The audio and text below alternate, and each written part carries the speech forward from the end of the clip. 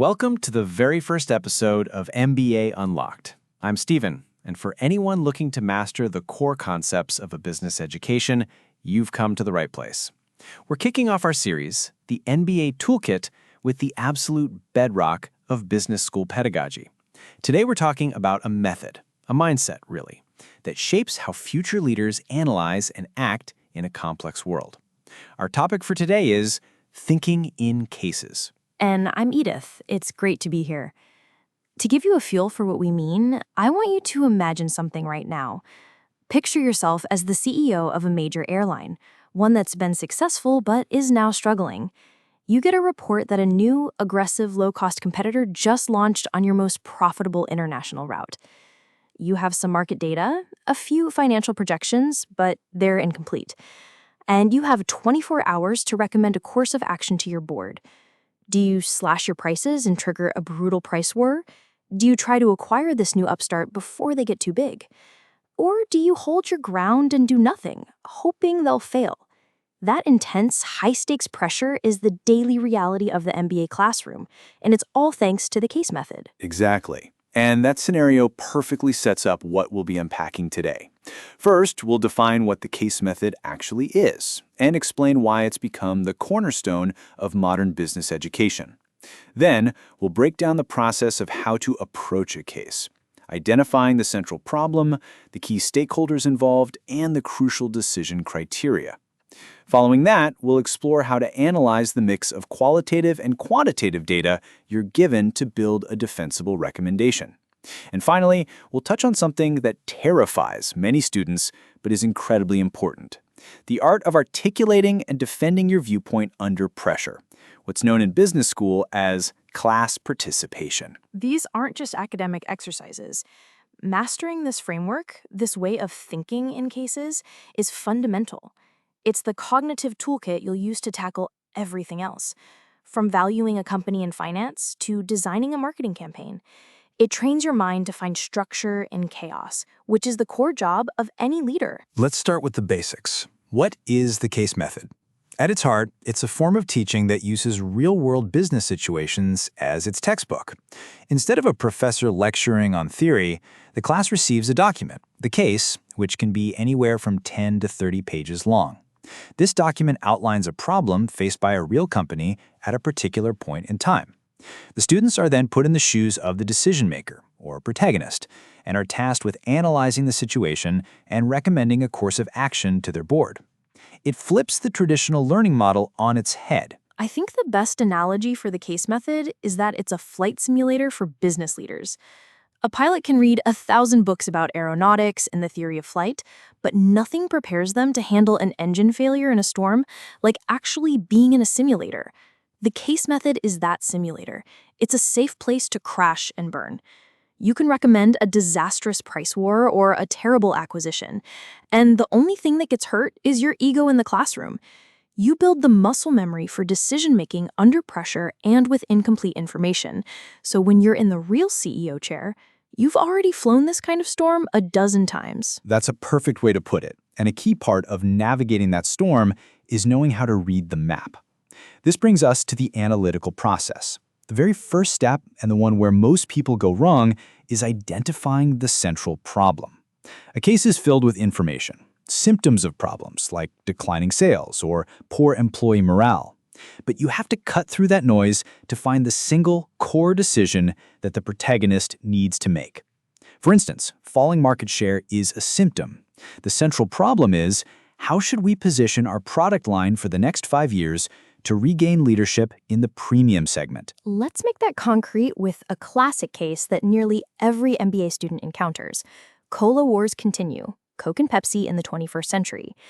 You read the case and see dozens of issues: bottler relationships, international expansion, new health-conscious trends. It's a sea of information. But the central problem isn't just Coke versus Pepsi. It's more specific, like, as the CEO of Coca-Cola, how should you allocate your marketing budget between your flagship Coke brand and your emerging portfolio of healthier drinks to ensure long-term profitable growth? That's a specific, answerable question. Once you have that question, you have to identify the key stakeholders. These are all the parties who have an interest in the outcome of your decision. It's never just about the customer and the company. In the Cola Wars case, the stakeholders include shareholders who want dividends, bottlers who have exclusive distribution contracts and worry about the product mix, supermarket chains who control the shelf space, and of course, your primary competitor, Pepsi, who will react to everything you do. Mapping out these stakeholders and their motivations is critical. And this is where you start to feel the tension of the real world. A decision that delights your customers, say a massive price cut, might terrify your shareholders because it destroys profitability. A move that strengthens your brand long-term might hurt your relationship with your retail partners in the short term. This leads to the next step, establishing your decision criteria.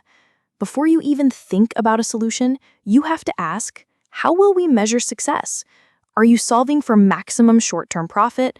Are you trying to grow market share at all costs? Is the goal to reinforce your brand image, or is it about operational feasibility? You can't have it all. Being explicit about your criteria, for example, my primary goal is to protect our profit margins, and my secondary goal is to retain our premium brand perception, is what gives your final recommendation its logical power. And this is where the data comes in. Cases present a mix of quantitative and qualitative data, and you have to become a detective with both. The quantitative data is the what. It's the financial statements, sales figures, market research surveys, and production costs. You're expected to do the work, calculate profit margins, analyze growth trends, and figure out the return on investment for different options. This forms the analytical backbone of your argument. But the numbers alone never tell the full story. The qualitative data is the why. It's the descriptions of company culture, quotes from the founder, details about a past marketing campaign, or an analysis of the brand's public perception. In the Cola Wars case, you can quantitatively analyze the billions spent on advertising, but the qualitative insight is understanding the emotional difference between Coke's timeless, universal appeal and Pepsi's branding as the choice of a new generation. You can't stick that feeling on a spreadsheet, but it is absolutely essential to understanding the competitive dynamic. The real art is weaving the two together. For example, you might see in the quantitative data that a specific ad campaign had a low immediate return, but the qualitative data might reveal that it successfully repositioned the brand with a younger demographic, which is a massive long-term strategic win. And that synthesis of data is what you bring into the classroom. This leads to our final point, the importance of articulating and defending your viewpoint. In a case method class, up to 50% of your grade can be based on class participation. This isn't just about raising your hand and saying, I think they should do X. You have to stand your ground. You must start with a clear recommendation, provide the structured analysis to back it up, using both the quantitative and qualitative evidence, and then most importantly, you have to defend it. Your classmates will challenge your assumptions. The professor will poke holes in your logic. It's an intellectual sparring match. It is absolutely a sparring match, but I prefer to think of it as a boardroom simulation. No one in that room is a passive student. You are all acting as vice presidents or board members. The person who opens the class is effectively the first to pitch their strategy to the CEO, which is the professor. Then another student, acting as another VP, might say, I respectfully disagree with my colleague. Her plan is far too risky and ignores the likely reaction from our competitors. I propose an alternative. This environment is incredibly intimidating at first, but it is the single best preparation for real-world leadership. It teaches you to think on your feet, to be precise in your language, and to have the confidence to make a call and stand behind it, even when you're being challenged by other smart, ambitious people. Which brings us to the ultimate point of this entire method. And this is the key takeaway for our listeners today. The most valuable business skill you will ever learn is not knowing all the answers, but knowing how to structure a problem to find the best possible answer with the information you have. The case method forces you to create clarity out of ambiguity, to build a logical framework where none exists, and to make a reasoned choice based on evidence, even when that evidence is incomplete. That's really the heart of it. The world of business is not a multiple choice test. It's a series of complex human stories. Thinking in cases teaches you to be comfortable with that mess. It trains you to accept that there is no perfect answer hidden in the book. Your job as a leader is to take that messy story with all its conflicting data and competing interests, find the central plot, and then have the analytical rigor and the courage to write the next chapter. That's the foundation of everything else we'll be discussing here on MBA Unlocked. Welcome back to MBA Unlocked. In our last episode, we unpacked the case method, the cornerstone of business school education. We talked about how it forces you to think on your feet and make decisions with incomplete information. Today, we're building on that foundation by diving into the language of business, financial accounting. That's right, Stephen. If the case method is the MBA's Socratic dialogue, then financial accounting is the alphabet and grammar you need to even begin to have that conversation. It's the standardized language companies use to tell their stories. And today, we're reading the first chapter of that story, the income statement. Exactly. We'll be breaking down some core concepts, the fundamental purpose of financial accounting, the crucial difference between revenue and profit, what cost of goods sold and gross profit tell us, and how we get from operational efficiency to the final number everyone cares about, net income. We'll also look at a key metric called EBIT, or earnings before interest and taxes.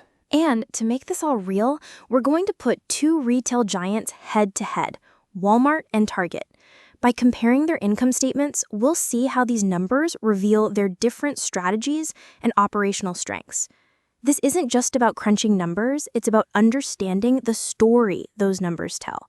Let's start with the big picture, Edith. What is the fundamental purpose of financial accounting? At its core, financial accounting is about recording, summarizing, and reporting the myriad of a company's transactions to provide a clear picture of its financial health and performance. Think of it as a set of rules in a common language that everyone, from investors and creditors to regulators, can use to understand and evaluate a business. I like to think of it as a universal translator for business. Imagine you're trying to compare two companies from different countries with different regulations.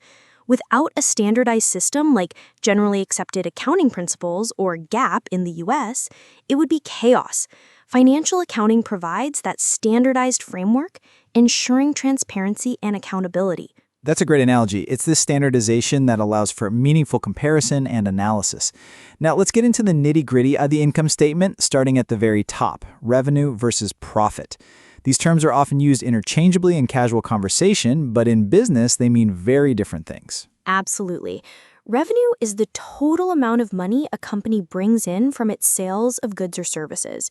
It's the big, impressive number at the top of the income statement, often called the top line. But it doesn't tell the whole story. It's like talking about how much rain a farmer collects in barrels without mentioning the leaks. A perfect analogy.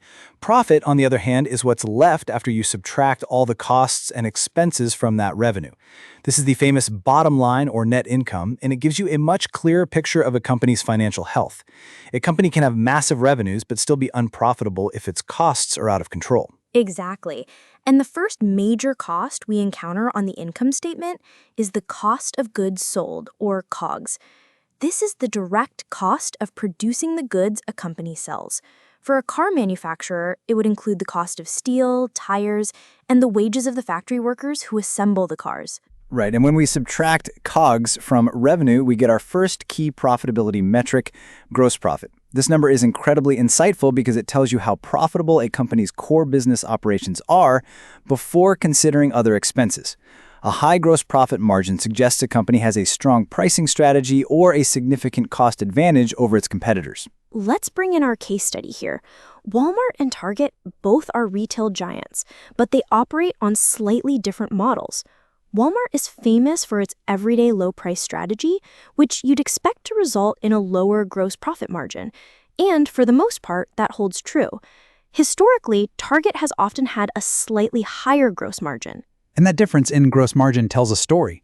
Target's expect more, pay less slogan suggests a focus on a more curated, design-forward product mix, which allows them to command slightly higher prices and therefore a healthier gross margin on each item sold. Walmart, on the other hand, focuses on massive volume with razor-thin margins. It's like two different ways to run a bake sale. One person sells 1,000 cookies for a tiny profit on each, relying on sheer volume. The other sells 100 artisanal cupcakes at a much higher markup. Both can be successful, but their income statements will look very different right from the gross profit line. Moving down the income statement, after we've calculated gross profit, we then subtract operating expenses. These are the costs that aren't directly tied to producing the goods but are necessary to run the business.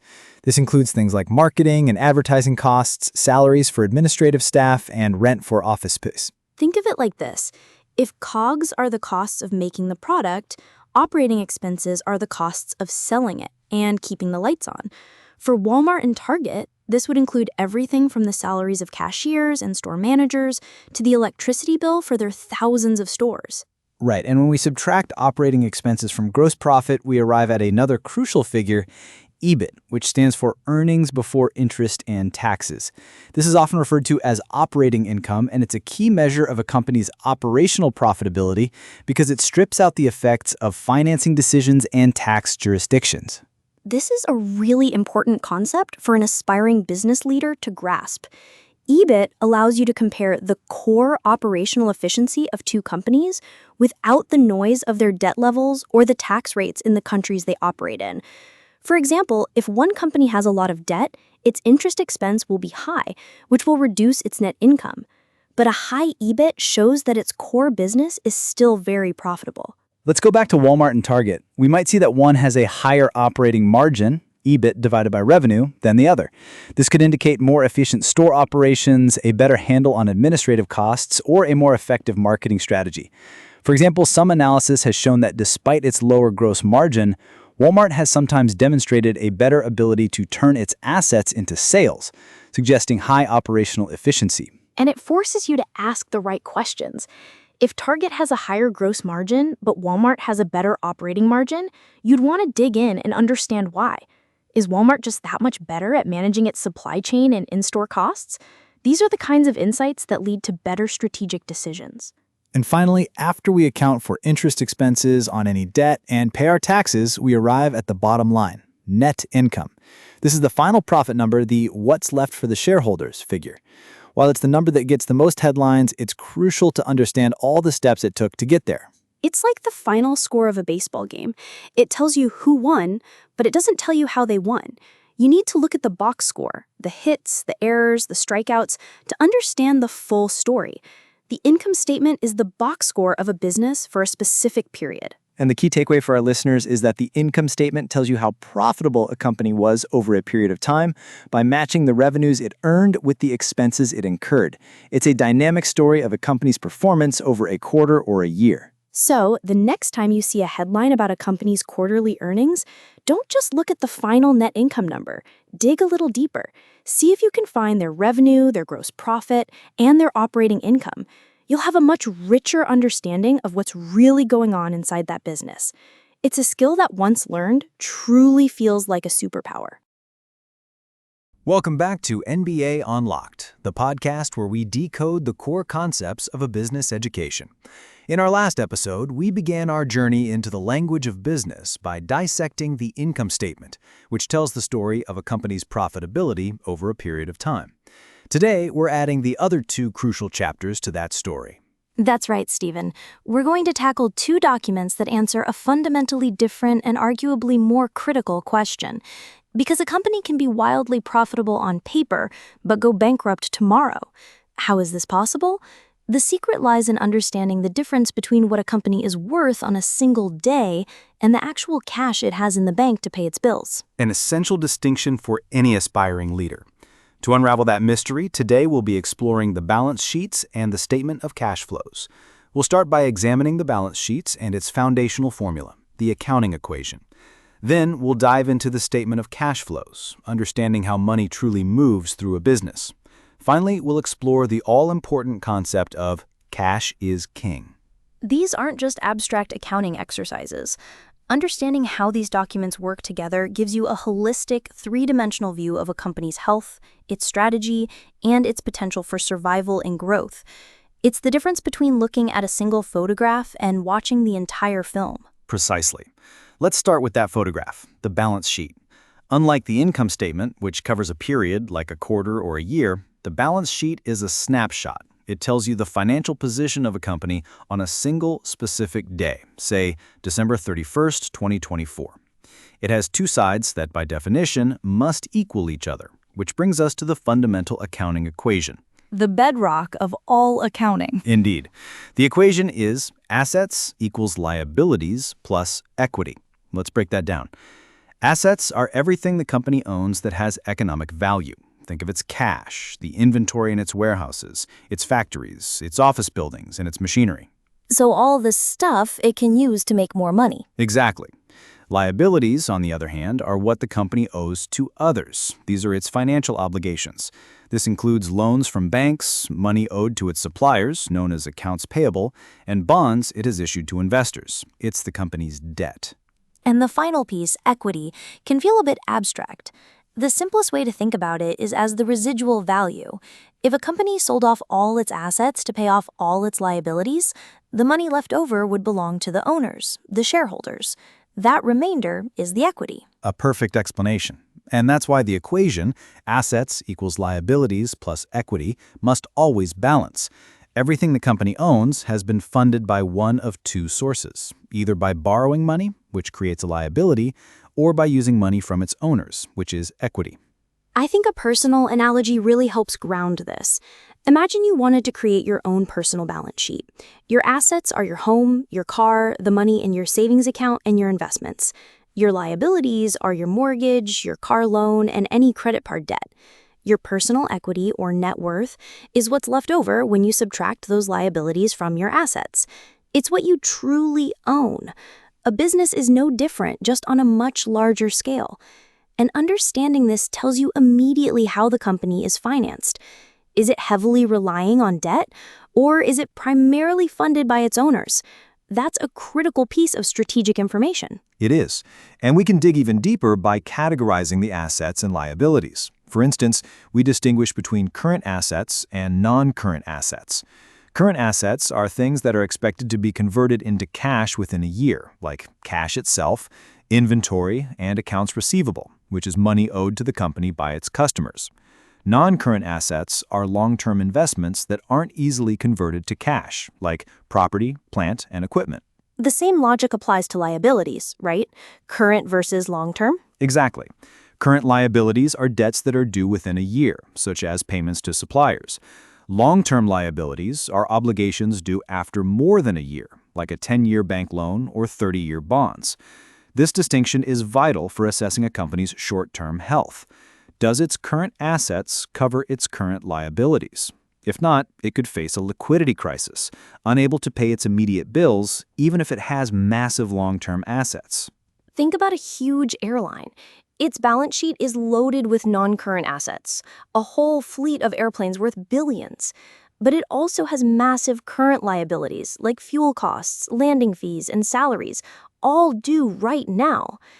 During the travel shutdowns of 2020, people weren't flying, so their airline's cash, a current asset, was plummeting, while their short-term bills kept coming. The value of their planes didn't matter for paying this month's payroll. That's why the distinction is so important. Which brings us perfectly to the second, and arguably more dynamic financial statement, the statement of cash flows. If the balance sheet is a photo, the cash flow statement is the video. It shows how much cash came in and went out of the company over a period, reconciling the net income from the income statement with the actual changes in the cash account on the balance sheet. This is where we solve our central mystery, how a profitable company can go broke. It is. The statement is broken into three distinct activities. First is cash flow from operations, or CFO. This is the cash generated by the company's core day-to-day business. For a retailer, this is the cash received from customers minus the cash paid for inventory, salaries, and rent. A healthy company should consistently generate positive cash flow from its operations. This is the engine room of the business. If your core business isn't generating cash, you have a serious problem. Correct. The second category is cash flow from investing, or CFI. This section tracks cash used for or generated from the purchase or sale of long-term assets. Buying a new factory, purchasing new machinery, or even acquiring another company would result in a negative cash flow from investing, a cash outflow. Selling an old building would create a positive cash flow.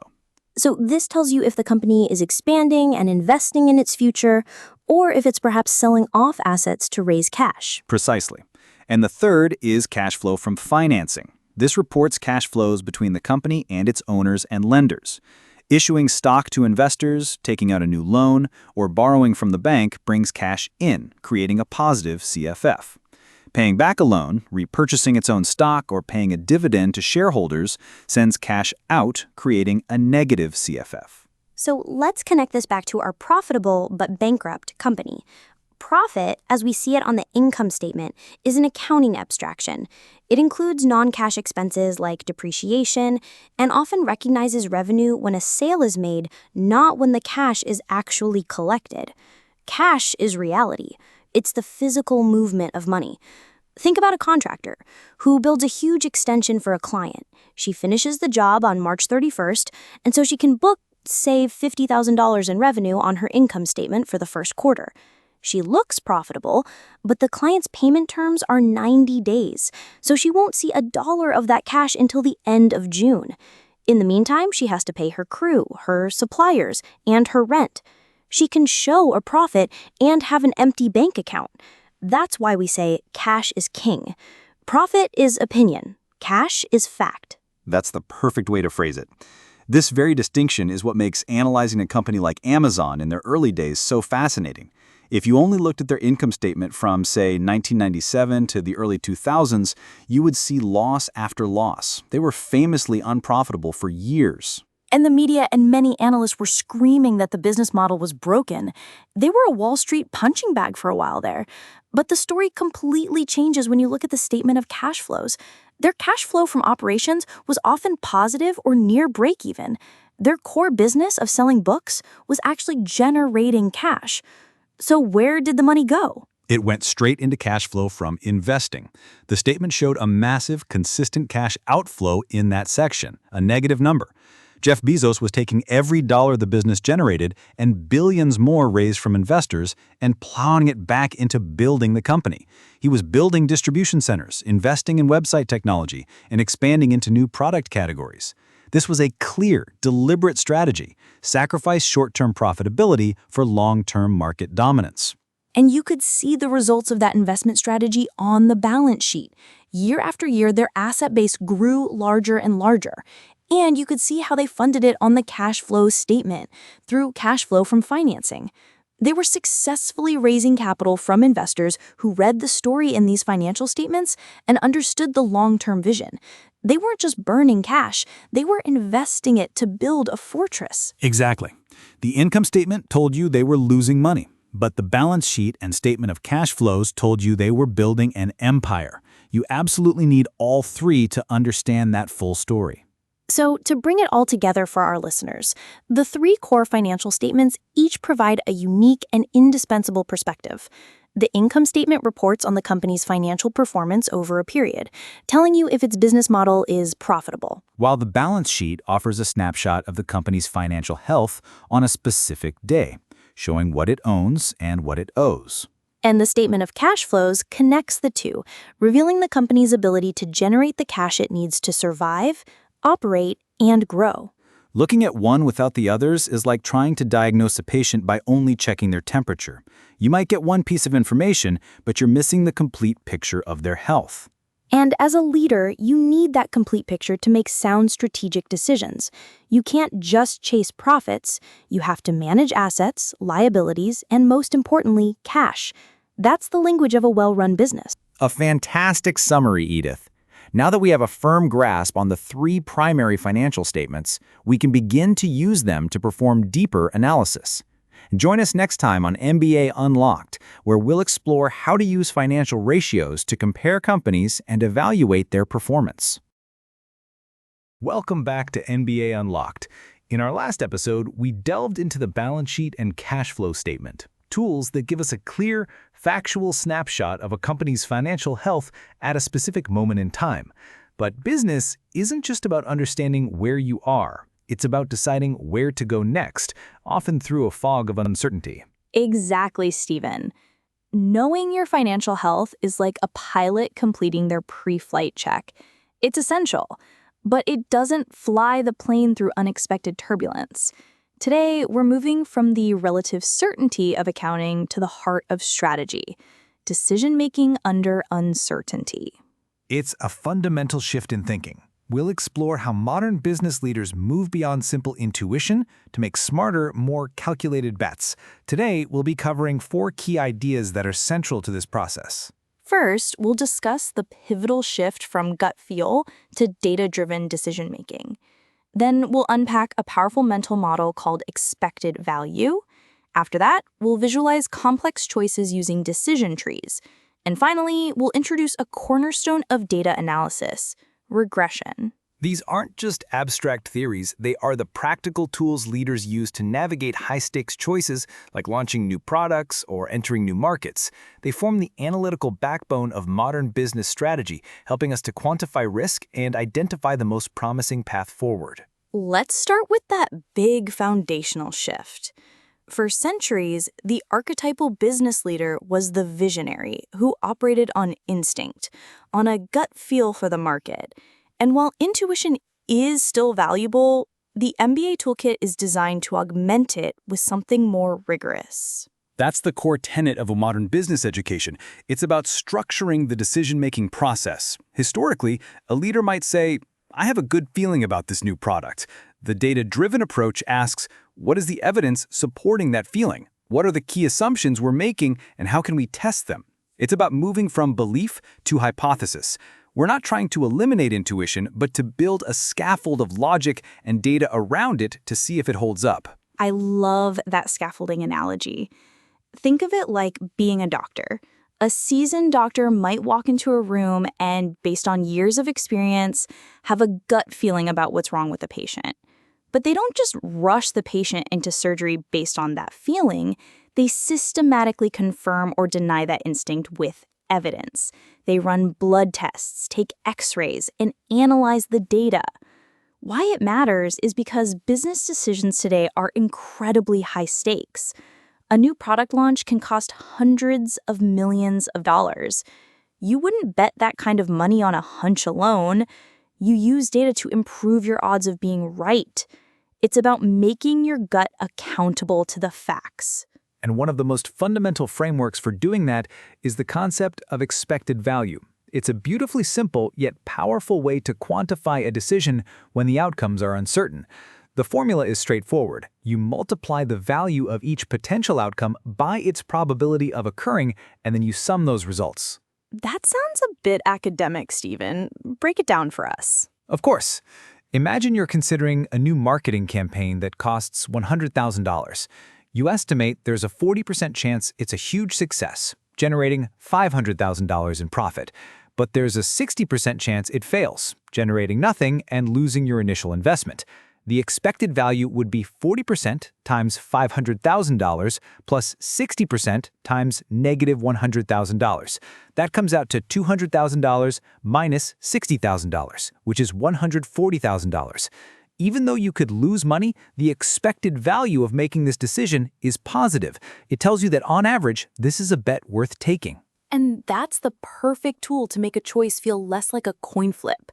Why this matters is that it forces you to put numbers on your optimism and your pessimism. It changes the conversation from, "I hope this works," to, "Is the potential upside discounted by its probability worth the potential downside discounted by its probability?" It's like deciding whether to buy a lottery ticket. The potential outcome is huge, millions of dollars, but the probability is so infinitesimally small that the expected value of buying a ticket is actually negative. You're mathematically expected to lose money. Businesses use the same logic. A pharmaceutical company might invest in 10 different drug research projects, knowing most will fail. But the expected value is positive because the one that succeeds will pay for all the failures and then some. Precisely. And when decisions get more complex, with multiple stages and follow-on choices, we need a tool to map them out. That's where decision trees come in. A decision tree is a visual flowchart that helps you see the logical flow of a complex, multi-stage decision. It starts with a decision node, usually a square, representing a choice you have to make. From that node, branches extend to chance nodes, usually circles, which represent uncertain outcomes with different probabilities. This is one of my favorite tools because it's so visual. The best analogy is that it's like a choose-your-own-adventure book for corporate strategy. You get to a page, a decision node, and you have to choose. Turn to page 50 to enter the cave, or turn to page 82 to climb the mountain. Each path has its own risks and rewards. A classic business school example is a company deciding whether to build a large new plant or a small one. The decision node is plant size. Let's say you choose the large plant branch. That leads to a chance node, market demand, which could be high or low. If demand is high, the profit is huge. If it's low, you lose a lot of money on your oversized, underused factory. You map out the same possibilities for the small plant decision. The small plant does okay with low demand and very well with high demand, though not as well as the large plant would do. And why this is so powerful is that it lets you see the whole landscape of your choice. You might look at the tree and realize the potential loss from building a big factory in a low-demand market is catastrophic and could bankrupt the company. The small factory, on the other hand, presents no such existential risk. It might have a slightly lower maximum payoff, but it has a much better worst-case scenario. It visually lays out the risk-reward trade-off across every possible future state. It's a roadmap for your decision, showing all the possible routes, roadblocks, and destinations. Which brings us to our final tool, which helps us determine the probabilities we assign to those chance nodes. This is where we get into the world of analytics with an introduction to regression analysis. At its core, regression is a statistical method used to understand and quantify the relationship between variables. You're trying to find an equation that best describes how one variable, the dependent variable, changes when you alter one or more other variables, the independent variables. Let's put that in plain English. Think of yourself as a data detective. You have a mystery. What drives our sales? Regression analysis is your magnifying glass. You look for clues, your independent variables. Is it the amount you spend on advertising? Is it your price? Is it the season? Regression helps you find the fingerprints and measure how strong the connection is. It might tell you that for every extra $1,000 you spend on Google Ads, your sales tend to increase by, say, $17,000. Exactly. It's about finding the signal in the noise. It doesn't just say, advertising is related to sales. It attempts to say a change of X in advertising is associated with a change of Y in sales. This is incredibly powerful for forecasting and planning. You can start to predict the consequences of your decisions before you make them. And there is no better case study for this than Netflix's decision to produce House of Cards. Back in 2011, commissioning a new show, especially one with a massive $100 million budget, was a huge gamble. The old TV model was to pilot an episode, show it to a focus group, and cross your fingers. But Netflix did something different. They used regression-like techniques on their mountain of user data. They didn't have to guess if people would like it. Their data showed a huge overlap between users who watched the original British House of Cards, users who were fans of director Fincher, and users who consistently watched Kevin Spacey's movies all the way to the end. It was the perfect trifecta. Their analysis showed a strong, predictable, positive relationship between these elements. The decision to greenlight the show wasn't a blind leap of faith, it was a calculated risk based on a deep data-driven understanding of their audience's preferences. They essentially de-risked a massive creative and financial bet. It's the ultimate example of why this matters, using data to turn a high-stakes gamble into a smart, evidence-backed investment.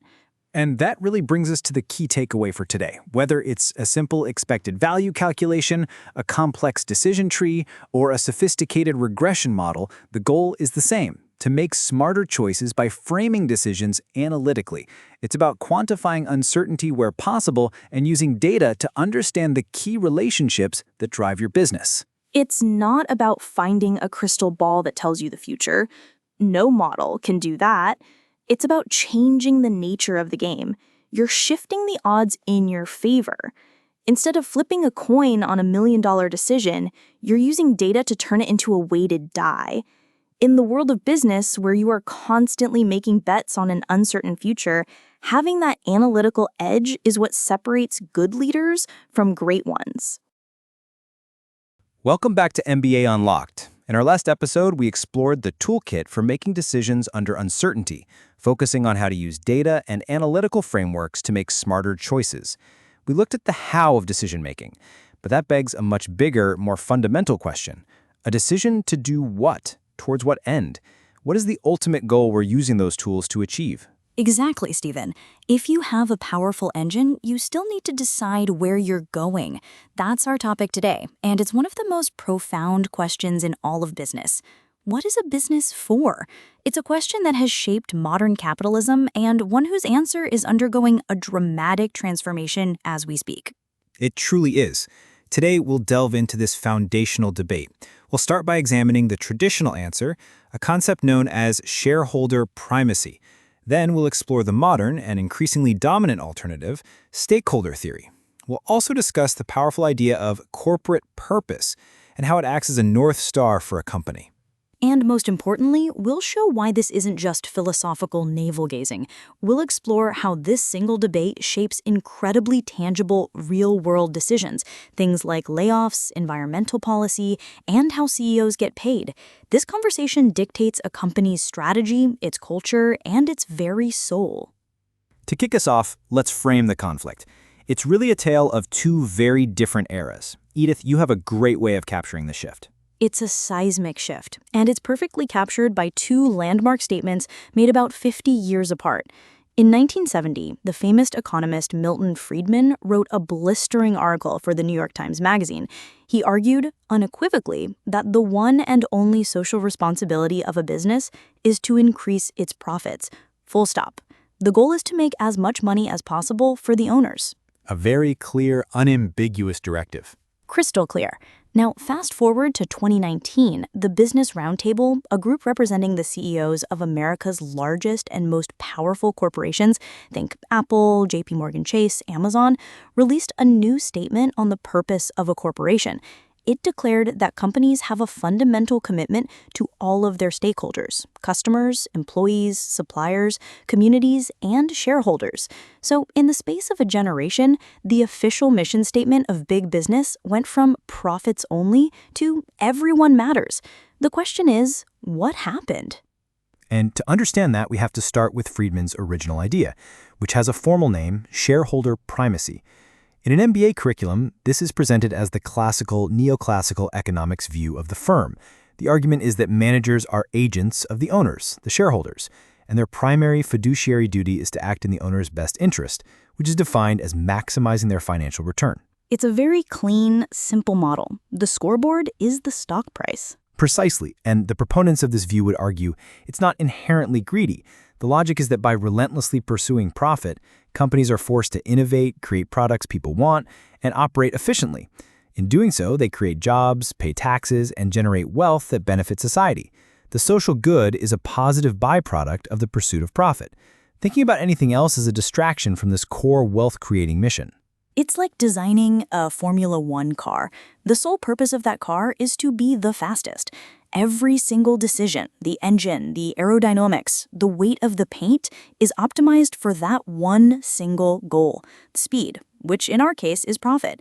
You don't ask the F1 designer to make the car good for grocery shopping or comfortable for a long road trip. That's not its purpose. And for a long time, that's how business leaders thought about their companies. But what happens when that F1 car is so loud it damages the hearing of the spectators, or its emissions pollute the air for the entire city? The shareholder primacy model doesn't have a great answer for that, because those things don't show up on the stopwatch. And that is the perfect entry point for the alternative view, which is stakeholder theory. This theory posits that a business does not operate in a vacuum. It's part of a complex ecosystem, and its long-term success is intricately linked to the well-being of all its constituents, or stakeholders. So who exactly are the stakeholders? It's a broad group. First, you still have the shareholders, the owners, but you also have your employees who invest their time and talent. You have your customers who provide the revenue. You have your suppliers who are critical partners in your value chain. And you have the community and society at large, which provide the infrastructure, the rule of law, and the environment in which you operate. Stakeholder theory argues that to create sustainable, long-term value for shareholders, you must create value for all these other groups as well. I like to think of a stakeholder-oriented CEO as being less like an F1 driver and more like a master gardener. A gardener knows that you can't just focus on harvesting the biggest fruit. To get great fruit, you have to nurture the entire ecosystem. You have to enrich the soil, that's your employees' well-being and development. You have to ensure a consistent supply of clean water. That's your relationship with your customers. You have to manage the pests and protect the garden from the wind. That's managing risk and your relationship with the community. If you do all of that, you don't just get a good harvest this season, you get a healthy, productive garden for decades to come. The fruit, the profit, is the outcome of a healthy system, not the only input. That's a fantastic analogy. And it leads us to the third core concept, corporate purpose. If the debate is between serving one group versus serving many, the idea of purpose rises above it and provides a guiding principle. Purpose answers the question, why do we exist? What is our unique contribution to the world beyond just making money? A well-defined purpose can align all those stakeholder interests and serve as the ultimate tiebreaker when making difficult decisions. Purpose is the why that gets people out of bed in the morning. It's the reason a talented engineer would choose to work for your company over another, even for slightly less pay. It's the reason a customer will choose your brand even if it's more expensive. And there's no better example of this in action than the outdoor apparel company Patagonia. Right. Patagonia is a go-to case study for this. Their official purpose is, we're in business to save our home planet.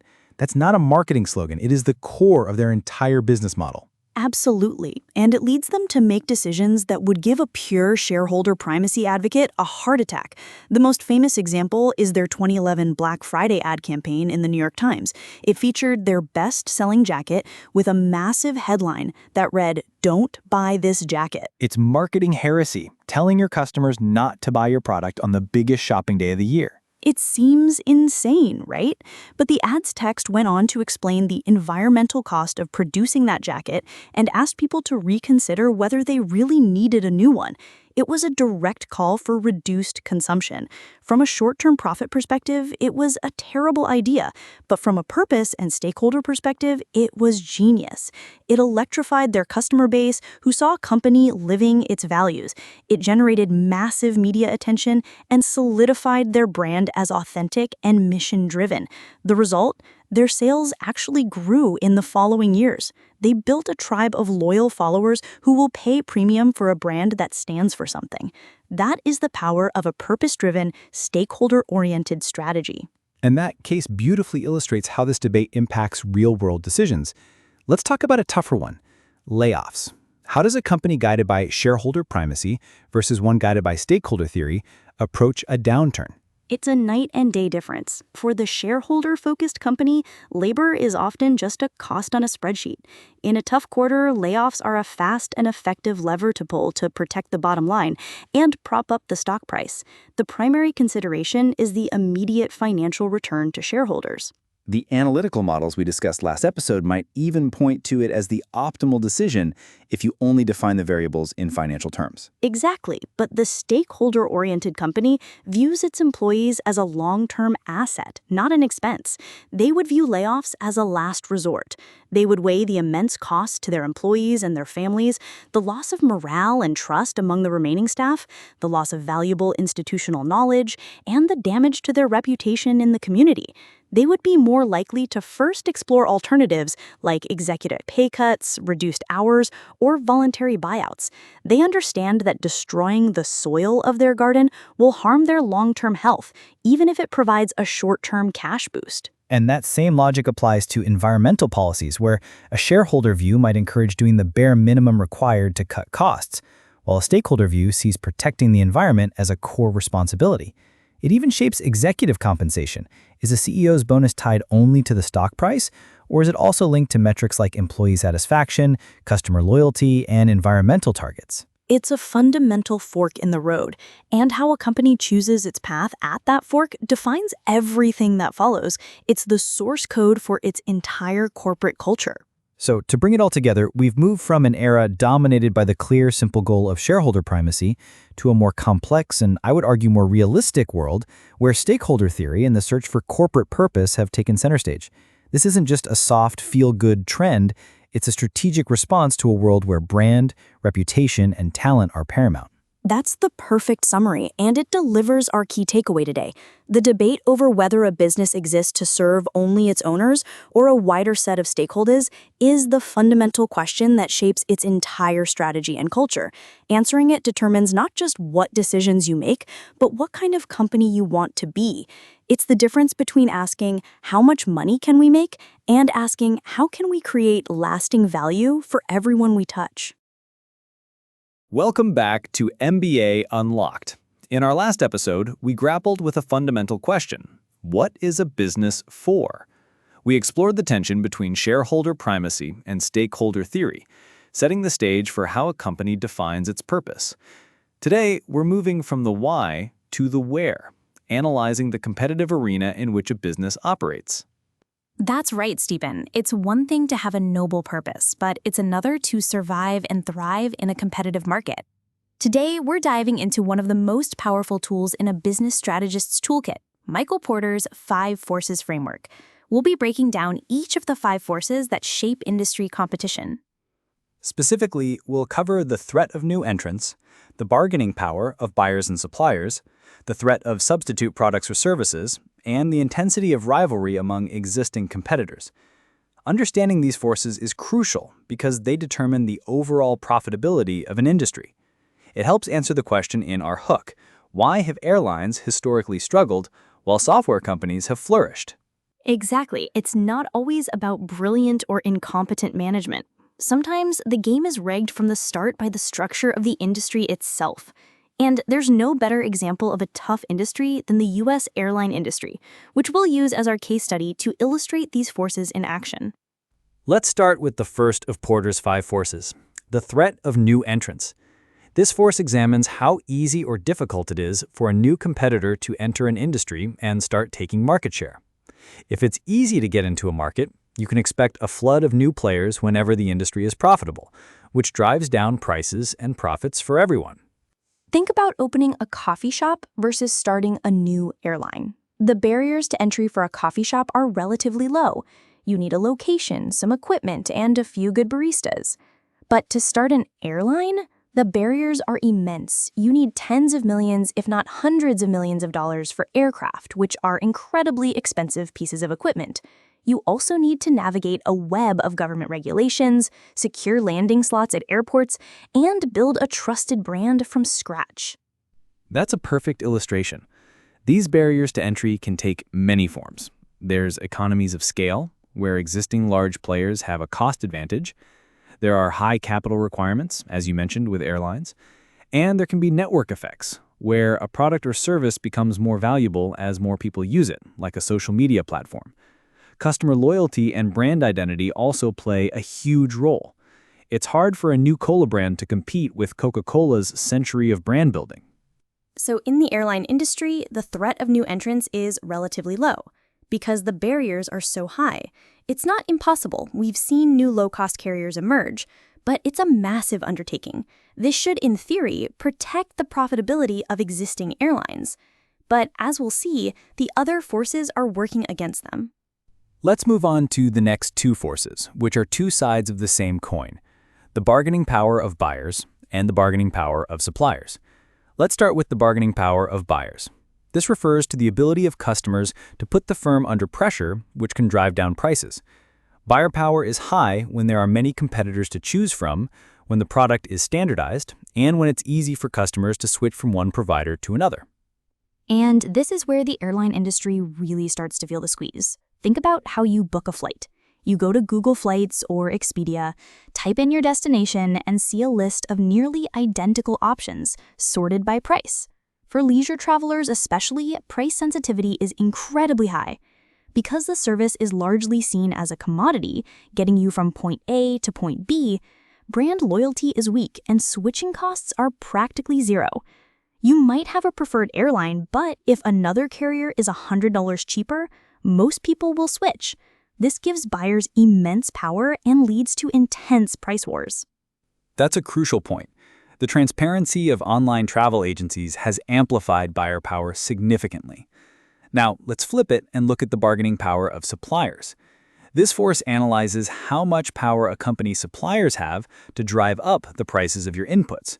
Supplier power is high when there are few suppliers to choose from, when their product is critical to your business, and when the cost of switching suppliers is high. And once again, the airlines are in a tough spot. Their two most critical inputs are aircraft and labor. In the market for large commercial aircraft, there's a classic duopoly, Boeing and Airbus. With only two major suppliers, airlines have very limited negotiating leverage. These manufacturers can dictate prices and terms.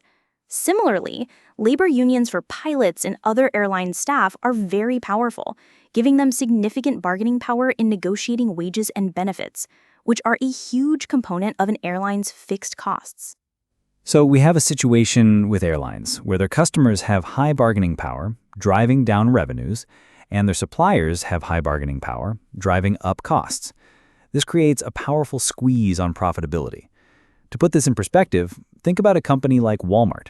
Its suppliers are numerous and often in fierce competition with one another, giving Walmart massive power to dictate terms and keep its input costs low.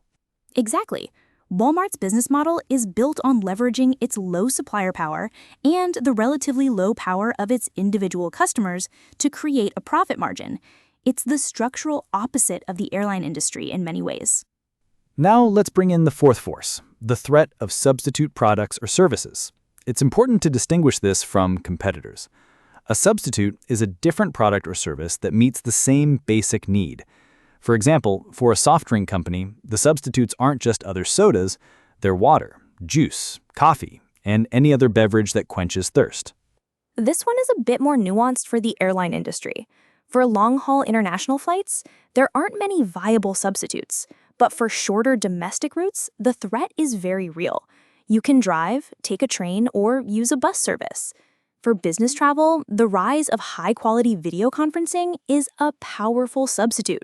Why spend $1,000 and a full day traveling for a 2-hour meeting when you can accomplish the same thing over Zoom?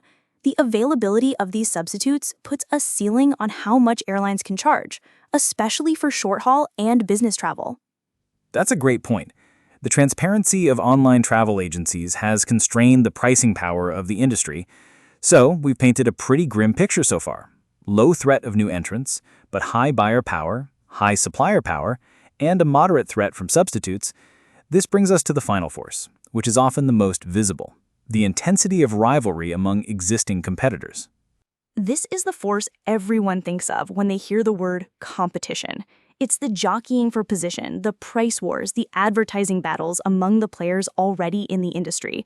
Rivalry is most intense when there are many competitors of similar size, when industry growth is slow, when products are undifferentiated, and when exit barriers are high. And the airline industry checks almost every box for intense rivalry. There are numerous carriers, both legacy and low cost, all fighting for market share. As we've discussed, the service is largely undifferentiated, leading to brutal price competition. And industry growth is often tied to the broader economy, so in slow times, airlines are fighting over a shrinking pie. But the real kicker is the high exit barriers. Airlines have massive fixed costs, planes, gates, labor contracts. It's incredibly difficult and expensive to leave the industry. This means that even when airlines are losing money, they have a strong incentive to keep flying and to cut prices to fill seats and generate some cash to cover those huge fixed costs. This behavior floods the market with capacity and makes it chronically unprofitable for almost everyone. So when you put all five forces together, you see why the airline industry is structurally challenged. Powerful buyers and suppliers squeeze profits from both sides, substitutes loom as an alternative, and intense rivalry among competitors, fueled by high exit barriers, erodes what little profit is left. It's a perfect storm of unfavorable competitive forces. It really is, and it underscores the key takeaway for our listeners. Don't just analyze a company, analyze its industry. A brilliant management team in a structurally flawed industry like the airlines might struggle to break even, while an average management team in a structurally attractive industry like software in the 1990s could generate enormous profits. The industry structure sets the average level of profitability you're competing for. That's the power of the 5 Forces framework. It moves you from a narrow, company-centric view to a broad, systemic understanding of the competitive landscape. It's a foundational concept in any MBA strategy course for a reason. And it's a tool that anyone can use to better understand the businesses they see every day. Next time you're stuck on a delayed flight, instead of just being frustrated, you can think about the 5 forces that are making your ticket so cheap and the airline so unprofitable. It might not make your flight arrive any faster, but it will make you a smarter business thinker. An excellent point to end on, Edith. Join us next time on MBA Unlocked as we continue our journey through the core disciplines of business, moving from the external environment to the internal capabilities of the firm. Welcome back to MBA Unlocked. In our last episode, we explored Michael Porter's 5 Forces, a framework for understanding the structure of an industry and why some industries, like airlines, are inherently tougher to make a profit in than others, like software. That was the 30,000-foot view of the competitive landscape. Exactly, Stephen. And that macro view is critical, but it also begs the question. Even in a tough industry, some companies thrive, and in a profitable industry, some fail. So if the 5 forces determine the average profitability of the playground, the next logical question is, how do you become the undisputed king or queen of that playground? That is the perfect segue, Edith, because today we're moving from the industry level to the firm level. We're talking about the holy grail of business strategy, competitive advantage. We'll be breaking down what it really means, how you get it, and most importantly, how you keep it. It's a concept that gets thrown around a lot, but the details are what separate the winners from the also-rans. Today, we're going to get into those details. We'll explore the 2 primary ways to compete, by being cheaper or by being different. We'll talk about building a moat to protect your business, just like a castle. And we'll finish with a powerful framework to test if your advantage is actually built to last. And this isn't just academic theory. This is the core logic behind why you choose to buy one product over another, why you work for a certain company, and why some businesses generate enormous wealth while others struggle to survive. Understanding this is fundamental to strategic thinking. So let's start with the hook that gets to the heart of it all. For over a century, Coca-Cola has been selling, let's be honest, sugary brown water in a red can. Yet it commands a premium price and has fended off thousands of competitors, from global giants to local store brands. How? The answer in 2 words is competitive advantage. It's the secret sauce that allows a company to consistently outperform its rivals. That's the perfect illustration. Let's put a formal definition on it. In academic terms, a competitive advantage is a firm's ability to generate persistently higher rates of profit than its competitors. The key words there are persistently higher. It's not about having one good quarter or a single hit product. It's about a sustained structural edge that allows you to outperform the market average year after year. I think of it like 2 coffee shops right next to each other.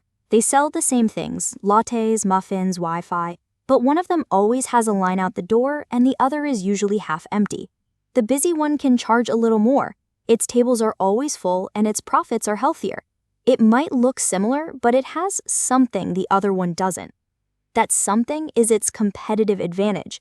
It's not a fluke, it's a durable difference. Exactly. And strategy at its core is the quest to create and sustain that difference. Michael Porter, who gave us the 5 forces, also provided the foundational framework here.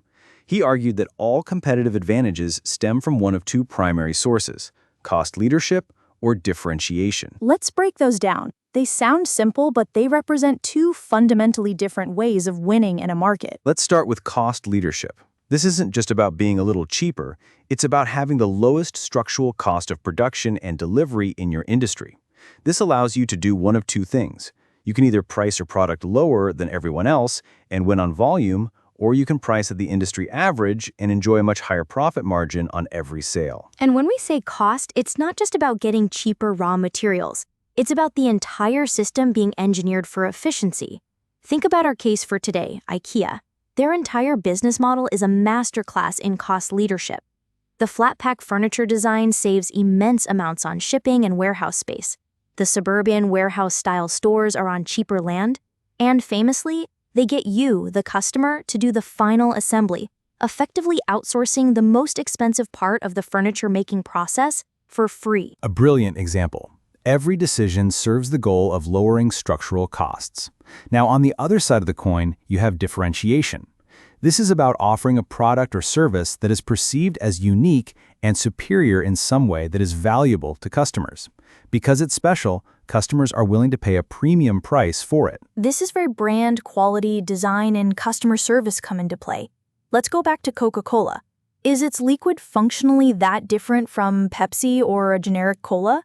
Probably not in a blind taste test for most people, but the brand is different. It's built on 130 years of marketing, nostalgia, and a feeling of authenticity. That feeling, that perceived difference, is so powerful that people will walk past the generic brand to pay 50% more for the red can. They're not just buying a drink, they're buying what Coca-Cola represents. The same goes for Apple.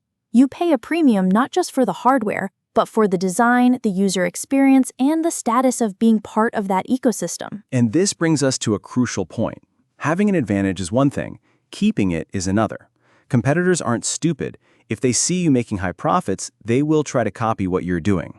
This is where the concept of a moat comes in, a term popularized by investor Warren Buffett.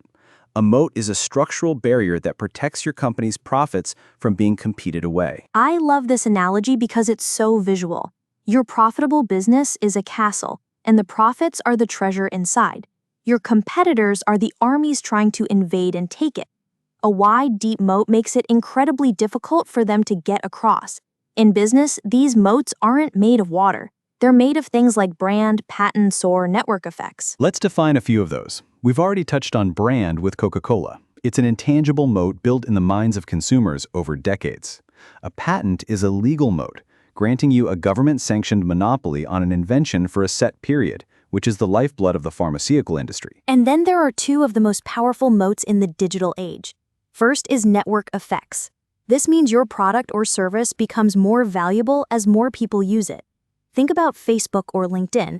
You're on Facebook because your friends are. A new social network could have better features, but it's useless without the users. The existing network is a massive moat. The second is high switching costs. This happens when it's expensive, time-consuming, or just a huge pain for a customer to switch to a competitor. Think about your bank. Moving all your automatic payments and direct deposits is a hassle. For a large corporation, switching its entire enterprise software from a provider like SAP or Oracle is a multi-million-dollar, multi-year nightmare. That inertia is a very effective moat. So if the moat is the defense, how do we analyze the quality of the resources that create that defense? How do we know if our secret sauce is really that special? That's where a more rigorous diagnostic tool comes in, known as the VRIN framework. It's a series of 4 questions you can ask about any of your company's resources or capabilities, be it a brand, a technology, or a process, to determine if it can provide a sustainable competitive advantage. VRIN stands for valuable, rare, inimitable, and non-substitutable. Let's walk through that. It sounds like a tough test to pass. It is, and it's supposed to be. First, is the resource valuable? Does it actually help you increase revenue or decrease costs? If not, it's irrelevant. Second, is it rare? Do you have it, but your competitors don't? A friendly customer service team is valuable, but if everyone has one, it's not rare, so it's not an advantage. It's just table stakes. The third one seems like the most important one, inimitable, which is just a fancy word for can't be copied. This is the heart of the moat. Why would something be hard to copy? There are a few reasons. It could be due to unique historical circumstances, like Caterpillar being in the right place at the right time to help rebuild after World War II, establishing a global service network that's impossible to replicate from scratch today.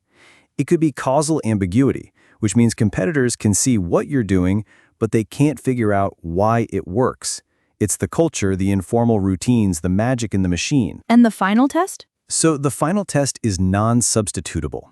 This is a tricky one. Can a competitor use a different kind of resource to achieve the same result and nullify your advantage? Blockbuster had a valuable, rare, and inimitable network of physical stores, but Netflix found a substitute for it through a different model, DVDs by mail, and then streaming. The store network became obsolete. This is a fantastic way to put a company's strengths under a microscope. Let's apply it to our case study, IKEA, and its cost leadership. Perfect. Let's run IKEA's business system through VRIN.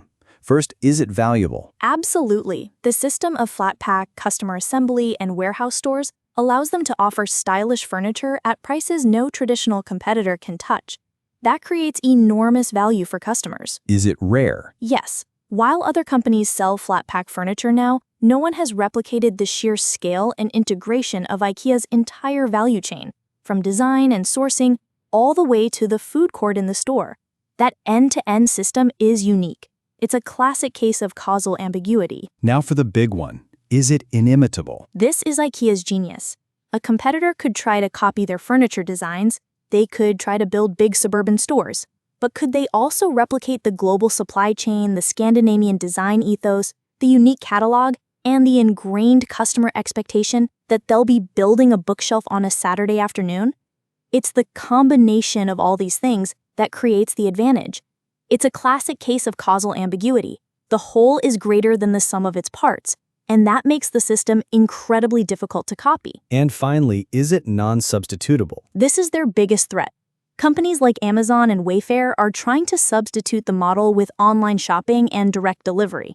They compete on convenience. However, they can't substitute the IKEA experience, the showroom discovery, the impulse buys of Swedish meatballs, and the immediate gratification of taking your purchase home the same day.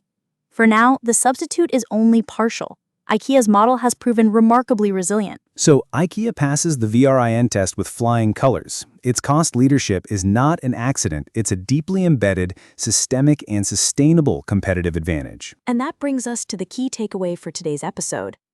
Building a great business isn't just about having a good idea or being different. As we've seen, a successful strategy is about being different in a way that is hard for competitors to copy. That is the essence of a durable moat and a true competitive advantage. Well said. You have to find a way to win, whether through cost or differentiation, and then you have to build defenses around that advantage to protect it for the long term. That's the central challenge of strategy. Join us next time on MBA Unlocked as we build on this and discuss how companies with an advantage can create growth strategies to further leverage their position. Welcome back to MBA Unlocked. In our last episode, we delved into the idea of competitive advantage, exploring how companies like IKEA build durable moats to protect their profitability. We talked about creating a strategic position that is valuable, rare, and difficult to imitate. But building a moat is a defensive, structural concept. Today, we're shifting our focus to the offense, to the dynamic, move and counter-move world of direct competition. Exactly, Stephen. If building a competitive advantage is like designing the strongest possible castle, then what we're talking about today is how you actually wage the battle. It's about the active, strategic decisions you make when you know your rival is watching your every move and planning their own. It's about the psychology of competition. That's the perfect segue into today's topic, game theory for managers. We're going to explore what game theory is and why it's a critical tool for any business leader. We'll break down the most famous concept in game theory, the prisoner's dilemma, to understand why cooperation can be so difficult. We'll also differentiate between simultaneous and sequential games, essentially deciding at the same time versus one after the other. And finally, we'll unpack the powerful idea of a Nash equilibrium, a stable, if not always ideal, competition. And these aren't just abstract classroom concepts. Understanding them is fundamental to making smarter decisions in the real world. Whether you're thinking about a pricing strategy, a product launch, or an advertising budget, you are inherently playing a game with your competitors. Knowing the rules of that game is the first step to winning it. So let's start with the basics. Stephen, what exactly is game theory from an academic standpoint? At its core, game theory is the formal study of strategic decision-making. It applies to any situation where the outcome of your choice depends not only on your own actions, but also on the choices of other players. In business, this is the norm, not the exception. Your company's profitability isn't determined in a vacuum. It's directly influenced by the pricing, marketing, and investment decisions of your competitors. Game theory provides a framework to analyze these interdependent situations logically and analytically. I think a great way to picture this is to stop thinking of business as a race and start thinking of it as a chess match. In a 100-meter dash, you just have to run your fastest. You don't really care what the person in the next lane is doing. Your strategy is all about your own performance. But in chess, you absolutely cannot decide your next move without first considering, what will my opponent do in response? That is the essence of game theory. It forces you to move from an internal focus, what is our best move, to an interactive one. What is our best move given what our competitor is likely to do in response? That's a fantastic analogy, Edith, and it leads us perfectly to the most famous example in all of game theory, which really highlights this tension between individual rationality and group outcomes. I'm talking, of course, about the prisoner's dilemma. Ah, the classic. I remember this one vividly from business school. It's a bit of a dark setup, but it's incredibly powerful for understanding business dynamics. It is. The scenario is this. Two members of a criminal gang are arrested and imprisoned in separate cells with no way to communicate. The prosecutors lack sufficient evidence for a major conviction unless one or both of them confess. So, they offer each prisoner a deal, unaware of the other's choice. If prisoner A confesses and prisoner B stays silent, A goes free and B gets a long 10-year sentence. The reverse is true if B confesses and A stays silent. If both stay silent, they both get a minor 1-year sentence. But if they both confess, they both get a moderate 5-year sentence. So let's walk through the logic from one prisoner's perspective. I'm prisoner A. I don't know what B is going to do. If I think B is going to stay silent, my best move is to confess, because then I go free instead of serving 1 year. Now, what if I think B is going to confess?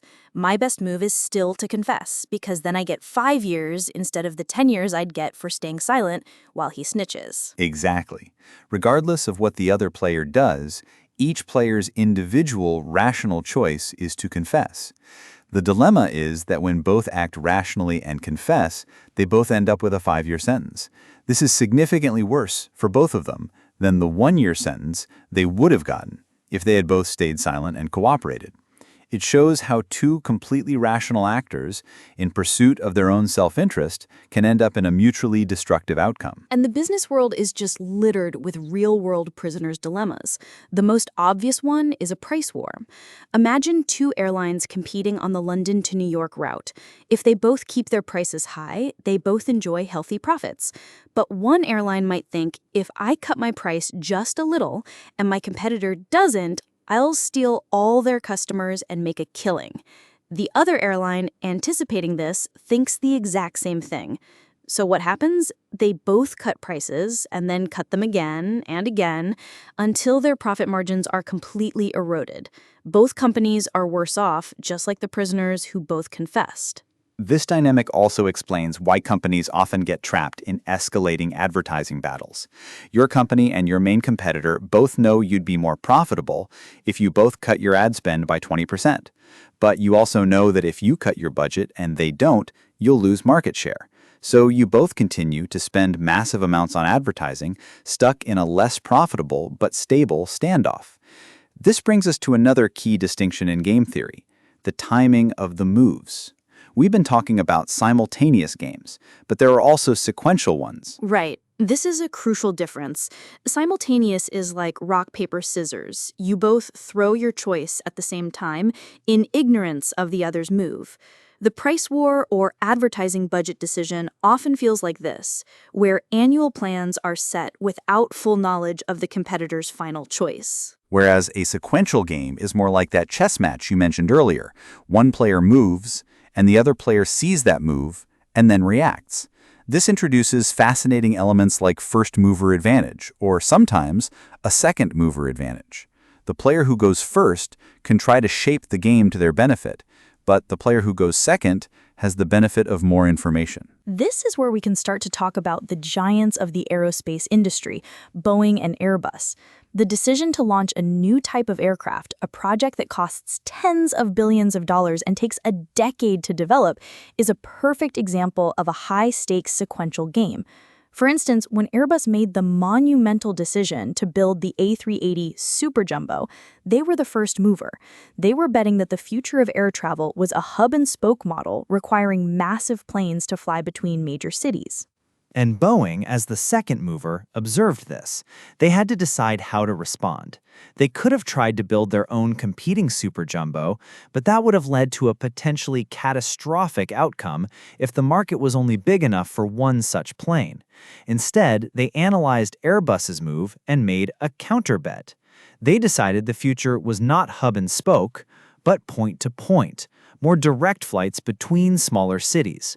So they developed the 787 Dreamliner, a smaller, hyper-efficient, long-range aircraft.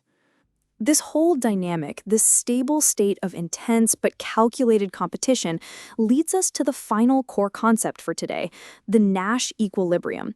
It sounds complex, but the idea is actually quite intuitive. It is. A Nash equilibrium, named after the mathematician John Nash, is a state in a game where no player can improve their outcome by unilaterally changing their own strategy, assuming all other players keep their strategies unchanged. It's a point of stability or a standoff. It is important to note, as we saw in the prisoner's dilemma, that an equilibrium is not necessarily the best possible outcome for the players. The both confess scenario is a Nash equilibrium because neither prisoner can do better by unilaterally changing their mind. Let's ground this with the Boeing-Airbus duopoly. For decades, a Nash equilibrium for them has been a state where both companies engage in massive R&D spending and both lobby their respective governments heavily for support and subsidies. If Airbus were to suddenly stop its R&D, Boeing would dominate the next generation of aircraft. If Boeing were to unilaterally stop lobbying, they'd be at a disadvantage in securing government contracts. So neither can improve their situation by changing their strategy alone.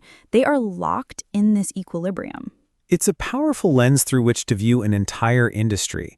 You can analyze why all fast food chains cluster at the same intersections, or why cell phone providers tend to offer very similar-looking data plans. These are often examples of a Nash equilibrium in action. No single company can break away from the pack to a better position without the risk of ending up in a much worse one. So they all stay in that stable, competitive standoff. And that brings us to the ultimate case study today, which we've already been touching on, the strategic dance of the Boeing-Airbus duopoly. This isn't just a business case, it's the most vivid, long-running game theory textbook in the world. Every major decision is made with the other player in mind. When one announces a new lightweight composite material, the other's engineering team immediately analyzes the implications. When one offers a steep discount to win a major airline's order, the other has a team ready to calculate the exact counteroffer needed. The payoffs in their game are measured in billions of dollars. The choice to launch a new aircraft model is a sequential game, as we discussed. Their pricing for a specific airline's order is a simultaneous game. The amount they invest in next-generation engine technology is a prisoner's dilemma. Both would be more profitable if they could slow the pace of investment, but neither dares to, for fear the other will leap ahead. The entire structure of the global passenger airline industry is shaped by the equilibrium these two giants have reached. It really underscores the key takeaway for our listeners today. Business strategy is not a solitary pursuit. You can't just analyze your own company's strengths and weaknesses in a vacuum. You have to constantly be thinking about the chessboard. That's right. The core lesson from game theory for managers is that you must think forward and reason backward. You must think not only about your own optimal move, but also about how your competitors will react to that move and the move after that. It's about anticipating the chain of actions and reactions that your decisions will trigger in the marketplace. Exactly.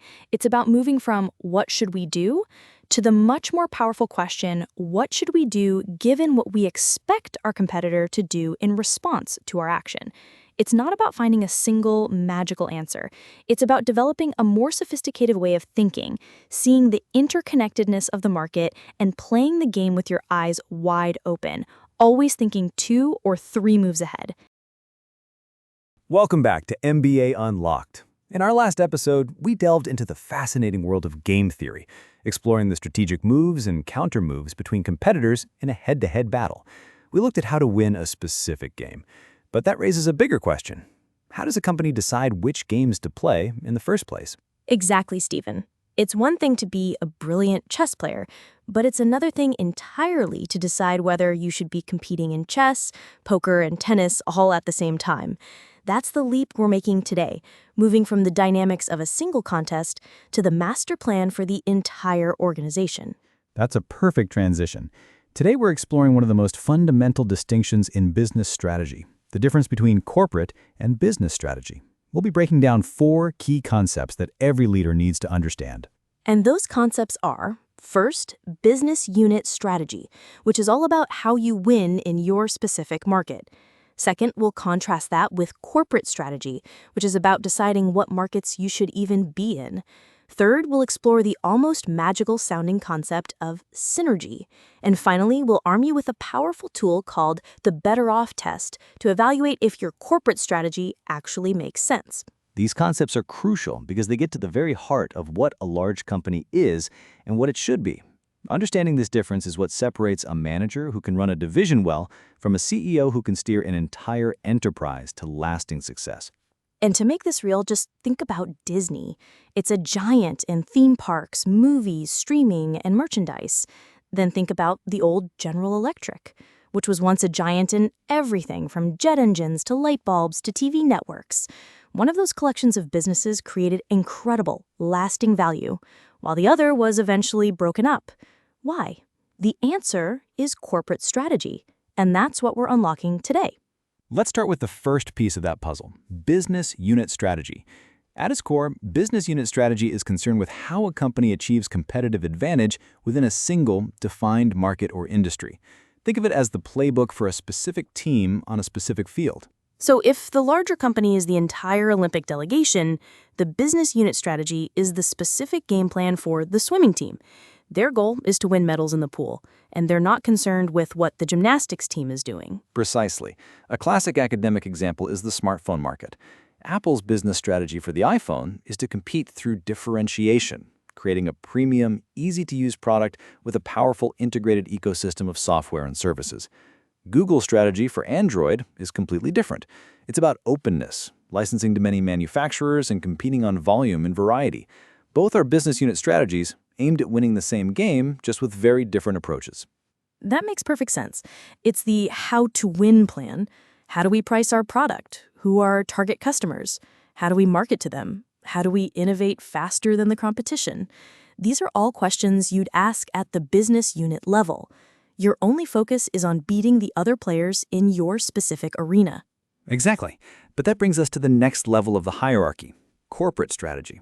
If business strategy is about how to win, corporate strategy is about deciding which games the corporation should play. It asks the fundamental question, what businesses should we be in? And crucially, how does the corporate parent, the head office, actually add value to these individual businesses? And that's where our Disney versus GE hook comes into focus. For decades, GE's corporate strategy was basically to be in any business where it could be number 1 or number 2. The connection between a business that makes MRI scanners and one that finances commercial real estate was, well, it was mostly financial. The corporate parent was acting like a savvy investor, buying and selling assets. This is what's known as a conglomerate model, and for a time, it worked. But corporate strategy theory evolved. The thinking shifted to asking a much tougher question. Beyond just providing capital, how does owning these disparate businesses together make them fundamentally better than they would be as separate companies? And that's the magic question. Disney's corporate strategy provides a beautiful answer. They are not just in the business of movies, theme parks, and merchandise. They're in the business of monetizing stories and characters. Their corporate strategy isn't just a collection of assets, it's a carefully designed ecosystem. And that ecosystem is built on our next core concept of synergy. Ah, synergy. A term so overused in boardrooms that it's almost become a cliche. But at its heart is a powerful and legitimate concept. Formally, synergy is the idea that the value and performance of two companies combined will be greater than the sum of their separate individual parts. It's the 1 + 1 = 3 equation. Let's make that less of a cliche and more concrete. Think of a world-class chef. They have amazing ingredients. A perfect ripe tomato, on its own, is wonderful. Fresh aromatic basil is lovely by itself. High-quality olive oil is great. But when the chef combines them with the right technique, they don't just have 3 good things on a plate, they create a sublime caprese salad, a new, higher-value experience that is far greater than the sum of its parts. That is synergy.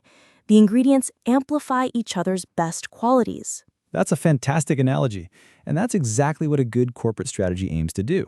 The corporate parent isn't just a holding company, it's the master chef. It identifies business units that will be tastier together. This could be through sharing distribution channels, leveraging a common brand, transferring knowledge or talent, or sharing technologies.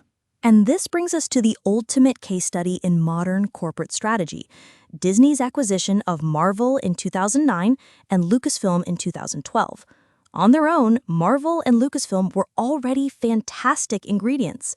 They owned incredibly valuable intellectual property, a universe of beloved characters and stories. But Disney's corporate strategy was the recipe that turned them into a multi-billion-dollar feast. This is where our final concept, the better off test, becomes so critical.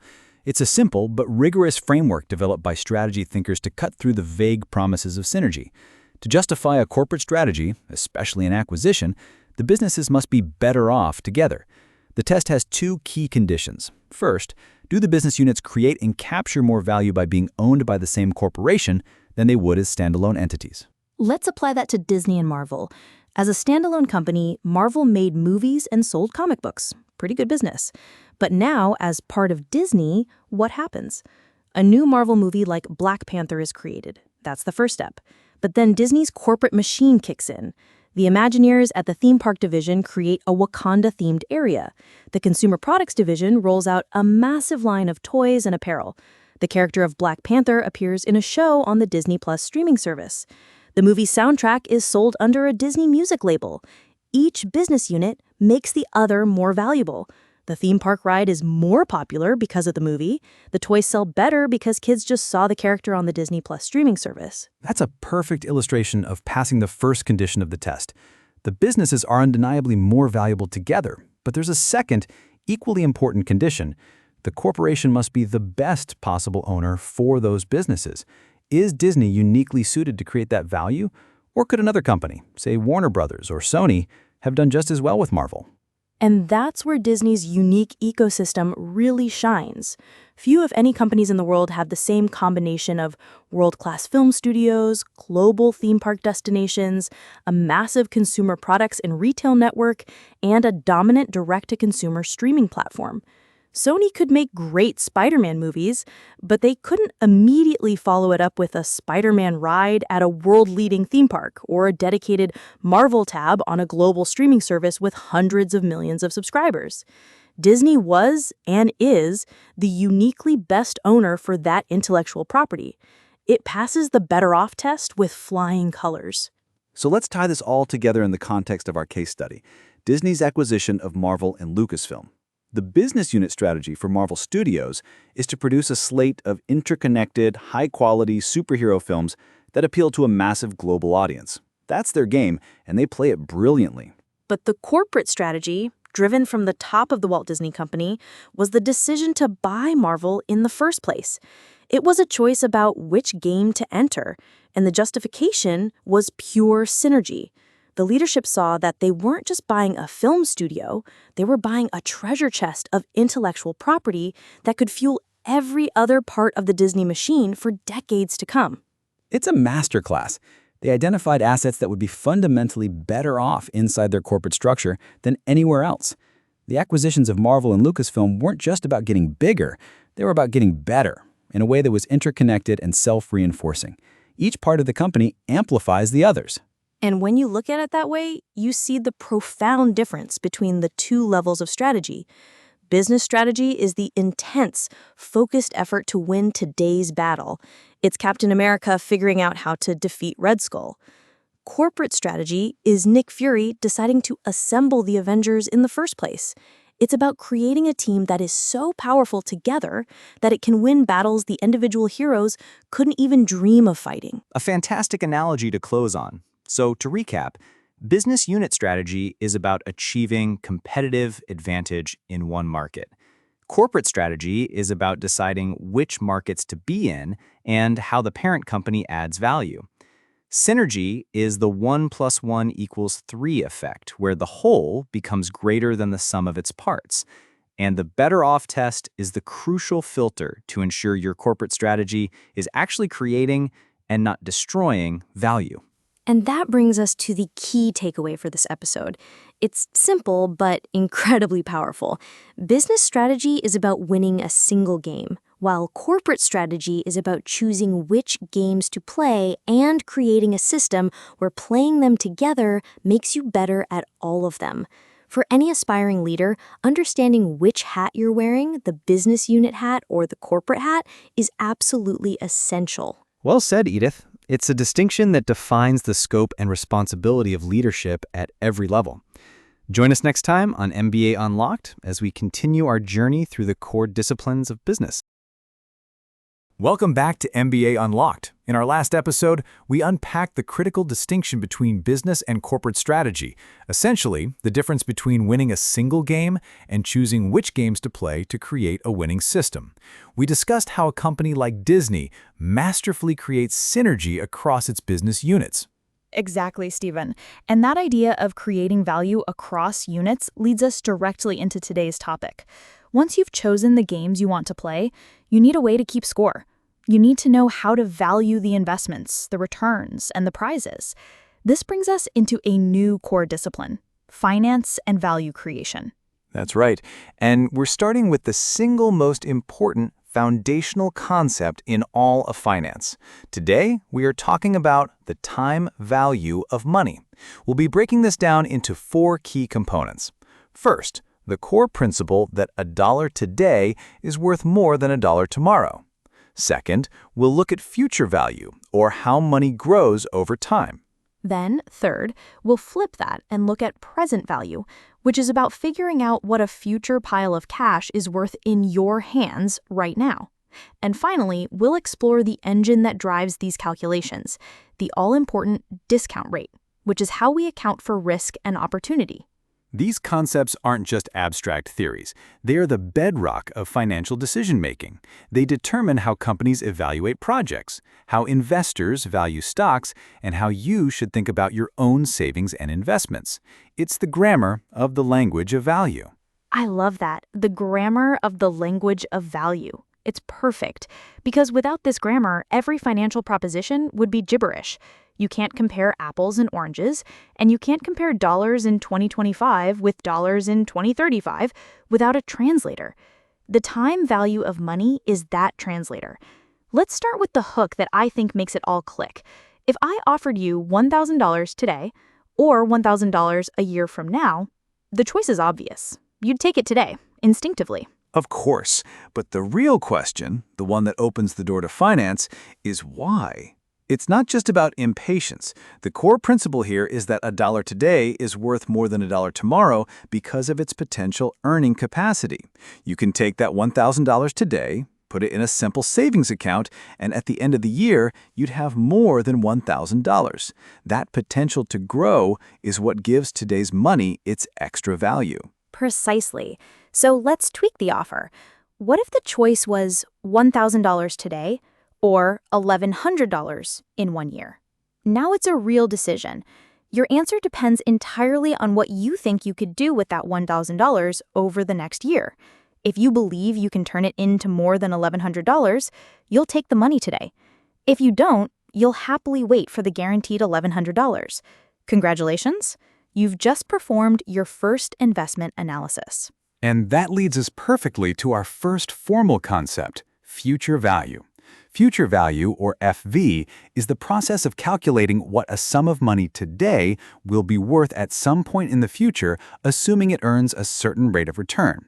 It's the concept of compounding in action, your money earning interest and then that interest earning its own interest.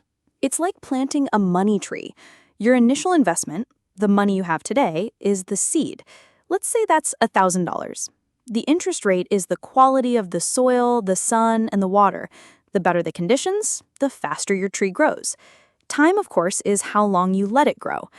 If you plant that $1,000 seed in soil that gives you a 10% return each year, in 1 year, you have $1,100 sapling. But the magic is the next year, you're earning 10% on the full $1,100, not just the original $1,000. So it grows to $1,210. That extra $10 is the fruit of your fruit, the interest on your interest. That is the power of compounding that creates future value. An excellent analogy. And it highlights the two key levers you have to increase future value: the rate of return, or the R, and the amount of time, or the N in the formula. The longer you let your investment compound, the more dramatic the growth becomes. This is why starting to save for retirement early is so incredibly powerful. Time is your greatest ally. Exactly. But businesses often face the opposite problem. They're not wondering what today's money will be worth in the future. They're wondering what a promise of future money is worth today. And this brings us to the other side of the coin: present value, or PV. If future value is about moving money forward in time, present value is about bringing future money back to today. The process is called discounting. We ask, if I'm going to receive $1,210 in 2 years, what is that lump sum worth to me right now, given a certain interest rate? Let's make that real. Imagine your company, a small software firm, just landed a huge client. The contract says the client will pay you $1 million, but not for 2 years. You can't just put $1 million on your books today as if you have it in the bank. You need to know its present value. Why?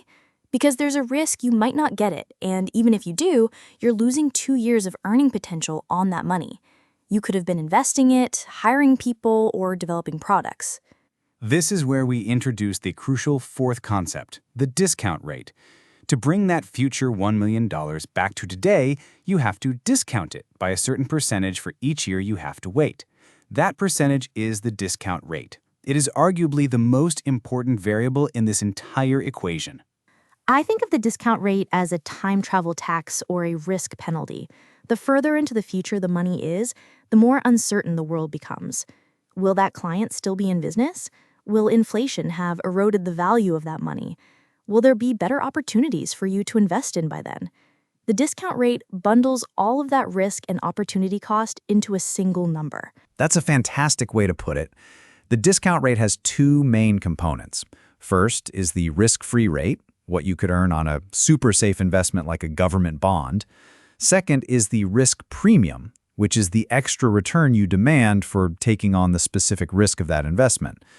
A startup promising a future payout will have a much higher discount rate applied to its cash flows than a stable blue-chip company. Right. A high discount rate is like a heavy tax. It severely reduces the present value of future cash. If you apply a high discount rate to that $1 million payment in 2 years, its present value might only be $750,000. A lower discount rate, maybe for a more certain payment, might make it worth $900,000 today. Choosing that rate is one of the most critical and debated tasks in corporate finance. This all comes together beautifully in our case study for today, the lottery payout decision. We've all seen the headlines. Powerball jackpot hits $500 million. But then the winner goes to collect, and they're offered a choice: get paid in installments over 30 years that add up to $500 million, or take a lump sum of, say, $280 million today. And most people are stunned. Where did the other $220 million go? It didn't go anywhere. The two options are, financially speaking, supposed to be equivalent. That massive $500 million number is just the simple sum of all the annual payments. It's a marketing number. It ignores the time value of money completely. It's like adding 10 apples from today to 20 oranges from next year and calling it 30 fruits. The lump sum, on the other hand, is the present value of that entire 30-year stream of payments. The Lottery Commission takes every single one of those future payments from year 1 to year 30 and discounts them back to today using a specific discount rate. The payment you'd get in year 30 is discounted very heavily because it's so far away. The payment you'd get next year is discounted much less. Exactly. They run the PV calculation for each of the 30 payments and then add up all those present values. The result is the lump sum. By taking the lump sum, you are essentially saying, I believe I can invest this $280 million today and over the next 30 years, grow it into something more valuable than the $500 million annuity you're offering me. You are choosing to manage your own money tree rather than letting the lottery commission manage it for you. The choice isn't about which is more money, it's about which path you believe creates more value over time. It's a perfect real-world illustration of everything we've discussed. It forces you to compare money across different points in time. And the only way to do that rationally is to bring it all back to a common currency, its value today. That is the fundamental takeaway from this episode. Whether it's a future lottery payment, future profits from a new factory, or a future salary, you cannot compare financial figures from different time periods at face value. You absolutely can't. This principle is the engine behind almost every major corporate decision. Should we acquire that company? Let's calculate the present value of its future cash flows. Should we launch this new product? Let's calculate the present value of the expected profits and weigh it against the upfront investment. It is the universal toolkit for making sound, long-term financial choices. And it's on that very idea of weighing future profits against today's costs that will build our next episode. We'll take the concept of present value one step further and introduce net present value, or NPV, the gold standard for evaluating investment decisions. It's going to be a great discussion. We're moving from the grammar to writing full sentences about value. Join us next time on MBA Unlocked.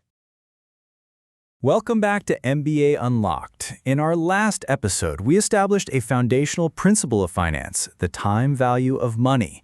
We learned that to compare cash flows from different points in time, we have to discount them back to their present value. But that calculation hinged on a crucial variable, the discount rate. And that rate is all about today's topic. Exactly, Stephen. The discount rate isn't just some abstract number. It's a reflection of the compensation and investor demands for waiting and, more importantly, for taking on risk. That brings us to the heart of all investment and strategic decision-making, the relationship between risk and return. It's one of the most fundamental trade-offs in business. Today, we're going to unpack this critical concept. We'll start by properly defining risk in a financial context. Then we'll explore the direct relationship between risk and the returns you can expect. We'll also break down the two primary flavors of risk, systematic and unsystematic. And finally, we'll introduce a cornerstone model that ties it all together, the Capital Asset Pricing Model, or CAPM. And understanding these concepts isn't just for Wall Street traders. If you're a manager deciding which project to fund, a founder seeking investment, or even just an individual planning for retirement, you are constantly making decisions based on this trade-off. It begs the question, why would anyone invest in a risky, unproven tech startup when they could put their money in a super safe government bond? The answer is that they expect to be handsomely compensated for taking on that extra risk. That dynamic is what we're exploring today. Let's start with the first core concept, defining risk. In everyday language, we think of risk as the danger of losing something. But in finance, the definition is broader. It's not just about the downside, it's about uncertainty and volatility. Risk is the degree of variation in possible outcomes. An investment with a wide range of potential returns, from very high to very low, is considered risky. I think a great analogy is travel. Imagine two ways to get from point A to point B. The first is a high-speed train. It's predictable. You know almost exactly when you'll depart and when you'll arrive. The outcome is very certain. That's a low-risk, low-volatility journey. The second option is to take a small boat across an open sea. You might have favorable winds and arrive in record time, which would be a fantastic return on your time, but you could also hit a storm and be delayed for days or even get blown off course. There's a huge range of possible outcomes. That uncertainty, that volatility, is the essence of financial risk. A government bond is like that train. Predictable, reliable. A stock, especially in a young company, is like that boat on the open sea. That's a perfect illustration. And this leads directly to our second principle, the positive correlation between risk and expected return. The market is generally rational. It will not reward you with a higher potential return unless you are willing to accept higher potential volatility and uncertainty. To earn more, you must be willing to risk more. There's no such thing as a free lunch in investing. If an investment promises high returns with zero risk, it's either a scam or you're missing something. And this is where the hook comes in. Why invest in that tech startup? Because while the government bond, our train, might give you a small, say 2% guaranteed return, the startup, our boat, offers the potential for a 50% return. It also carries the potential for a total loss. Investors who pour money into that startup aren't doing it out of charity.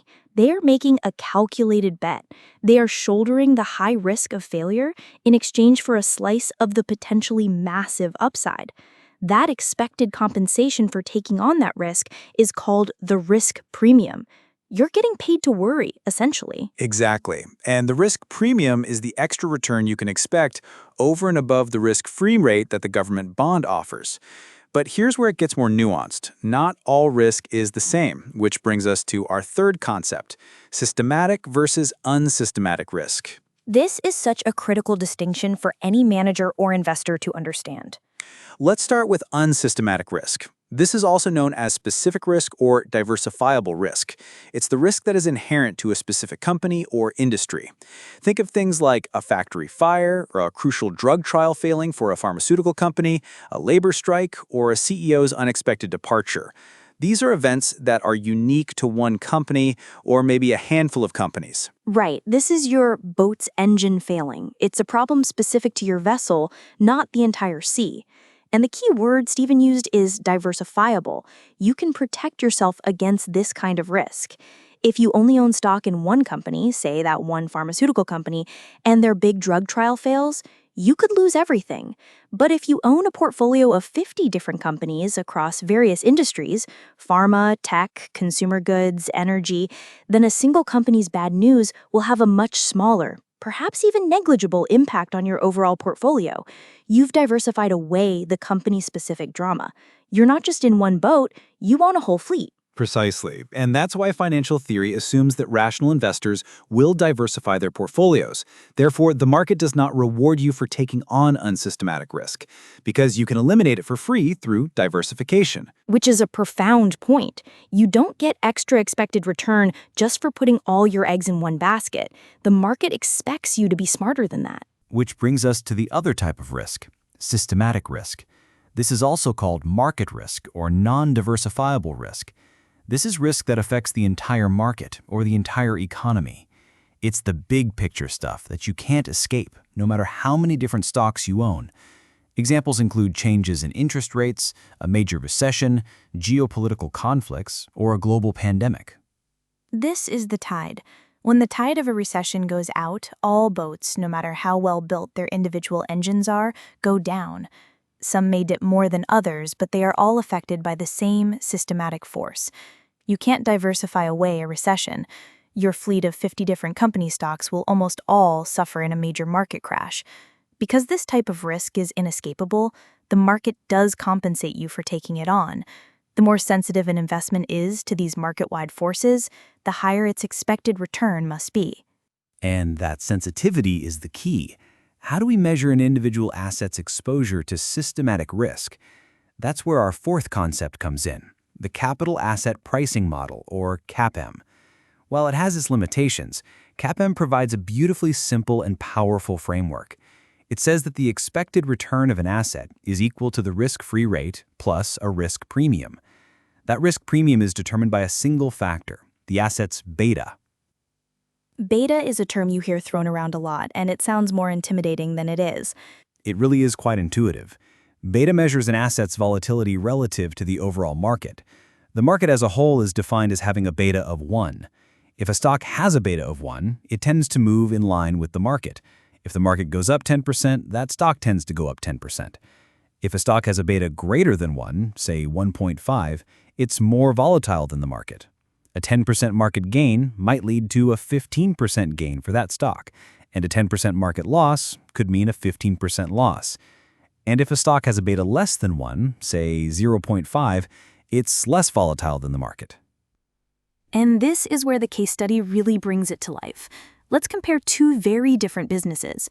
First, a major utility company. Let's call it Metro Electric.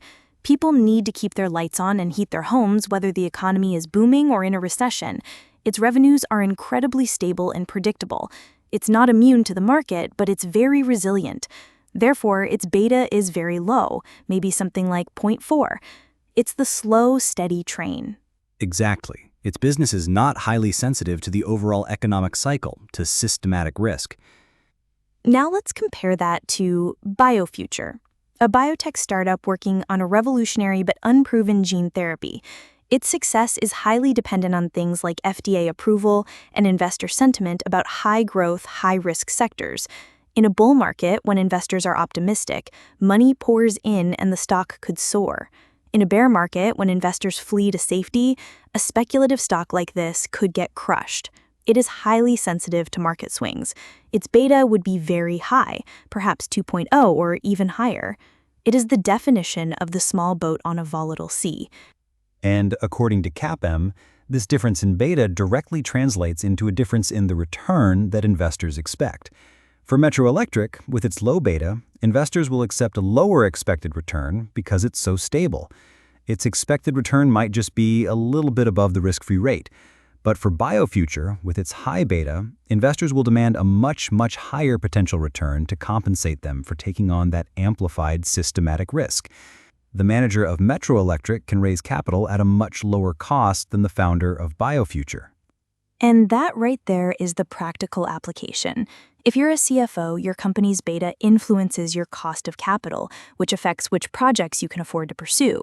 If you're an investor, you can use beta to intentionally build a portfolio that matches your risk tolerance. Want a smoother ride? Fill it with low beta stocks. Willing to stomach more volatility for a chance at higher returns? Add some high beta names. It's all about that trade-off. So, to summarize, today we've seen that risk is not just about loss, but about volatility and uncertainty. We've established that to get higher expected returns, you must accept higher risk. We've broken that risk down into unsystematic, company-specific risk that can be diversified away, and systematic, market-wide risk, which cannot. And we've seen how a model like CAPM uses beta to measure that inescapable systematic risk, directly linking it to the return an investor should expect. Ultimately, it all comes back to our key takeaway for today. Every single investment decision, whether it's choosing a stock or funding a corporate project, is a trade-off between the risk you are willing to take and the return you expect to earn in compensation. Understanding how to analyze that trade-off is the key to creating value. Welcome back to MBA Unlocked. In our last episode, we delved deep into the fundamental relationship between risk and return, establishing the principle that investors demand higher potential returns for taking on greater risk. We unpacked concepts like beta and the capital asset pricing model to understand how risk is measured. That conversation sets the stage perfectly for today. Because once you understand risk, the very next question is, what is the potential return? How do we determine what a business is actually worth? Knowing a company is risky is one thing, but what should its price be to compensate for that risk? Exactly. And that brings us to the core topic for today's episode, valuation. This is such a critical and broad area that we're dedicating a few episodes to it. Today, we're starting with what is arguably the most foundational and intellectually rigorous method of them all. I think I know where you're going with this. It's the one that, when you first learn it, feels like you've been given a superpower. It certainly is. We'll be discussing valuation through the lens of a discounted cash flow or DCF analysis. We'll explore the core concept of intrinsic value and then walk through the 4 essential steps: forecasting free cash flows, determining the discount rate, calculating a terminal value, and finally discounting those cash flows back to the present. And these steps aren't just abstract theory. Understanding how to build a valuation model forces you to think critically about every single driver of a business, from its market position to its operational efficiency. It's the bridge between a company's story and its stock price, a fundamental skill in both business strategy and management. It truly is. But before we get into the mechanics, Edith, let's start with the big picture. Why is this so important? Well, let's think about one of the biggest business stories in recent memory, Elon Musk's purchase of Twitter, now X, for $44 billion. When that number hit the headlines, the immediate question on everyone's mind was, is that a fair price? Is it a bargain? Is he overpaying? A question that is still being debated fiercely. Precisely. And the tool that analysts, bankers, and investors on all sides of that deal use to even begin to answer that question is the discounted cash flow analysis. It's not about looking at the stock price on a given day and guessing. It's a systematic attempt to figure out what the business is fundamentally worth, independent of market sentiment. It's the bedrock of modern valuation. That's the perfect entry point into our first core concept, the idea of intrinsic value. In finance, the intrinsic value of a company is not its current stock price or the value of its assets on a balance sheet. The theory states that a company's true worth is the present value of all the cash it will generate for its owners over the rest of its lifetime. That can feel a bit abstract at first. I like to think of it like buying a small apartment building to rent out. The value of that building isn't just the cost of the bricks and mortar. Its real value to you, the owner, is the total sum of all the future rent checks you'll collect from now until you sell it. A DCF is just a more sophisticated way of doing that exact calculation for a complex business. An excellent analogy, and that's where the discounted part of the name becomes critical. Because, as we know, a dollar received 10 years from now is worth less than a dollar in your pocket today. You could invest that dollar today and earn a return on it. So to find the intrinsic value, we can't just add up all the future cash. We have to systematically discount each future cash flow back to what it's worth in today's terms. So you're not just adding up the future rent checks, you're saying, what is the promise of a rent check in 2035 worth to me today? And that value is obviously going to be lower. Exactly right. So let's walk through how we actually do this. The first and often most challenging step is forecasting a company's future free cash flows, or FCFs. It's important to be precise here. We're not talking about revenue or even net income. This is a point that trips a lot of people up. Free cash flow is the actual spendable cash that a business generates after paying for all of its operating expenses and, crucially, after making the necessary investments in things like new factories, equipment, and technology to maintain and grow the business. It's the cash that's free to be distributed to all the company's investors, both its lenders and its shareholders. It's the lifeblood of the business. To forecast it, you have to build a view on the company's future revenues, its profit margins, its tax rate, and how much it will need to reinvest back into itself each year. This typically involves forecasting these items for a period of 5 to 10 years. And to make this tangible, let's use our case study for today. A mature, stable company like Coca-Cola. Forecasting free cash flow for Coke is a relatively manageable exercise. You can look at their decades of history. They sell a predictable amount of beverages, their growth is fairly stable, and their investment needs are well understood. You can make a reasonable, data-backed assumption that they'll grow at, say, 2 to 4% a year. It's not a wild guess. Contrast that with trying to forecast the 10-year free cash flow for a pre-revenue biotech startup. The level of uncertainty is astronomically higher, which makes the whole exercise far more sensitive to your initial assumptions. That's why we're starting with Coke. So we've projected our cash flows for the next 10 years. We have a list of numbers representing the cash we expect Coca-Cola to generate each year. Now what? Now we need to figure out how to discount them back to the present. This brings us to step 2, determining the appropriate discount rate. And this is where our last episode on risk and return comes directly into play. The discount rate reflects the riskiness of those future cash flows. The higher the risk, the higher the discount rate, and the less those future cash flows are worth today. The standard tool we use here is the weighted average cost of capital, or WACC. WACC sounds intimidating, but it's a beautifully logical concept. A company funds its operations with two kinds of money: debt from lenders and equity from owners or shareholders. Each has a cost. The cost of debt is simple. It's the interest rate the company pays on its loans. The cost of equity is the return that shareholders expect for taking on the risk of owning the stock. WACC is simply the blended average of these two costs, weighted by how much debt and equity the company uses. And to calculate that cost of equity, we often use the capital asset pricing model we discussed last time, which uses the company's beta to quantify its market risk. So you can see how these concepts build on one another. The WACC essentially represents the minimum rate of return the company must earn on its investments to satisfy all of its capital providers. I think of WACC as the company's hurdle rate. Imagine you're the CFO of Coca-Cola. Your WACC comes out to, say, 8%. That means any new project, a new bottling plant, an acquisition, a new marketing campaign, has to be expected to generate a return greater than 8% to be considered a good use of capital. It's the benchmark for value creation. A perfect way to put it. Now for step 3. We've forecasted cash flows for 10 years, but a company like Coca-Cola isn't going to shut down in year 11. It will, presumably, keep generating cash into perpetuity. We can't forecast forever, so we need a way to capture the value of the company beyond the explicit forecast period. This is called the terminal value. This is often the trickiest part for people to understand, but it's also one of the most powerful. The terminal value is a single number that represents the entire value of the business from the end of our forecast period, year 11 in our example, onward into the infinite future. And there are 2 main ways to calculate it. The most common for a stable company like Coke is the perpetuity growth model.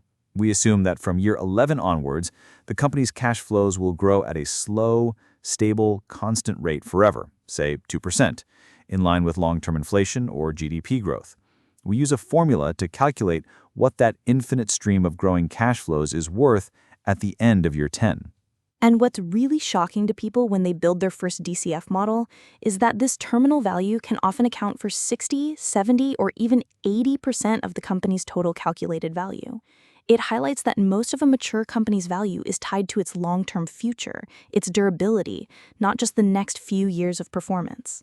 Absolutely. Which brings us to step 4, putting it all together. At this point, we have our forecasted free cash flows for years 1 through 10. We have our terminal value, which represents the value of all cash flows from year 11 onwards, and we have our discount rate, the WACC. The final step is the discounting itself. We take each of those future values and use the WACC to calculate its value in today's dollars. Then we sum it all up. And that final sum is the company's enterprise value. It's the total value of the business operations belonging to both debt and equity holders. From there, you can subtract the company's debt to arrive at the equity value and divide by the number of shares to get an intrinsic value per share. So let's recap the whole process with Coca-Cola. We'd project their beverage sales and associated cash flows for 10 years. We'd calculate their WACC based on the interest on their bonds and the riskiness of their stock. We'd then estimate a terminal value based on an assumption of long-term, stable growth. Finally, we would pull all of that future money back to today using the WACC.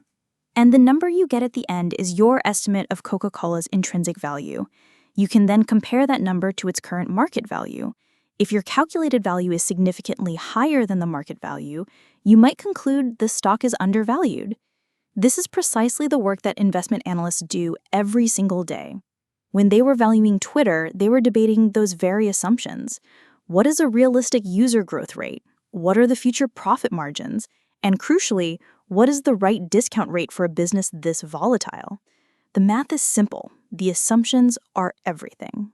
And that leads us perfectly to our key takeaway for today. The discounted cash flow analysis provides a framework to estimate the fundamental value of any business by forecasting its future cash flows and discounting them back to what they are worth today. It's a tool that forces discipline and long-term thinking. It really does. A DCF model is so much more than a spreadsheet. It's the financial manifestation of a company's strategy. It forces you to ask and answer the most important questions. What truly drives value in this business? How sustainable are its advantages? And what are the biggest risks to its future? Being able to think through those questions is the real goal here. Well said.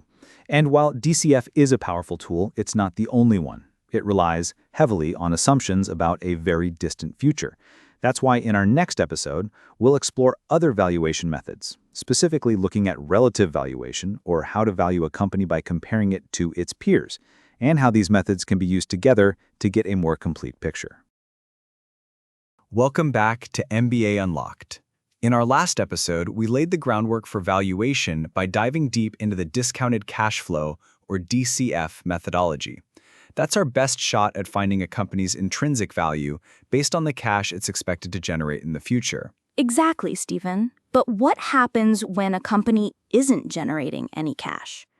Or what if it's a hot new startup with no lengthy financial history to forecast from? Think about Uber before its IPO. The company was famously unprofitable, so a traditional DCF would have been incredibly difficult and speculative. That's where the other major pillar of valuation comes in, and that will be our focus for today's episode. That's right. Today we're shifting from the theoretical to the market-driven. We're exploring the world of relative valuation. Instead of trying to calculate value from scratch, we're going to look at what the market is willing to pay for similar assets. Think of it like this. If you're selling your house, you don't just calculate the cost of the bricks and mortar. You look at what similar houses in your neighborhood have sold for recently.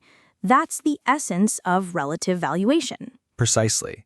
And in the world of finance, this breaks down into a few key techniques.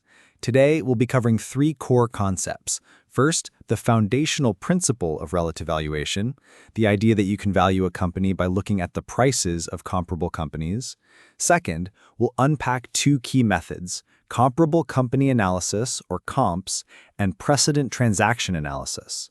And third, we'll get familiar with the key metrics that make this all work. Valuation multiples like price to earnings, EV to EBITDA, and price to sales. These tools are absolutely essential. They tell you what a company might be worth right now based on current market sentiment. While a DCF gives you a theoretical should be worth, relative valuation provides a reality check, showing you what people are actually paying. This is crucial for everything from stock picking to mergers and acquisitions. Let's start with the core principle. At its heart, relative valuation is built on the law of one price, which suggests that similar assets should trade at similar prices. To make this comparison possible, we need to standardize the values, which we do by converting them into multiples of financial metrics like earnings, sales, or book value. It's like comparing apples to apples.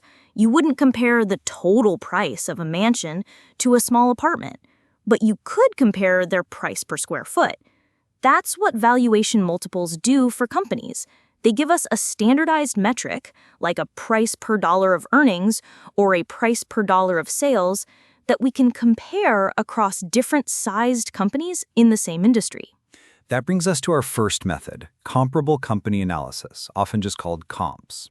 This is where an analyst will identify a group of publicly traded companies that are similar to the one they're trying to value in terms of industry, size, and growth characteristics. They then look at the valuation multiples, like the price-to-earnings ratio, that those companies are trading at in the public market. So if we were trying to value, say, a smaller private coffee company, we might look at the PE ratios of publicly traded giants like Starbucks or Dunkin'. We'd gather the multiples from this peer group, calculate an average or median, and then apply that multiple to our own company's earnings to get an estimated valuation. It's a bit like saying, well, the market is currently paying 25 times earnings for a coffee company, so let's apply that multiple to our company's earnings. Exactly. Now, the second method, precedent transaction analysis, is similar, but with a crucial difference. Instead of looking at the current market prices of public companies, we look at the prices that were actually paid to acquire entire companies in recent M&A deals. This is a really important distinction. Think about it. When you buy a single share of a company on the stock market, you're just a passive investor. But when you buy an entire company, you get to control it. You can change the management, find new efficiencies, and control the company's strategy and cash flows. That control is worth something extra. And that something extra has a name, the control premium. It's the amount an acquirer is willing to pay over the current market price to gain full control. Because of this control premium, valuations derived from precedent transactions are often higher than those from comparable company analysis. Right. It's the difference between buying one condo in a building versus buying the entire building. If you own the whole building, you can make decisions that create more value, so you're often willing to pay a premium for that power. Precedent transactions capture that premium, which makes this method especially useful for valuing a company in the context of a potential sale. So we have these two powerful methods, comps and precedents, but they are only as good as the metrics we use. This brings us to the key valuation multiples. Perhaps the most famous is the price-to-earnings, or PE ratio. This is simply the company's stock price per share divided by its earnings per share. It tells you how much investors are willing to pay for each dollar of a company's earnings. A high PE ratio often suggests that investors expect high future earnings growth, but it's not always applicable. What if a company has no earnings? This is common for startups or companies in a downturn. You can't divide by zero, so the PE ratio becomes meaningless. That's where our next multiple comes in, enterprise value to EBITDA, or EV to EBITDA. This one is a favorite among finance professionals. Enterprise value, or EV, represents the total value of a company, including both its equity and its debt, minus cash. EBITDA stands for earnings before interest, taxes, depreciation, and amortization. It's often used as a proxy for a company's operating cash flow. Let's break that down with an analogy. Think of enterprise value as the total sticker price to buy the entire business, not just the stock. You'd have to pay off its debts, but you'd also get to keep its cash. So EV is a more holistic measure of value. And EBITDA gives you a cleaner picture of core operational profitability before it gets distorted by things like how much debt the company has or its tax strategy. This makes the EV to EBITDA multiple incredibly useful for comparing companies with different capital structures and tax rates. And for those early-stage, high-growth companies that are not yet profitable and may not even have positive EBITDA, there's a third key multiple, price to sales, or its more robust cousin, EV to sales. This compares the company's value to its total revenue. It's often the go-to multiple for valuing companies like a pre-IPO Uber, where the story is all about massive revenue growth and capturing market share, not about near-term profits. This is exactly the kind of situation where our case study, Uber, becomes so fascinating. Before its IPO in 2019, Uber was a unicorn, a private company valued at billions of dollars, despite having a history of significant losses. A DCF valuation would have been based on highly speculative, long-term forecasts about when or if the company would ever become profitable. So, investment bankers had to rely heavily on relative valuation. They would have built a peer group of other high-growth tech and platform companies. They might have looked at companies like Lyft, its direct competitor, but also other marketplace businesses to see what multiples the market was assigning to their revenue growth. Imagine the pitch meetings. The bankers would have been pointing to Uber's explosive revenue growth and its dominant market position. They'd argue that even though Uber wasn't profitable, its EV to sales multiple should be in a certain range, based on what investors were paying for other, similar growth stories. They weren't selling profits, they were selling a narrative of future market dominance, justified by these relative metrics. The final IPO valuation of around $82 billion was a testament to the power of this narrative, heavily supported by comparable analysis. It shows that in the absence of hard cash flows to discount, the market will turn to the next best thing, comparisons to what's known and observable. And that really brings us to the key takeaway for today's episode. A discounted cash flow analysis tells you what a company should be worth in a perfect, rational world. It's an intrinsic, fundamental valuation, but comparable company analysis tells you what the market thinks similar companies are worth right now, with all its moods and sentiments baked in. Both are essential. A DCF provides a crucial independent check on value, while comps ground your valuation in the present reality of the market. The best valuation work uses both in conjunction, looking for where they converge or, more interestingly, where they diverge, as that can signal a real investment opportunity. So whether you're valuing a stable giant like Coca-Cola with a DCF or a disruptive force like Uber with comps, you now have the core tools to approach the fundamental question in finance. What is it worth? That's all the time we have for this episode of MBA Unlocked. Join us next time as we continue our journey through the core disciplines of business. Welcome back to MBA Unlocked. In our last episode, we delved into the art of relative valuation, exploring how we determine what a company is worth by looking at its peers. We looked at how you'd value a company like Uber, pre-IPO, where future cash flows are uncertain. Exactly, Stephen. We figured out the what. What is the company worth right now? That naturally leads to the next critical question. How? How does a company take its resources, its capital, and make decisions that will increase that value over time? Precisely. That brings us to today's topic, a cornerstone of corporate finance, capital budgeting. It's the process that governs a firm's most significant financial decisions. Today, we'll be breaking down what capital budgeting is, and then we'll get into the primary tools managers use to make these critical choices. And those tools are the heavy hitters of finance. We'll be exploring net present value, or NPV, and the internal rate of return, also known as IRR. We'll also tackle the big debate, why is NPV usually considered the superior of the two? This is so fundamental because these decisions, which new factory to build, which new product to launch, which technology to invest in, are the very engines of a company's growth. Understanding how these choices are made is essential for any aspiring business leader. It's the direct link between a company's strategy and its financial execution. Think of it this way. A company like Apple is sitting on a mountain of cash, often well over $100 billion. Capital budgeting is the disciplined process they use to decide how to deploy that mountain. Is it better spent building a new data center in Arizona, funding the R&D for the next generation of Vision Pro, or launching a massive marketing campaign in emerging markets? Each choice has enormous consequences, and you can't just go with your gut. That's a perfect framing, Edith. Let's start with a formal definition. Capital budgeting, at its core, is the process a business uses to evaluate potential major projects or investments. These are long-term investments, like new machinery, replacement equipment, new plants, new products, and research and development projects. The key is that they involve a large upfront cash outlay with the expectation of future cash benefits. I like to think of it as corporate-level adulting. For a family, the equivalent might be deciding between buying a new house, renovating the kitchen, or starting a college fund for the kids. You have a limited amount of money, and you have to make a big, often irreversible decision that will affect your financial health for years to come. A company does the same, just on a much grander scale.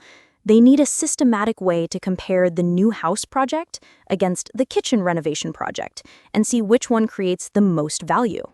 An excellent analogy. And to make that comparison, we need tools that can handle the complexities, especially the time value of money. This brings us to our first and most important tool, net present value, or NPV. The concept is straightforward. You project all the future cash flows you expect from the project, discount them back to what they're worth today, and then subtract the initial cost of the investment. Let's break that down. Discount them back to what they're worth today is the key phrase.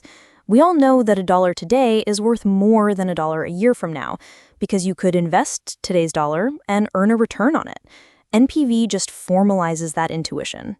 Exactly. The formula essentially asks, what is the sum of all future cash flows, each adjusted for how far in the future it is, minus what we have to pay today? The decision rule is beautifully simple. If the NPV is positive, you accept the project. If it's negative, you reject it. A positive NPV means the project is expected to generate more value than it costs, thereby increasing the wealth of the firm's shareholders. Exactly, Stephen. Imagine you're thinking of buying a small coffee shop. It costs $300,000 today. You project that after all expenses, it will generate for you $50,000 in cash for the next 10 years. You can't just say 50,000 times 10 is $500,000, which is more than $300,000, so it's a good deal. You have to ask what that stream of future $50,000 payments is worth in today's dollars. If after doing the math and discounting those future earnings, their present value is, say, $350,000, then your NPV is $350,000 minus the $300,000 cost, which equals a positive $50,000. That $50,000 is the pure, newly created value for you. The project is a go. That's a perfect illustration, Edith. Now, closely related to NPV is our second tool, the internal rate of return, or IRR. While NPV gives you a dollar value of the wealth created, IRR gives you a percentage. The technical definition is that the IRR is the rate of return that makes the net present value of all cash flows from a particular project equal to zero. That sounds a bit academic. The way I think of it is much simpler. The IRR is the rate of return the project is expected to generate. It's the project's inherent interest rate. If you think of the project as a savings account, the IRR is the interest rate that account pays you. That's a very intuitive way to put it. And the decision rule is just as intuitive. You compare the IRR to your required rate of return, which is often called the cost of capital or the hurdle rate. This hurdle rate is the minimum return you'd accept for a project of that risk level. The rule is, if the project's IRR is greater than your hurdle rate, you accept it. Let's go back to the coffee shop. We do the math and find that the IRR for that investment is 12%. Now, we have to ask ourselves, what's our hurdle rate? Maybe we know we could put our money in a moderately risky index fund and expect a 9% return. That 9% is our cost of capital, or our opportunity cost. Since the coffee shop's 12% IRR is higher than our 9% hurdle rate, it's an attractive investment. Managers love IRR because it's easy to understand. Saying this project has a 12% return feels more concrete to many people than saying this project has an NPV of $50,000. And that popularity is exactly why we need to discuss our next point: why NPV is generally considered the superior decision rule, despite the intuitive appeal of IRR. There are a few key situations where IRR can lead you astray. The first and most important is when you are comparing mutually exclusive projects, meaning you can choose one project or the other, but not both. This happens all the time. Imagine a company owns a piece of land. It can either build a factory on it or sell it to a developer. It can't do both. Precisely. Let's say Project A is a small, high-return project. It costs $100 and will generate $150 next year. Project B is a huge, solid return project. It costs $1 million and will generate $1.2 million next year. The IRR for Project A is a whopping 50%. The IRR for Project B is a very respectable 20%. If you just follow the IRR rule, you'd choose Project A. But that would be a huge mistake. Project A makes you a quick $50. Project B makes you a cool $200,000. The goal of a company isn't to achieve the highest rate of return, it's to create the most absolute value. NPV solves this problem perfectly. Assuming a 10% cost of capital, Project A has an NPV of about $36. Project B has an NPV of about $90,909. NPV directs you to the choice that creates more actual wealth. The scale of the project matters, and NPV accounts for that while IRR doesn't. Another issue with IRR arises with non-conventional cash flows. Most projects have an investment up front, a negative cash flow, followed by a series of positive cash flows. But what if a project requires a large cleanup cost at the end, resulting in a negative cash flow in the final year? In these cases, it's mathematically possible to have multiple IRRs, or even no IRR at all, which makes the rule useless. NPV, on the other hand, handles these situations without any issue. It simply discounts all cash flows, positive or negative, and gives you a single, reliable number. This is where we can bring in a massive real-world example, the decision by Boeing to develop and build the 787 Dreamliner. This was one of the biggest capital budgeting decisions in modern corporate history. Absolutely. We're talking about an investment that was initially budgeted in the billions and ended up costing tens of billions of dollars over many years before a single plane was even delivered. The upfront cash flow outflow was monumental. Boeing's board couldn't have approved that based on a gut feeling. They would have relied on incredibly detailed capital budgeting models. Think about the complexity of the cash flow projections they had to make. They had to forecast the number of planes they would sell, the price they could sell them for, the cost of manufacturing each plane using brand new composite materials, and they had to project this over a 20-year, 30-year time frame. They would have run thousands of NPV scenarios, stress testing for things like recessions, oil price spikes, and competitive moves from Airbus. The IRR would have been calculated as well to tell them the project's expected return percentage, but the ultimate decision would have rested on NPV. The board would need to see a clear positive NPV that was significant enough to justify taking on such an immense risk. They needed to believe that the present value of all the future profits from the Dreamliner would substantially outweigh the colossal upfront investment. This project would define the company's future, and only a robust capital budgeting process could provide the confidence to move forward. And that really brings us to our key takeaway for today. Capital budgeting isn't just about crunching numbers. It's the financial manifestation of a company's strategy. That's right. The core principle is that companies create value by investing in projects that are expected to generate a return greater than the cost of the capital used to fund them. NPV and IRR are the tools that allow managers to rigorously test whether a potential investment meets that critical standard. So when you see a company like Amazon building out a massive new logistics network or a pharmaceutical firm spending billions to develop a new drug, you know that behind that decision lies a deep, detailed capital budgeting analysis. It's the bridge between a bold vision and a financially sound reality. These decisions, more than almost anything else, determine which companies will innovate, grow, and lead their industries in the years to come. Welcome back to MBA Unlocked. In our last episode, we delved into the world of capital budgeting, exploring how companies decide to invest in major projects. Today, we're taking the logical next step to discuss a closely related and equally crucial topic, capital structure. That's right, Stephen. Once a company has identified a promising investment, the next question is always, how do we pay for it? And that's the essence of capital structure. It's the specific mix of debt and equity a company uses to finance its assets and operations. So today, we'll be breaking down what capital structure is, looking at the pros and cons of both debt and equity. We'll also touch on a foundational concept in finance, the Modigliani-Miller theorem, and wrap up with a fascinating case study on leveraged buyouts. Exactly. And understanding this is vital for any aspiring business leader. The choice between debt and equity isn't just an accounting detail. It's a strategic decision that has profound implications for a company's risk, its value, and even its chances of survival. It shapes a company's financial health, its ability to grow, and how it manages financial obligations. Think of it like building a house. You need a solid foundation, and in business, that's your capital. You can either borrow money from the bank to build it, which is like taking on debt, or you can bring in partners who will own a piece of the house, which is like using equity. Most people use a combination of both, and finding the right mix is what capital structure is all about. A perfect analogy, Edith. Let's start by unpacking the core of this, the definition of capital structure. At its most basic level, it refers to the blend of debt and equity a company uses to fund its operations and growth.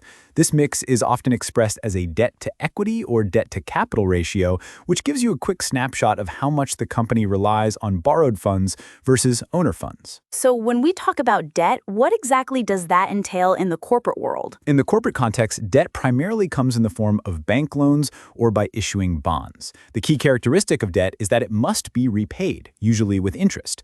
Now, let's talk about the pros and cons, starting with the advantages of debt.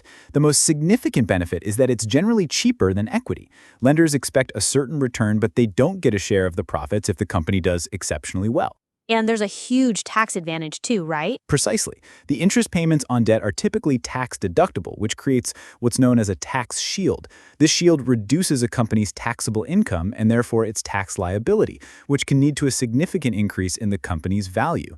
Another pro is that when you take on debt, you don't dilute the ownership of the existing shareholders. The founders and existing investors maintain their control over the company. It sounds like a great deal, but I'm guessing there's a catch. There certainly is. The biggest drawback of debt is the increased financial risk. The obligation to make regular interest and principal payments, regardless of how the business is performing, can put a strain on cash flow. If a company takes on too much debt, it can face financial distress and, in the worst-case scenario, bankruptcy. This is what we refer to as bankruptcy costs, which can include legal fees, administrative expenses, and the indirect costs of a damaged reputation. So debt is like a powerful but potentially dangerous tool.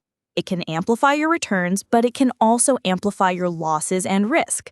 Now, what about the other side of the coin, equity? Equity represents ownership in the company. It can be raised by issuing stock to investors or through the company's retained earnings. The primary advantage of equity financing is that it's less risky than debt. There are no mandatory payments. You're not obligated to repay the money.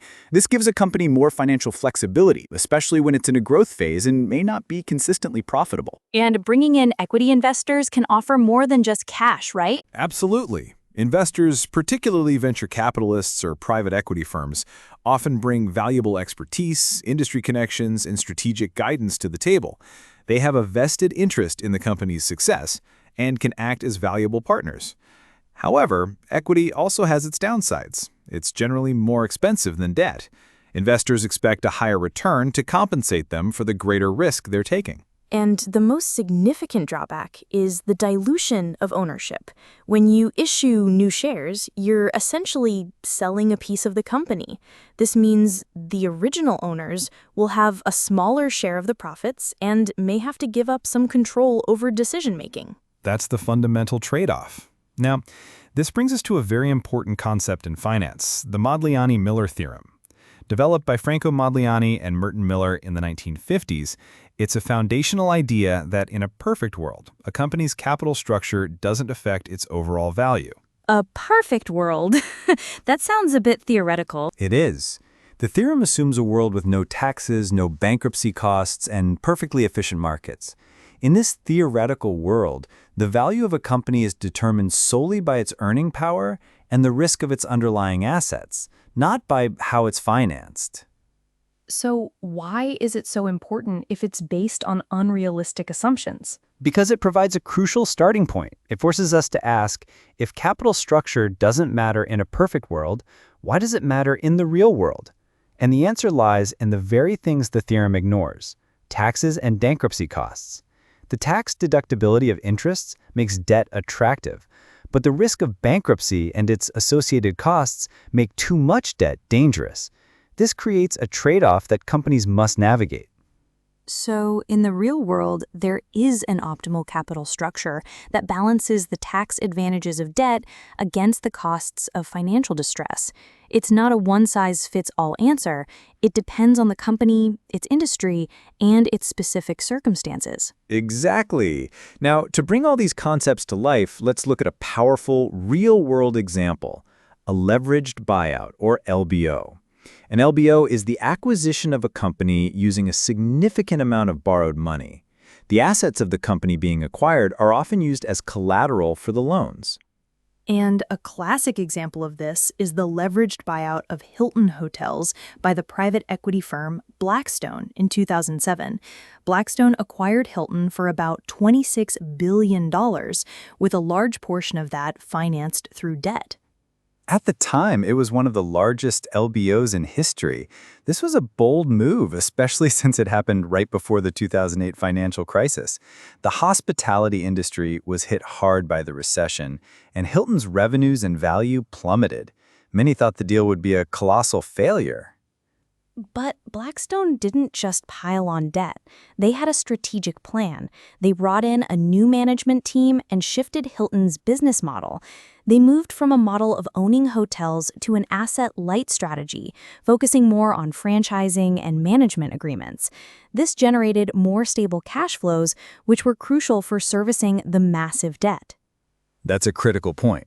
The success of an LBO often hinges on the acquirer's ability to improve the target company's operations and finances. Blackstone's operational improvements, combined with a later recovery in the market, turned the Hilton LBO into one of the most profitable leveraged buyouts in history. When Blackstone eventually exited its investment through an IPO and subsequent share sales, they made a profit of around $14 billion. The Hilton LBO is a perfect illustration of the high-stakes game of capital structure. It demonstrates the immense potential of leverage to amplify returns, but it also highlights the significant risks involved. If the strategic changes hadn't worked or the market hadn't recovered, the story could have had a very different and much more disastrous ending. It truly is a high-wire act, and it brings us to our key takeaway for this episode. A company's financing decision is a strategic choice that involves a careful balancing act. The goal is to find the optimal capital structure that minimizes the cost of capital while maximizing the value of the firm. It's about weighing the tax advantages of debt against the costs of financial distress. There's no single right answer, and the optimal mix will vary from company to company. It's a continuous process of evaluation and adjustment based on the company's performance, the market conditions, and its strategic goals. And with that, we'll wrap up this episode of MBA Unlocked. Join us next time as we continue our journey through the core disciplines of business and management. Welcome back to MBA Unlocked. In our last episode, we delved deep into the world of corporate finance, exploring how a company's capital structure, the mix of debt and equity it uses, is a critical strategic choice. We saw how that choice creates a delicate balance between taking advantage of tax shields and confronting the risks of financial distress. Today, we're making a significant pivot from the internal mechanics of finance to the external world of the customer. That's right, Stephen. We're stepping into the vibrant and often complex world of marketing. If finance is the engine room of the company, marketing is the radar and the loudspeaker, simultaneously scanning the horizon for opportunities and broadcasting the company's message to the world. Today, we're focusing on a foundational strategic marketing framework that every successful company uses, whether explicitly or intuitively: STP. That stands for segmentation, targeting, and positioning. Exactly. We'll start by breaking down what segmentation is and how companies use it to make sense of a large and messy market. Then we'll move on to targeting, which is the strategic choice of which of those segments to pursue. And finally, we'll discuss positioning, the art and science of creating a specific perception of your brand in the minds of those target consumers. And this isn't just academic theory. Understanding STP is fundamental to understanding how businesses operate in the real world. Think about the hotel you stay at, the car you drive, the coffee you drink. The reason you chose that specific product over countless others is almost certainly the result of a carefully executed STP strategy. It's about not trying to be all things to all people, but instead being the perfect thing for a specific group of people. Let's start with the first piece of the puzzle, segmentation. At its core, segmentation is the process of dividing a broad, heterogeneous market into smaller, more homogeneous groups of consumers. You can't create a product or a message that appeals to everyone equally. So the logical first step is to identify groups of people who share similar needs, characteristics, or behaviors. Think of it like a crowd at a massive music festival. From the stage, it just looks like a giant sea of people. That's the broad market. But if you had a pair of powerful binoculars, you could start to notice distinct groups. There's a cluster of teenagers in band t-shirts near the front, a group of families with picnic blankets further back, and some older couples in lawn chairs off to the side. Each of these is a potential segment. They're all at the same festival, but what their needs, motivations, and what they're looking for in the experience are very different. And in business, we have several lenses for those binoculars. The most traditional is demographic segmentation, dividing the market based on variables like age, gender, income, occupation, and family size. For example, a company might create one product line for high-income urban professionals and another for budget-conscious suburban families. Then there's geographic segmentation, which groups customers based on their location, country, region, city, or even neighborhood. McDonald's, for instance, offers a McSpicy Paneer burger in India and a McBaguette in France, catering to local tastes. It's a classic example of think global, act local. A more nuanced approach is psychographic segmentation.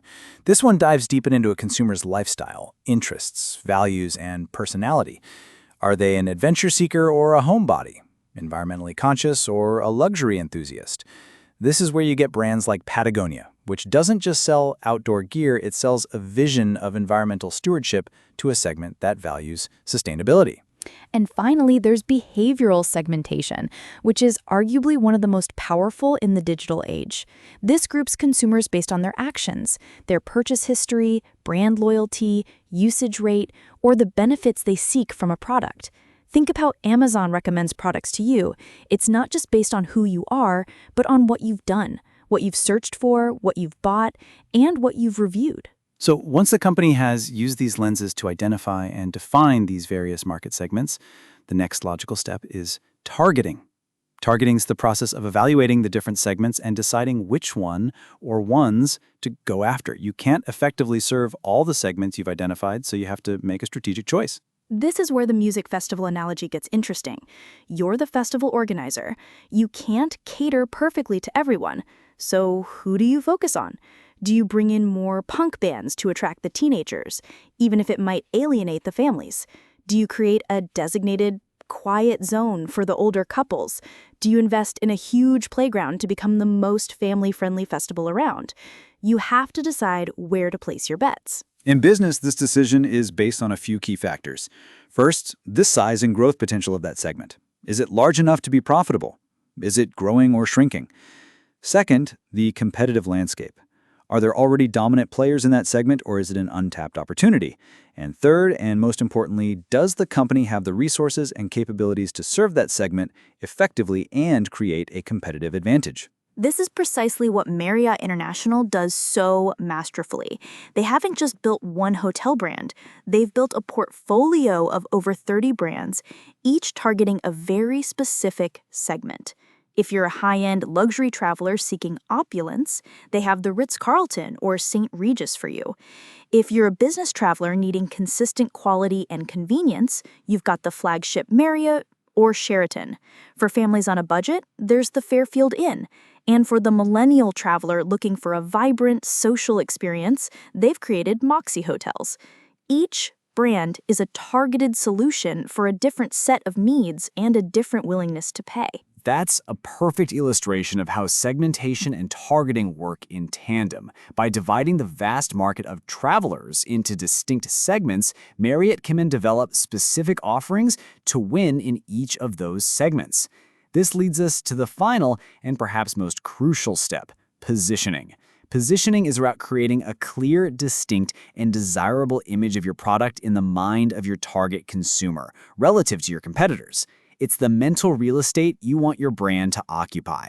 If segmentation and targeting are about deciding who you're talking to, positioning is about deciding what you're going to say and how that message will set you apart. Exactly. Let's go back to our music festival. If you decide to target the family segment, your positioning might be the safest, most family-fun music festival. Every decision you make, from the security you hire to the food vendors you select to your marketing materials, showing kids laughing on a Ferris wheel, reinforces that position. If you target the punk rock teenagers, your positioning would be completely different. It might be the loudest, most authentic rock experience. You can't be both. You have to choose your identity. The U.S. automotive market is a fantastic case study for positioning. Think about it. When I say safety, what brand comes to mind? Volvo, without a doubt. For decades, their entire marketing and engineering ethos has been built around safety. They pioneered the three-point seatbelt and then shared the patent with the world because it was core to their identity.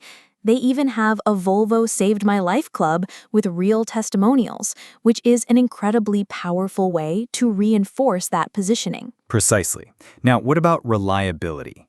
That has to be Toyota. Their brand promise is built on quality, durability, and customer trust. They consistently rank high in dependability studies, and their marketing reflects this, emphasizing vehicles that last and giving customers peace of mind. And performance, or the ultimate driving machine. BMW, their tagline, sheer driving pleasure, says it all. Their marketing doesn't just sell a car, it sells an exhilarating driving experience. It's about luxury, innovation, and that feeling you get behind the wheel. Volvo, Toyota, BMW. Each of these companies has masterfully executed positioning. They've all identified a specific attribute and have spent decades and billions of dollars consistently reinforcing it in the minds of their target consumers. They aren't just selling cars. They are selling safety, reliability, and performance, respectively. And this is where the positioning statement comes in. It's a tool that many people might not have heard of, but it's vital for internal clarity. That's right. A positioning statement is not an advertising slogan or a tagline. It's a concise, internal document that defines the target market, the unique value proposition, and the evidence to support it. It acts as the North Star for all marketing and branding efforts, ensuring everyone in the company is on the same page. It's like the secret recipe for the brand's sauce. The public just tastes the delicious final product, but the chefs in the kitchen, the marketers, the product developers, the salespeople, all work from that same core recipe to ensure consistency. A classic template for a positioning statement looks something like this. For blank, target customer, who blank, statement of the need or opportunity, our blank, product or brand name, is a blank product category that blank, statement of key benefit, unlike blank, primary competitive alternative, our product blank, statement of primary differentiation. So, for Volvo, a simplified positioning statement might sound something like this. For safety-conscious families who see their car as a way to protect their loved ones, Volvo is the premium automobile that delivers peace of mind.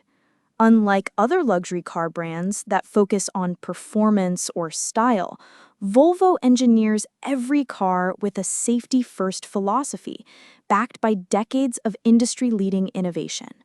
It's clear, it's focused, and it guides every decision they make. So let's bring it all together. The key takeaway from our discussion on STP is that effective marketing isn't about casting the widest possible net. It's not about trying to sell to everyone. Absolutely. It's about the discipline of focus. It's about deeply understanding a specific group of customers, their needs, their desires, their behaviors, and then dedicating your efforts to becoming their preferred choice. It's the difference between shouting into a void and having a meaningful conversation with someone who is genuinely interested in what you have to say. And that is the foundation of a powerful and enduring brand. Welcome back to MBA Unlocked. In our last episode, we unpacked the critical strategic framework of segmentation, targeting, and positioning, understanding who your customers are and how you want them to see you. Now that we've laid that strategic foundation, it's time to get tactical. We're going to talk about the legendary 4 Ps of marketing. That's right, Stephen. For anyone who's ever taken a marketing class, the 4 Ps are like the ABCs. We're talking about product, price, place, and promotion. For decades, this has been the go-to toolkit for marketers, but today's big question is, in a world dominated by software, subscriptions, and social media, do these pillars still hold up? An excellent question, and one we'll tackle head-on. We'll explore how the very definitions of these 4 concepts have been stretched and reshaped by the digital revolution. We'll discuss how the concept of product has expanded beyond physical goods, the new pricing models that have emerged, the shift in place from physical stores to online platforms, and how promotion has transformed from one-way broadcasting to a two-way digital conversation. And we'll tie it all together with a classic David versus Goliath story, Dollar Shave Club versus Gillette. It's a perfect case study of how a digitally native startup used a completely new take on the 4 Ps to challenge a century-old market leader. This isn't just an academic exercise. Understanding this evolution is crucial for any modern business leader. Exactly. Let's start with the first P, product. Traditionally, product referred to a tangible item, a car, a can of soda, a pair of shoes. The marketing challenge was to understand its features, its quality, its design, and how it stacked up against competitors. Think of it like a hammer. It's a physical object. You hold it, you feel its weight, you see its features, the claw, the handle. Its value is self-evident in its physical form. For decades, that was the dominant understanding of a product. But the digital age has completely blown that definition wide open. Now, a product is just as likely to be a piece of software, a streaming service, or a curated experience.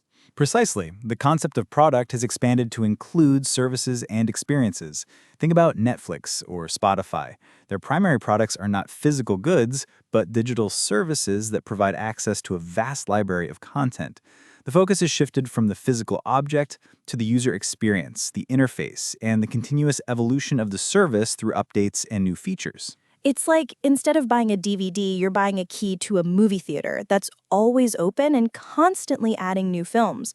The product isn't a single item, it's the ongoing access and the experience. This also applies to software as a service, or SaaS, which is a huge part of the modern economy.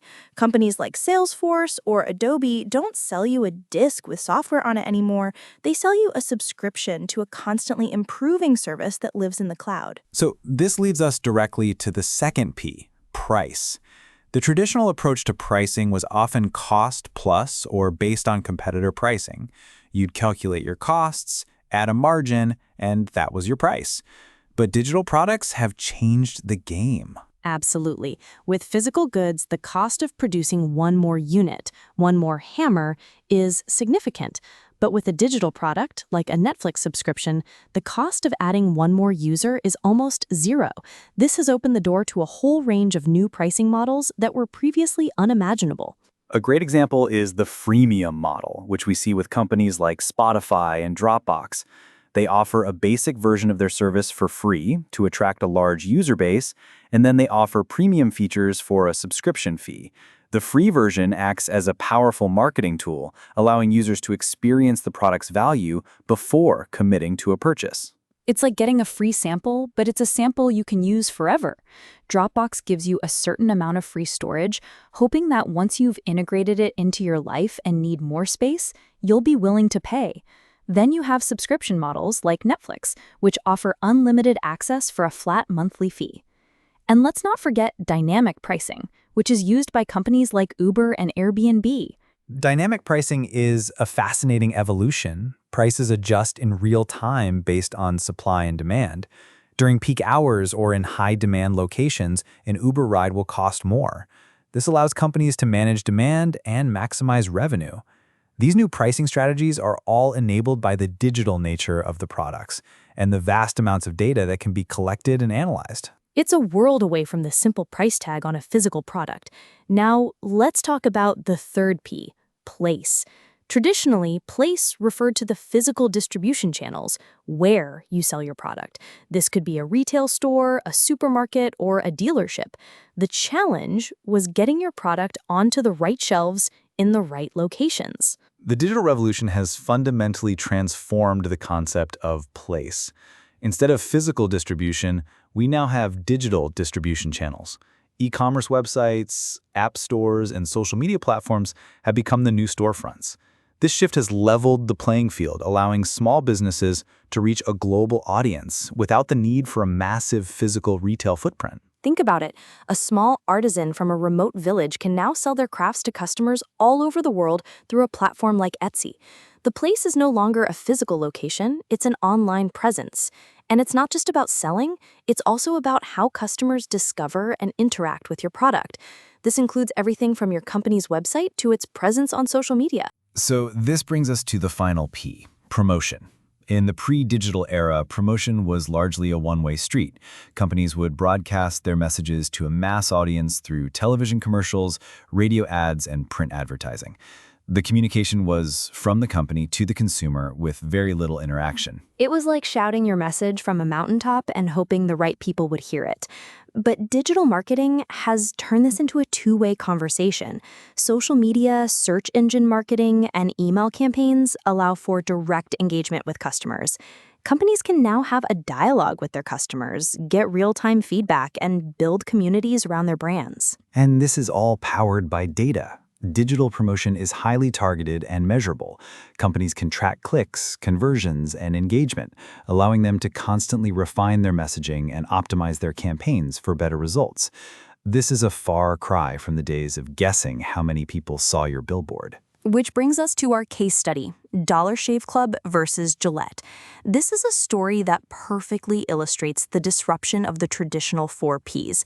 For a century, Gillette dominated the razor market with a classic 4P strategy. Their product was a technologically advanced multi-blade razor. Their price was high for the blades, but they often gave away the razor handle. Their place was every major retail store and pharmacy, and their promotion was massive television campaigns featuring celebrity athletes. They were the undisputed king. But then, in 2011, Dollar Shave Club came along and attacked every single one of their Ps. Let's start with their product. Instead of a high-tech 5-blade marvel, they offered a simple, no-frills razor. Their message was that you didn't need all the bells and whistles, you just needed a good, clean shave. Then there's the price. Dollar Shave Club's key value proposition was affordability. They introduced a subscription model, with razors starting at just a few dollars a month. This directly challenged Gillette's razor and blades model, where the real cost was hidden in the recurring purchase of expensive blade cartridges. Next, let's look at place. While Gillette's products were locked behind plastic cases in retail stores, Dollar Shave Club sold directly to consumers online. Their place was their website. This direct-to-consumer model cut out the middleman and allowed them to offer lower prices and a more convenient customer experience. The razors were delivered right to your door every month. And finally, promotion. Dollar Shave Club didn't have the budget for Super Bowl ads. Instead, they created a hilarious, low-budget YouTube video titled, "Our Blades Are F***ing Great." The video went viral, garnering millions of views and instantly establishing a relatable, anti-establishment brand identity. It was a masterclass in using digital media to build a brand from scratch. The results were staggering. Dollar Shave Club rapidly gained market share, and in 2016, it was acquired by Unilever for $1 billion. This story is a powerful testament to how a deep understanding of the new digital landscape can allow a small startup to take on an industry giant. It really is, and it drives home our key takeaway for this episode. The fundamental questions of marketing haven't changed. You still need to have a great product, price it right, make it available to your customers, and promote it effectively. But the digital revolution has given us a completely new set of tools to answer those questions. The companies that will succeed in the future are the ones that can master this new digital marketing mix. Welcome back to MBA Unlocked. In our last episode, we deconstructed the classic 4 Ps of marketing and explored how the digital revolution has reshaped product, price, place, and promotion. We saw how companies like Dollar Shave Club use this new playbook to disrupt century-old giants. Today, we're going to build on that foundation and tackle a concept that is inextricably linked to the 4 Ps, but has taken on a life of its own in the digital age: branding. That's right, Stephen. Specifically, we're diving into branding in the age of social media. It's a fascinating and frankly chaotic new world. For decades, a company like Procter & Gamble could spend millions on TV and print to meticulously craft a brand's image. They controlled the narrative. Now, a single viral TikTok from a disgruntled customer can unravel all of that work in a matter of hours. It's a fundamental power shift, so today we'll explore what that shift really means. We'll start with the classic definition of a brand and see how it holds up. Then we'll discuss the monumental shift from a company-controlled monologue to a community-driven dialogue. We'll examine the currencies of this new landscape, authenticity and transparency.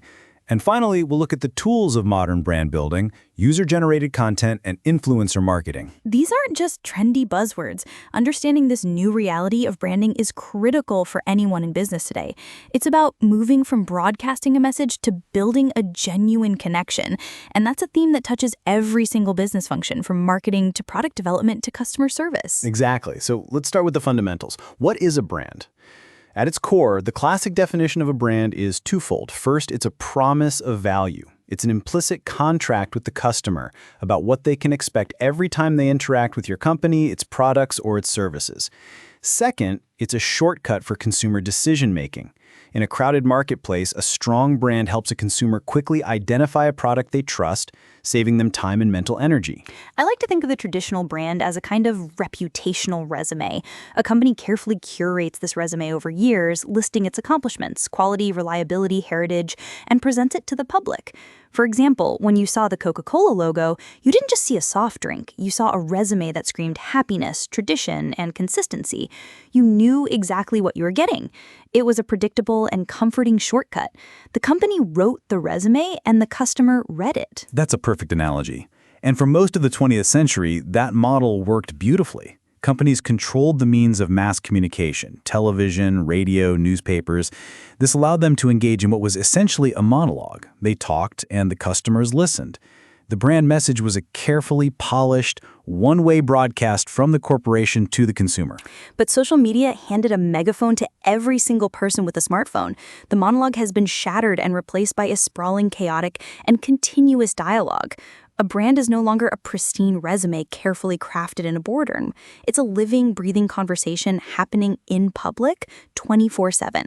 Think of your brand less as a broadcaster and more as the host of a massive, unpredictable party.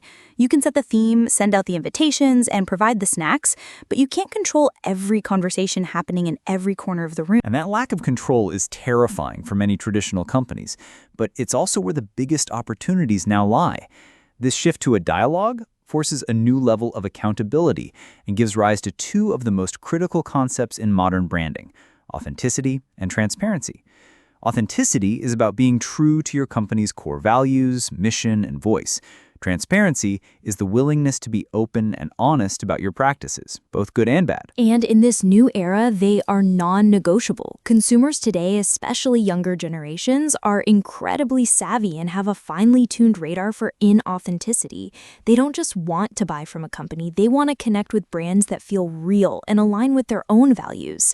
The ultimate example of this is Patagonia. For years, their brand promise has centered on environmental responsibility, but they prove their authenticity in a truly radical way. You're talking about the Don't Buy This Jacket campaign. Exactly. In 2011, on Black Friday, the biggest shopping day of the year, Patagonia took out a full-page ad in the New York Times with a picture of their best-selling jacket and a bold headline, "Don't buy this jacket."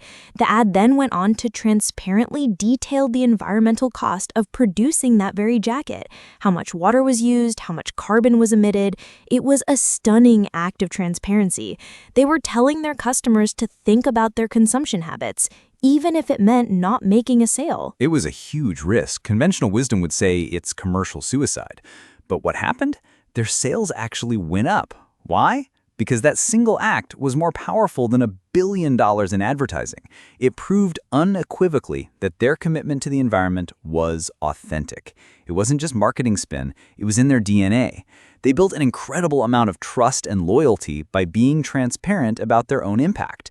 It showed that in the age of dialogue, what you do is infinitely more powerful than what you say. That perfectly illustrates the power of authenticity, and it leads us directly to our next point, the mechanics of this new brand dialogue. If the conversation is no longer controlled by the company, who is doing the talking?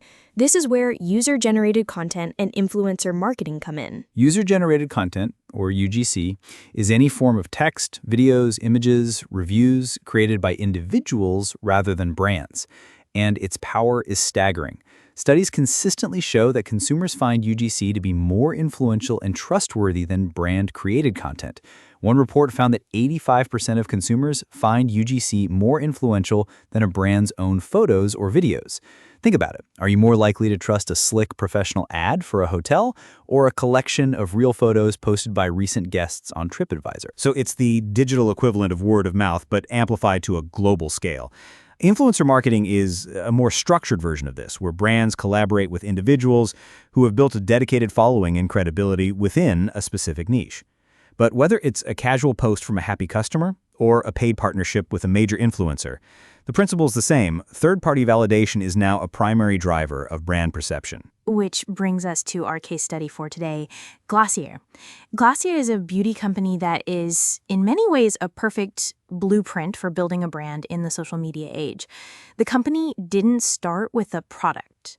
It started with a community. Its founder, Emily Weiss, first launched a popular beauty blog called Into the Gloss. So the community came before the commerce. That's a reversal of the traditional model. Precisely. Into the Gloss featured authentic, relatable content, often showcasing the real-world beauty routines of everyday women, not just models. This built a loyal and engaged community that felt seen and heard. When Weiss eventually launched Glossier's first products, she didn't just market to this community. She co-created the products with them. For instance, their very first product, the Milky Jelly Cleanser, was developed by asking blog readers what they wanted in a perfect face wash. That's a profound shift. The customer isn't just a passive recipient at the end of the product development cycle. They are an active participant at the very beginning. Glacio's strategy was explicitly born from content fueled by community. And it worked brilliantly. They turned their customers into their most passionate evangelists. Their social media feeds were dominated by user-generated content, real people sharing unpolished, authentic photos of themselves using Glossier products. They created a powerful sense of belonging. Owning a Glossier product wasn't just about skincare. It was about being part of a movement that celebrated beauty in real life. They built a billion-dollar brand with minimal traditional advertising, proving that a brand's most powerful asset can be its own community. It's the perfect embodiment of our key takeaway for today. For generations, marketers were taught that a brand is what you, the company, tell people it is. You craft the message, you buy the media, and you broadcast it to the world. But that era is over. In the social media age, your brand is no longer what you tell people it is. It's what people tell each other it is. The brand is the sum of the conversation. And the smartest companies are no longer trying to control that conversation. Instead, they are learning how to participate in it, how to fuel it, and how to build a community around it. That's the real unlock. You have to be willing to give up control to gain something far more valuable: trust. And in the modern economy, trust is the ultimate currency. A perfect place to end. Join us next time as we continue our journey through the core disciplines of the MBA, moving from the customer to the internal workings of the firm itself.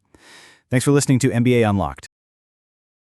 Welcome back to MBA Unlocked. In our last episode, we delved into the world of branding in the social media age, exploring how the power has shifted from company monologues to community dialogues. We saw how brands like Glossier built empires by fostering authentic relationships. That conversation sets the stage perfectly for today because it raises a critical question.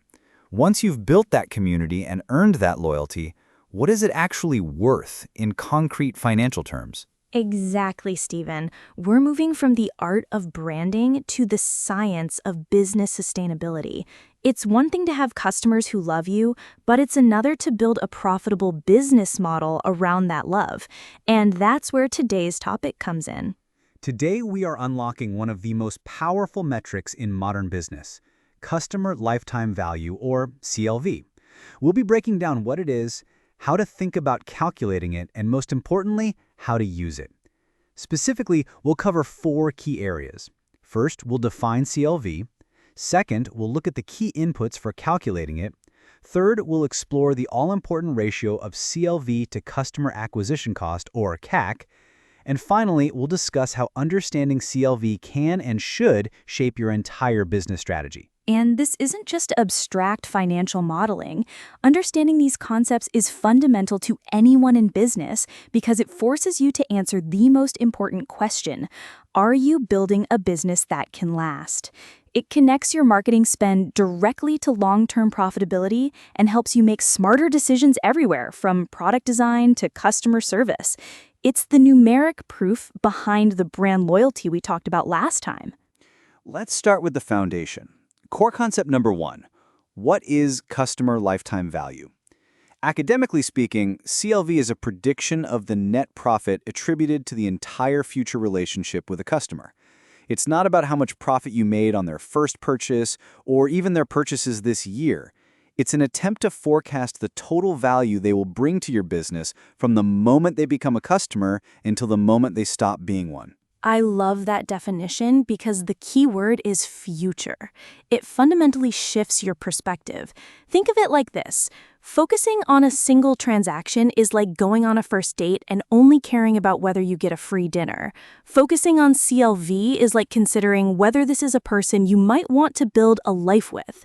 The initial cost of the date becomes almost irrelevant if the long-term potential is huge. It forces a company to stop thinking transactionally and start thinking relationally. You're not just trying to close a sale, you're trying to begin a profitable relationship. That's a perfect analogy, and building a relationship requires understanding its potential value. This brings us to our second concept, the key inputs for a simple CLV calculation. While complex models can have dozens of variables, a basic back-of-the-napkin CLV can be understood with just three main levers: average purchase value, purchase frequency, and customer lifespan. Let's make that real. Imagine you own a boutique subscription coffee service. The first input, average purchase value, is simple. A customer's typical order is one bag of coffee for $20. The second input, purchase frequency, is how often they buy. Let's say they get a new bag every month, so 12 times a year. That means the customer is worth $240 a year to you in revenue. Exactly. Now for the third and often trickiest input, customer lifespan. How long do you expect that customer to stick with you? If your data shows that the average subscriber stays for 3 years, you can calculate a simple lifetime value.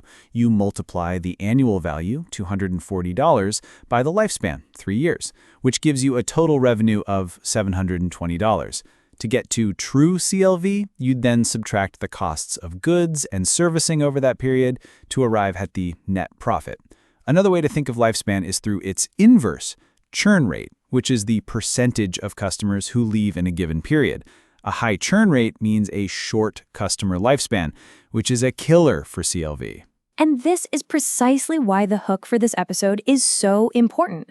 When you ask, how much should I spend to get a new coffee subscriber, the answer isn't $20. It isn't the profit from the first bag.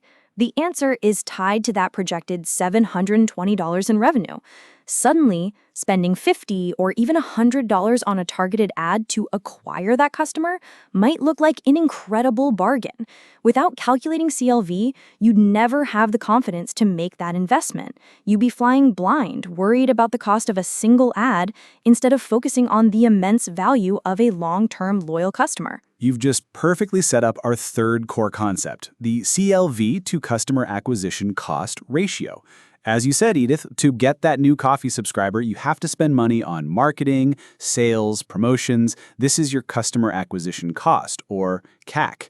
The CLV to CAC ratio is the ultimate measure of marketing profitability and, in many ways, the health of your entire business model. This is the moment of truth. This is where you find out if your business engine actually works. It's one number that tells you if you are creating or destroying value with every new customer you bring on board. Precisely. A ratio of 1-to-1 means that the lifetime profit you get from a customer is equal to what you spent to acquire them. You're essentially running on a treadmill, spending $1 to make $1.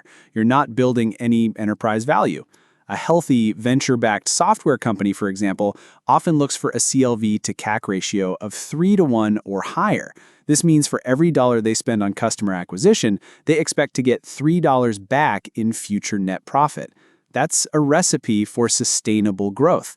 Anything less, and you have a leaky bucket. You're pouring customers in the top, but the value is leaking out the bottom through high acquisition costs or low lifetime value. Think of it like a casino. The casino knows that over the lifetime of a player, the odds are in the house's favor. That's why they can afford to give away free drinks, cheap buffets, and even hotel rooms. Those are their customer acquisition costs. They're willing to lose a little money up front because they are supremely confident that the customer's lifetime value will far exceed those initial expenses. A business that doesn't know its CLV to CAC ratio is like a casino that has no idea what the odds are on its own games. It's a gamble that's almost certain to fail. Which leads us to our final concept, which is really the culmination of the previous three: how CLV informs strategic decisions across the entire organization. This isn't just a metric for the marketing department. It has profound implications for product development, customer service, and finance. This is where it gets really interesting, and I think the perfect case study here is Amazon Prime.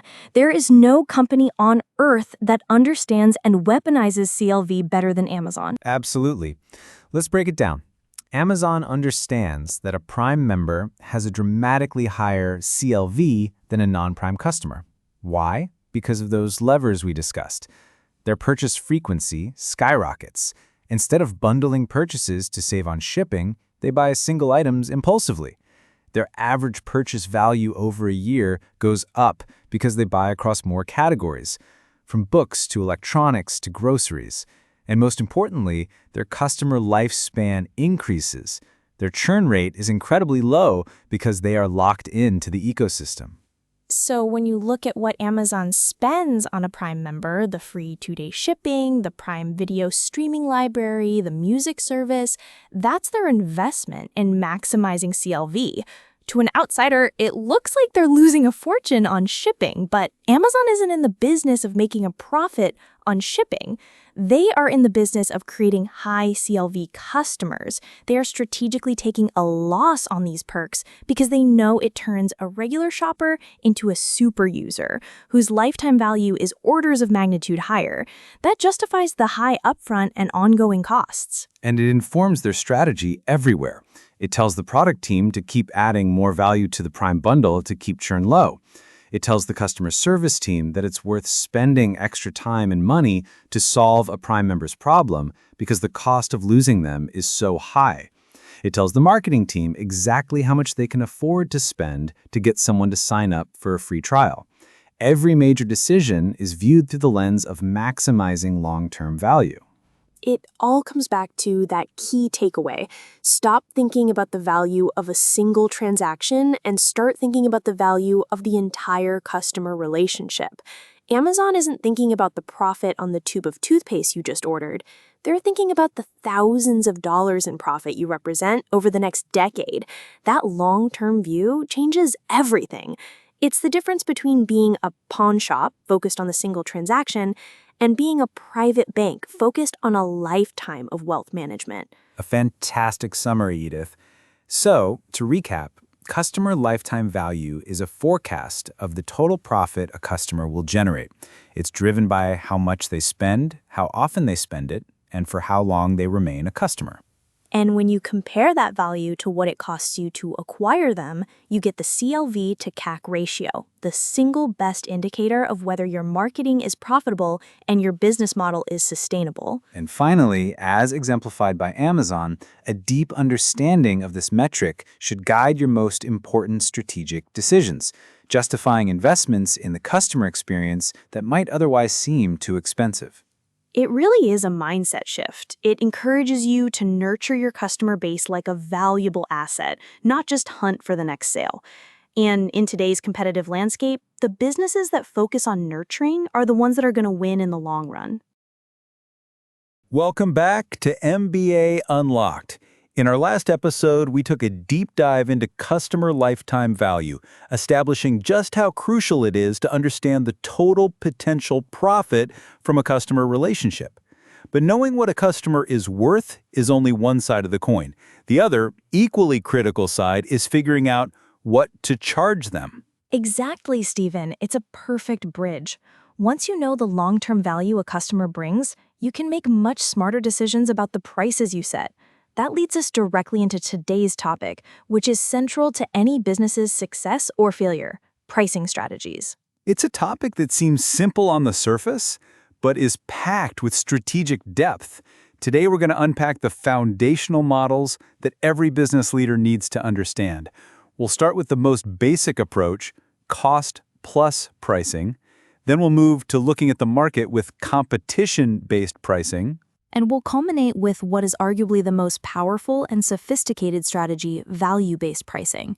We'll also touch upon how companies charge different prices to different people for the same basic product, a concept known as price discrimination and versioning. These aren't just abstract theories.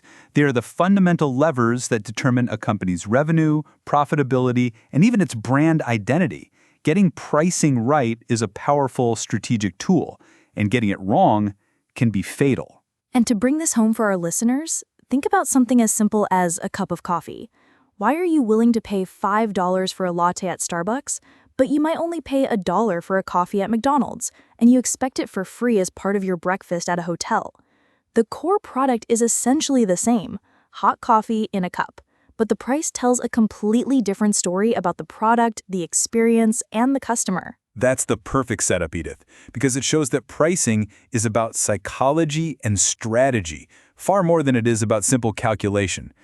Let's start with the most basic model, the one that many new businesses default to: cost plus pricing. At its core, it's an inward-looking approach.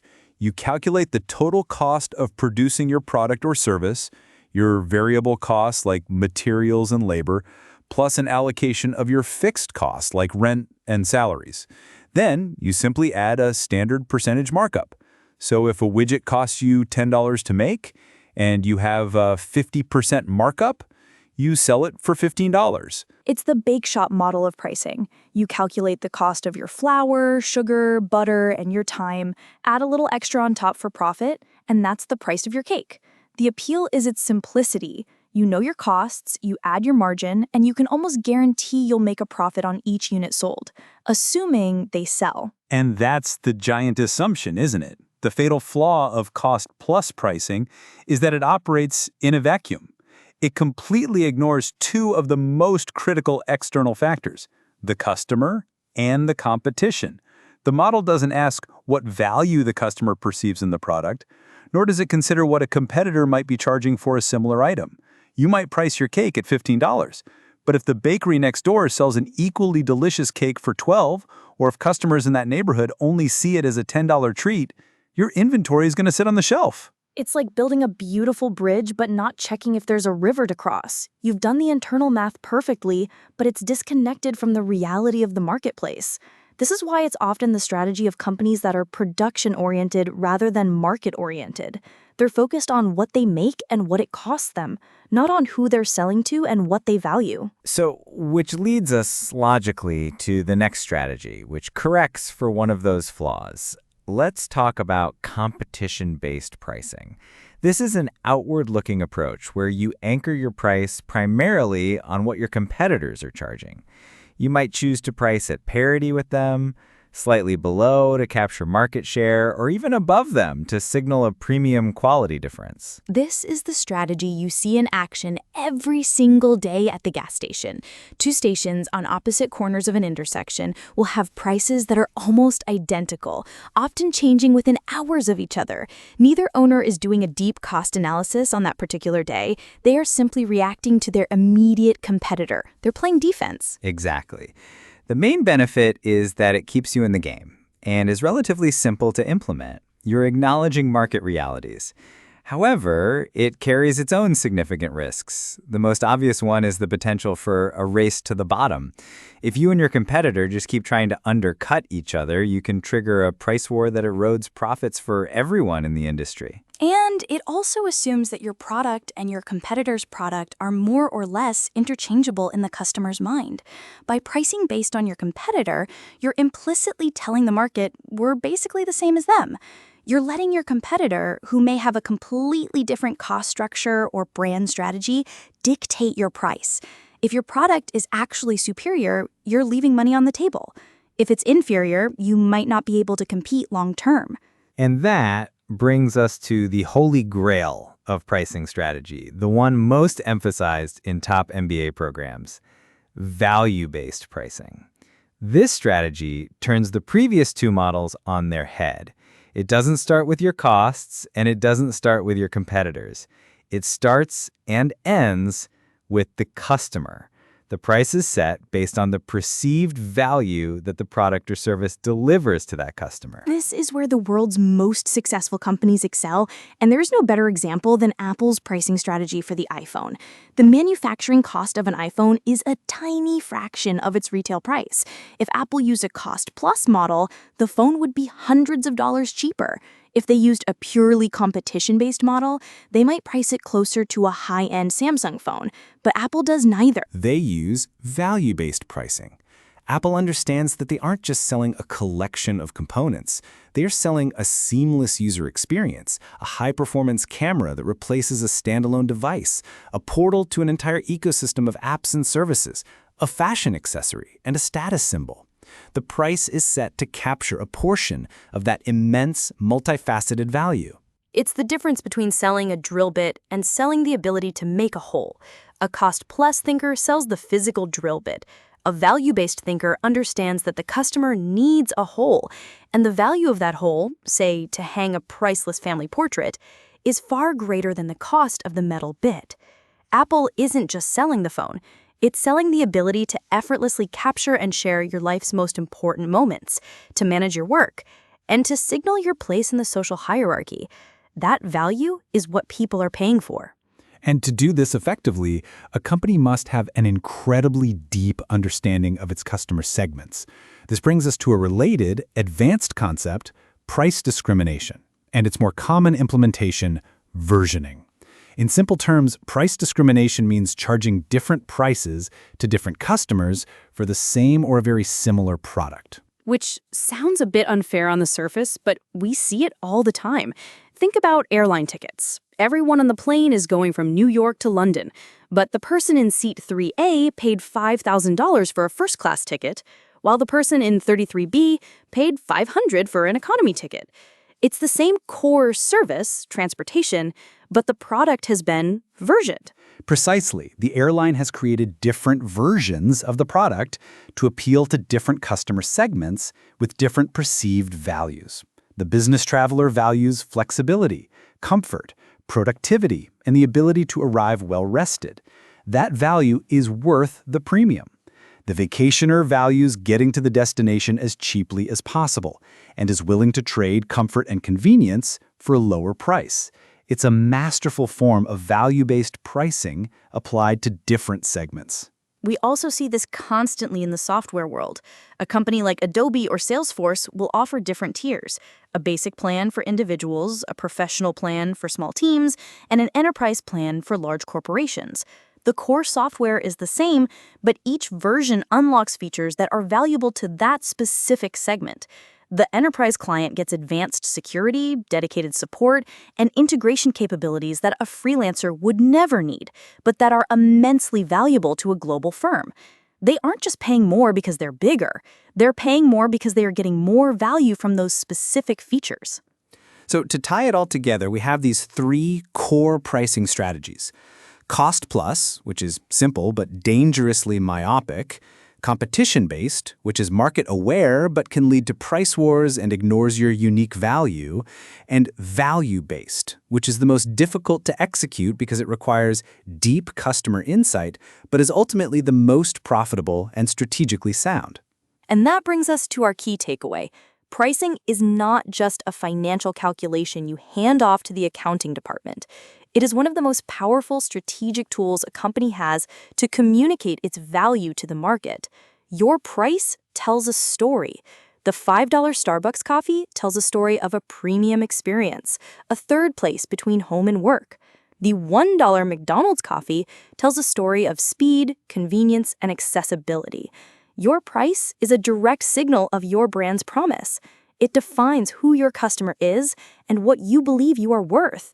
It's not an afterthought. It's the very essence of your market position.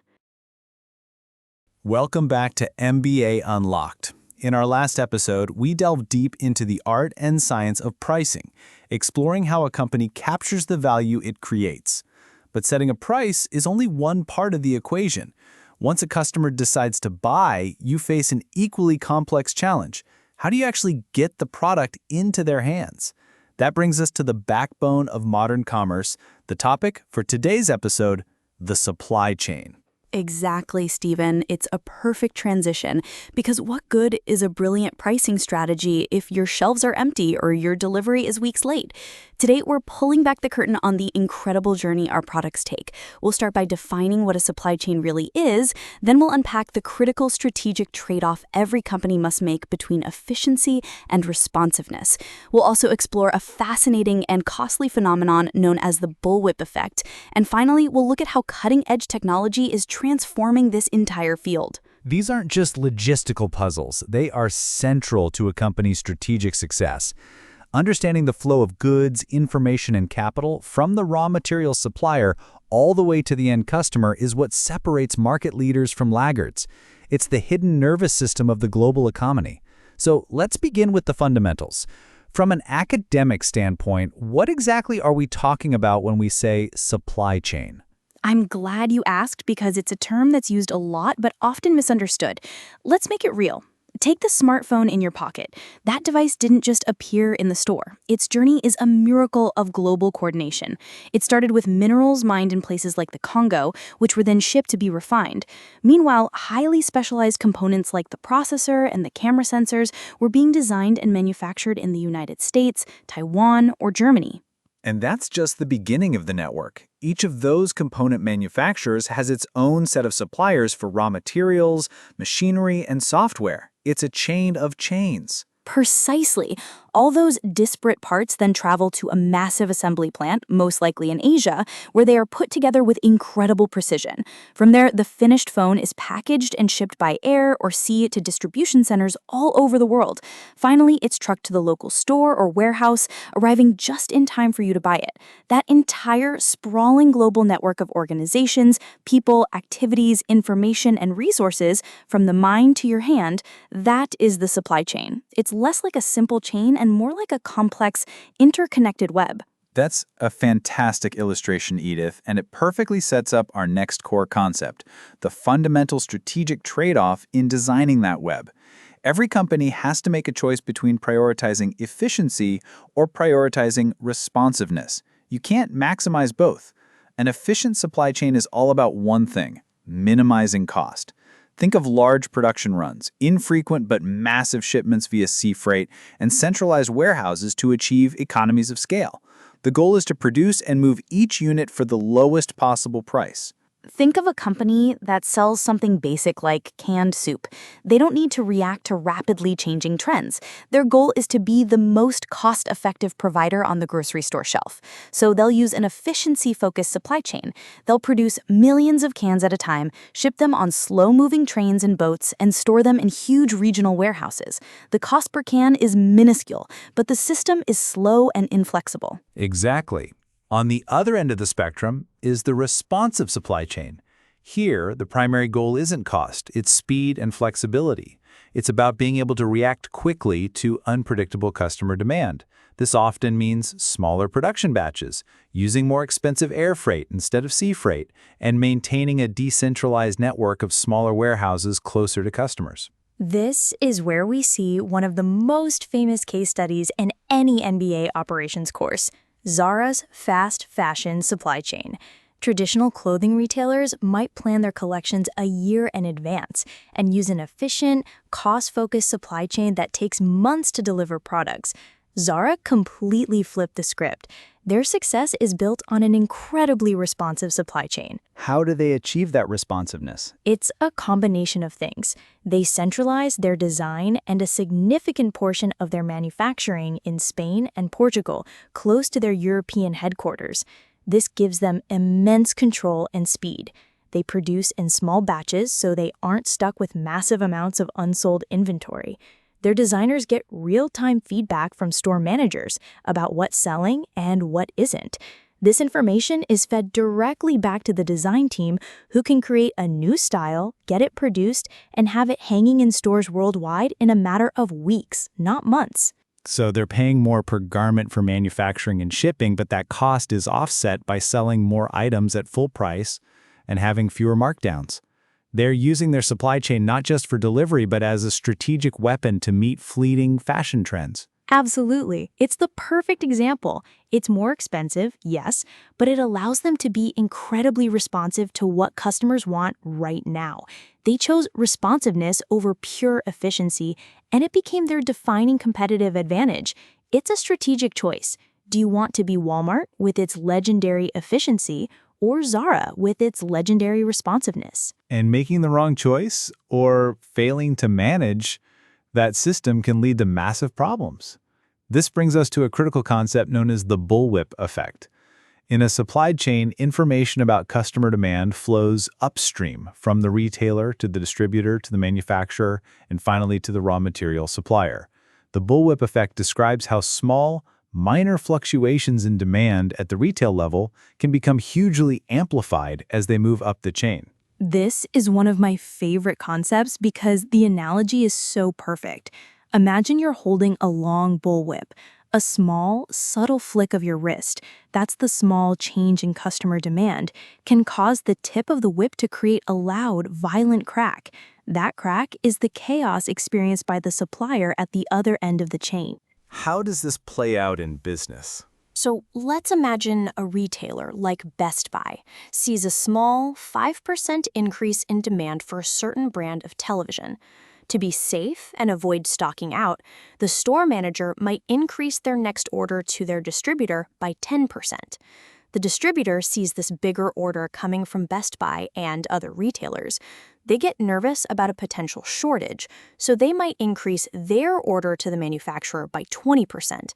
The manufacturer then sees this huge spike in orders, and fearing they'll miss out on massive sales, they might double their production and order a massive quantity of components from their suppliers. So a tiny ripple at the consumer end has become a tidal wave at the manufacturing and supply end. Exactly. And then what happens? The initial small demand increase fades away, but now the manufacturer has a warehouse full of excess TVs they can't sell, and the distributor is overstocked. This leads to massive inefficiencies, wasted capital tied up in inventory, storage costs, and eventual deep discounts to clear the excess product, which hurts profitability and brand image. It's a direct result of different parts of the chain not having clear visibility into the true end customer demand. Which is why technology is becoming so crucial in modern supply chain management. The traditional solution to the bullwhip effect was better information sharing. But now technology is supercharging that. We have tools like radio frequency identification, or RFID tags. These are tiny chips that can be attached to pallets, cases, or even individual items, broadcasting their location in real time. This gives every player in the supply chain a perfect, live view of where inventory is, dramatically reducing uncertainty. It's like replacing a weekly phone call with a live GPS tracker on every single product. The guessing game disappears. And it's not just about tracking. Think about Amazon's fulfillment centers. They use an army of robots to bring shelves of products to human workers, minimizing the time it takes to pick and pack an order. This is technology creating both efficiency and responsiveness simultaneously. And we're now seeing the rise of AI and machine learning. These systems can analyze vast data sets, weather patterns, social media trends, economic indicators, to create incredibly accurate demand forecasts. They can optimize shipping routes in real time to avoid traffic or storms. They can even perform predictive maintenance on factory machines and delivery trucks to prevent disruptions before they happen. It's turning supply chain management from a reactive operational function into a predictive strategic one. A company like Maersk, the world's largest container shipping company, isn't just a boat company anymore. They are a logistics and technology company. They use Internet of Things sensors on their containers to monitor temperature for sensitive cargo and use AI to optimize fuel consumption across their entire fleet, saving millions and reducing emissions. Technology is providing the visibility and intelligence needed to tame the complexity we talked about with the smartphone example. So to bring it all together, we've seen that a supply chain is the entire complex web that brings a product from its very origin to the final customer.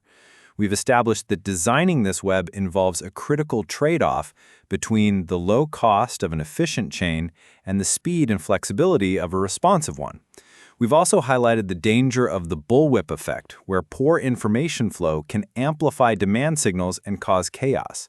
And finally, we see how technology like RFID and AI are providing powerful new tools to manage these complex systems more effectively. And that brings us to the most important lesson of all for today, our key takeaway.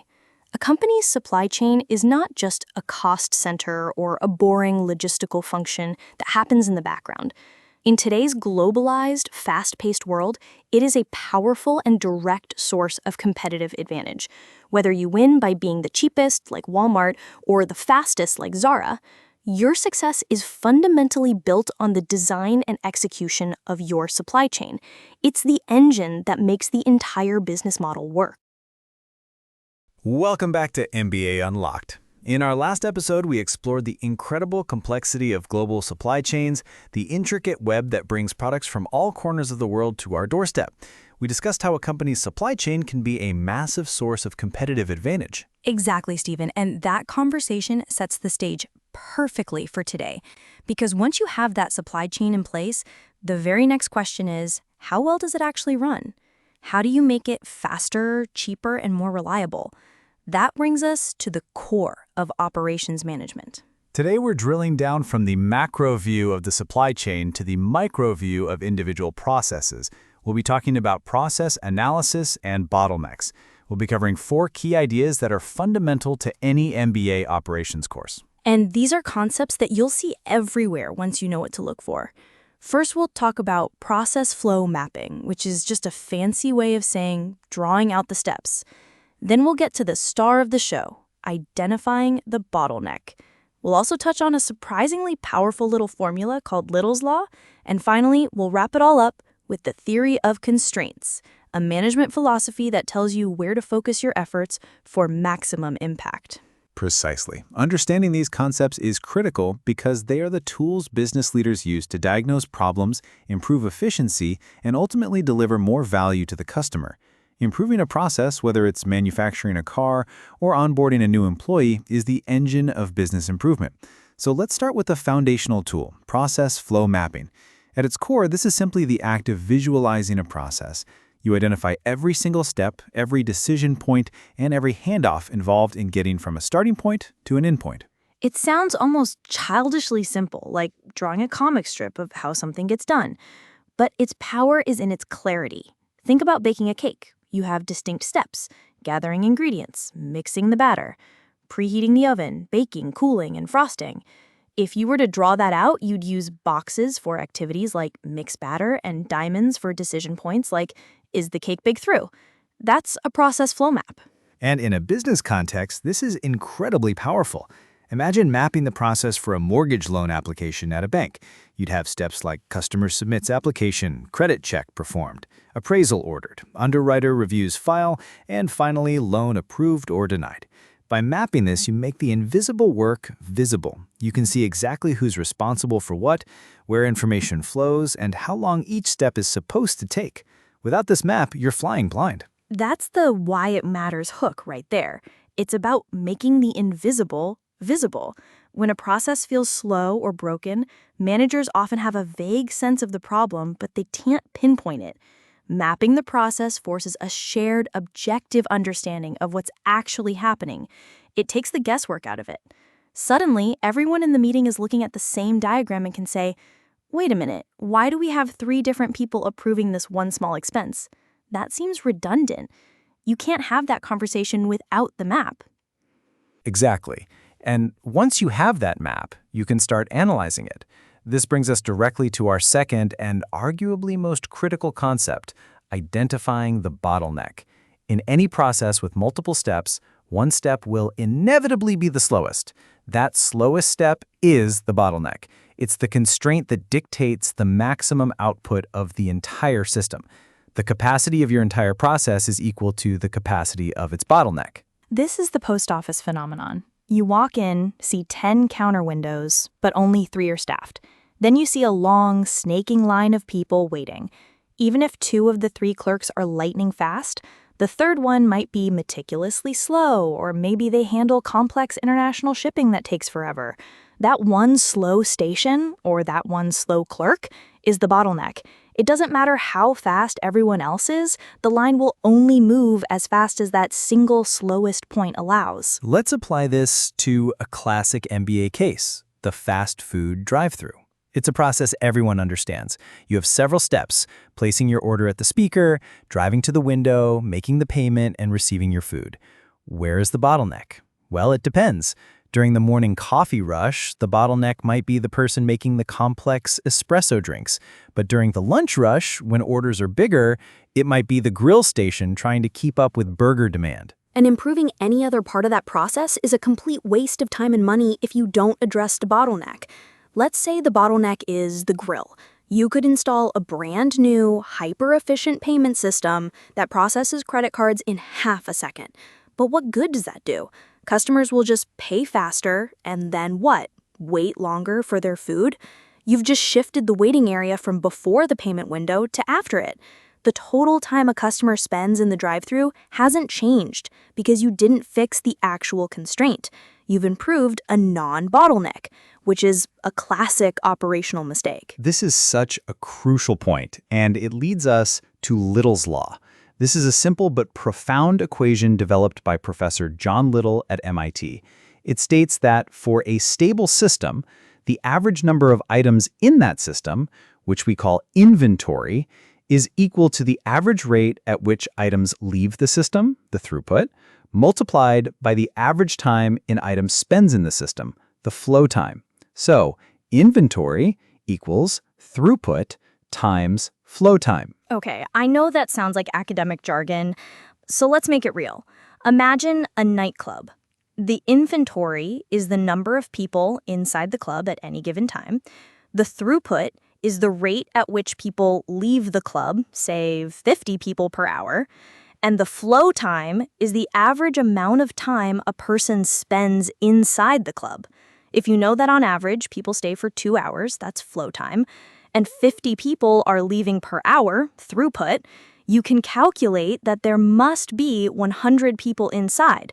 Inventory equals 100 people equals 50 people per hour times 2 hours. And you can rearrange the formula to solve for any variable. This is what makes it so useful for managers. Let's go back to the drive-thru. Let's say you, as the manager, observe that there are, on average, 10 cars in your drive-thru line. Inventory. You also know from your sales data that you are serving 40 cars per hour. Throughput. You can now calculate the average time a car is spending in your system. Flow time equals inventory divided by throughput. So 10 cars divided by 40 cars per hour equals 0.25 hours or 15 minutes. Now you have a hard metric. You can tell your boss, our average customer wait time is 15 minutes. And that's a number you can manage. If your goal is to reduce the wait time to 10 minutes, Little's Law tells you what needs to change. To reduce flow time, you either have to decrease the inventory, the number of cars in the line, or increase the throughput, the rate at which you serve them. And how do you increase throughput? By addressing the bottleneck. It all connects. It gives you a mathematical language to describe the gut feelings you have about your process being too slow. Now this brings everything together under our final concept, the theory of constraints. This is a management philosophy popularized by Elihu Goldratt in his book, The Goal, which is required reading in almost every MBA program. The theory's core premise is simple. Every complex system has at least one constraint that limits it from achieving more of its goal. For a business, that goal is usually making more money. The theory of constraints provides a clear 5-step process for dealing with these constraints. It essentially formalizes what we've been discussing. Step 1 is to identify the bottleneck. Step 2 is to exploit the bottleneck, meaning you squeeze every ounce of productivity out of it without spending a lot of money. For our drive-through grill, this could mean ensuring the grill is never sitting idle and is always cooking the most needed items. Step 3 is to subordinate everything else to the bottleneck. This means every other part of the process should be set to the pace of the bottleneck. Don't have the order taker go faster if it just means a bigger pileup of orders at the grill. The entire system should march to the beat of the bottleneck's drum. Step 4 is to elevate the bottleneck. This is where you finally spend money. You buy a bigger grill, hire a second cook for that station, or redesign the kitchen to make it more efficient. You invest resources directly into breaking the constraint. And finally, step 5 is critical. Once you've elevated the bottleneck, that step may no longer be the slowest part of the process. So you go back to step 1 and start over, looking for the new bottleneck. Continuous improvement is a cycle, not a one-time fix. And this is the ultimate takeaway for any leader. To improve any system, a factory, a hospital, a software development team, you absolutely must identify its single biggest constraint. Any energy, any money, any time spent improving something that isn't the bottleneck will be wasted. It might feel productive, you might generate impressive-looking activity reports, but the overall output of the system, the number of cars served per hour, the number of patients treated, the amount of code shipped, will not improve. That is the hard, cold, and incredibly valuable logic of process analysis. Welcome back to MBA Unlocked. In our last episode, we delved deep into process analysis, identifying bottlenecks, and understanding how a single constrained step can dictate the output of an entire system. Today, we take those core operational ideas and apply them to one of the most dynamic and challenging areas of business, services. It's a fascinating jump, isn't it? Manufacturing a smartphone is an incredibly complex process, but the phone itself doesn't have feelings or a bad day. In service industries, the customer is standing right there in the factory, experiencing the production of the service in real time. It's like my favorite hook for this topic says, you can't put a haircut in a warehouse, and a customer's bad mood can absolutely ruin a 5-star hotel experience. That perfectly frames our discussion. Today, we're unlocking the essentials of managing service operations. We'll be breaking down 4 critical topics.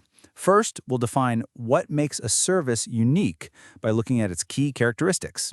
Second, we will explore the fine art and deep psychology of managing queues and waiting lines. A topic near and dear to all of our hearts, whether we're at the DMV or waiting for a coffee. Precisely. Third, we'll unpack a powerful framework called the service profit chain, which draws a direct line from employee satisfaction to a company's financial success. And finally, we'll grapple with the immense challenge of managing capacity when customer demand is constantly fluctuating. And these aren't just abstract theories. These concepts are the day-to-day playbook for some of the most successful and beloved brands in the world, from global airlines and major hospitals to, as we'll discuss, the magic makers at Disney. Understanding this is absolutely essential for any aspiring leader in a customer-facing business. Let's begin with the absolute fundamentals. What truly separates a service from a physical good? In business schools, we teach that services have 4 defining characteristics: intangibility, inseparability, variability, and perishability. It sounds a bit like textbook jargon, but these 4 words are the key to everything. They are. Let's break them down. Intangibility means you cannot see, touch, or test a service before you purchase it. You're buying a promise of an outcome. Inseparability refers to the fact that services are produced and consumed simultaneously. The provider and the customer are both part of the process. Variability, which is also called heterogeneity, acknowledges that the quality of a service can differ greatly depending on who provides it, when they provide it, and where it is delivered. And finally, perishability means you cannot store a service for later use. Revenue from an empty airline seat or an unused hotel room is lost forever. They can't sell that empty 7:30 p.m. slot at 9 p.m. That link between perishability and fluctuating demand leads us directly to our second topic, managing queues. Because you can't just pull a service from an inventory shelf, and because customer arrivals are often unpredictable, waiting lines are an inevitable part of the service world. But managing the perception of that wait is a critical operational lever. This is where psychology meets operations. The actual time you wait is only half the story. Exactly.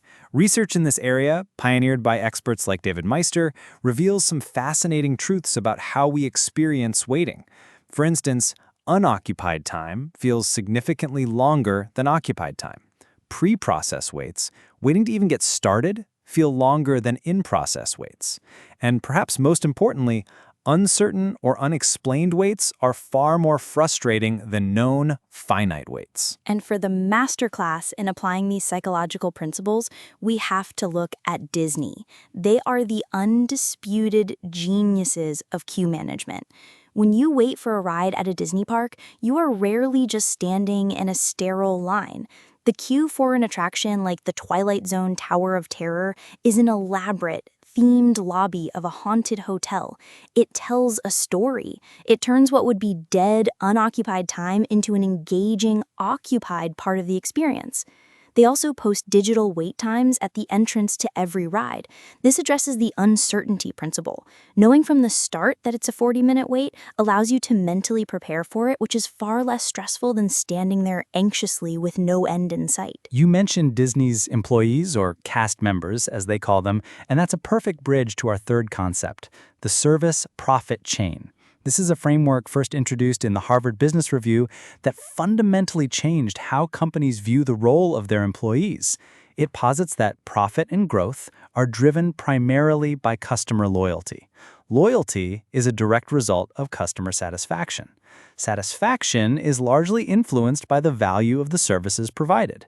Value is created by satisfied, loyal, and productive employees, and employee satisfaction finally results from a high-quality internal work environment that empowers them to serve customers well. It creates a virtuous cycle. It's a powerful idea because it takes employee well-being out of the fluffy HR category and places it at the absolute center of a strategic model for profitability. Think about your own experiences. A happy, engaged, and empowered employee is more likely to go the extra mile to solve your problem, creating a positive experience that makes you want to return. A miserable, disempowered employee just follows the script and can't wait for their shift to end, and you, the customer, can feel it. You mentioned Disney's employees, or cast members as they call them, and that's a perfect bridge here. They don't just hire employees, they cast them in a role. The internal service quality, the training, the culture, the empowerment to create magical moments is incredibly high. That leads to satisfied cast members who deliver exceptional service. That exceptional service creates highly satisfied guests, which translates into fierce customer loyalty, families who come back year after year. And that loyalty is the engine that drives Disney's immense profitability. The chain is clear, direct, and incredibly effective. You can see the opposite in action, too. Think of any company known for poor customer service. If you dig deeper, you'll often find a work culture with high turnover, low morale, and policies that disempower frontline workers. The external service simply reflects the internal culture. So this leads us to our final and most technically complex point, managing capacity. As we've established, services are perishable. An airline has a fixed number of seats on a plane. A law firm has a fixed number of partner hours in a day. The core challenge is that this capacity is often fixed, but demand is highly variable. It's the ultimate balancing act. If you have more demand than you can handle, you leave money on the table and create frustrated customers. If you have too much idle capacity, empty seats, empty tables, lawyers with no one to bill, your costs eat you alive. Exactly. So how do service businesses cope? They use a variety of strategies to manage capacity. This can involve adjusting staffing levels, like a retailer bringing in extra help during the holidays. But one of the most common strategies is to manage demand. This is where pricing and incentives become a core operational tool. Think about why it's cheaper to fly on a Tuesday than a Friday. The airline's capacity, the number of seats on the plane, is the same. They're using price as a lever to shift demand away from the peak day, Friday, and encourage people to fly on the off-peak day, Tuesday, smoothing demand to better match their fixed capacity. Hotels do the same with off-season discounts. Restaurants offer early bird specials to fill tables between 5 and 6 p.m. that would otherwise sit empty. And Disney's old Fast Pass system was a brilliant non-price mechanism for managing capacity. It didn't create more rides, it redistributed distributed demand for the most popular rides throughout the day, preventing massive bottlenecks and increasing the total number of positive experiences the park could deliver. It was a masterstroke in operational design to solve a capacity problem. So when you see happy hour specials or dynamic ticket prices, you're not just seeing a marketing promotion. You're seeing a strategic operational tool designed to solve the fundamental challenge of a perishable service and variable demand. Let's tie it all together. We've established that services are unique creatures, defined by their intangibility, inseparability, variability, and perishability. And because of that, managing a service is about managing the customer's real-time experience, making waits feel shorter, empowering employees to create value, and strategically shaping demand to meet your capacity. It all circles back to our key takeaway for this episode, a principle that every service manager should have etched on their brain. In a service business, your employees are part of the product and your customer is part of the production process. You can't separate them. That interaction between your team and your customer is your business. Mastering the design and management of that interaction is the ultimate key to success.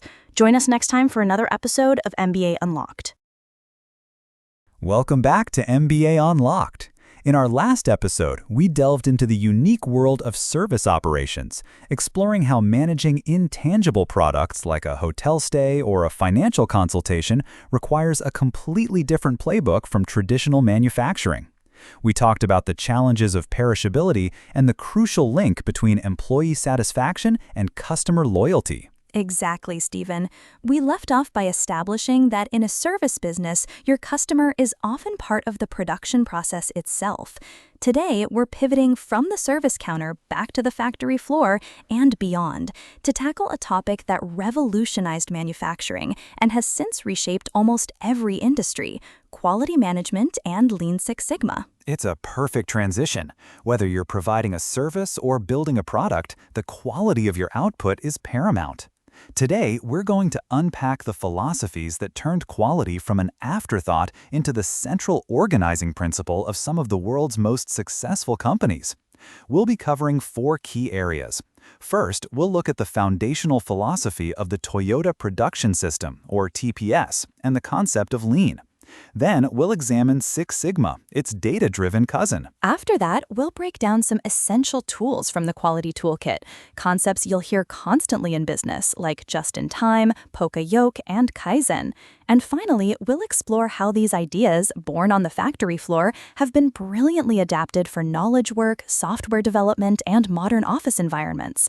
This is a journey from the greasy gears of a car factory to the clean code of a software startup, and it all revolves around one powerful idea: the relentless pursuit of perfection. And the historical context here is critical. It explains the why.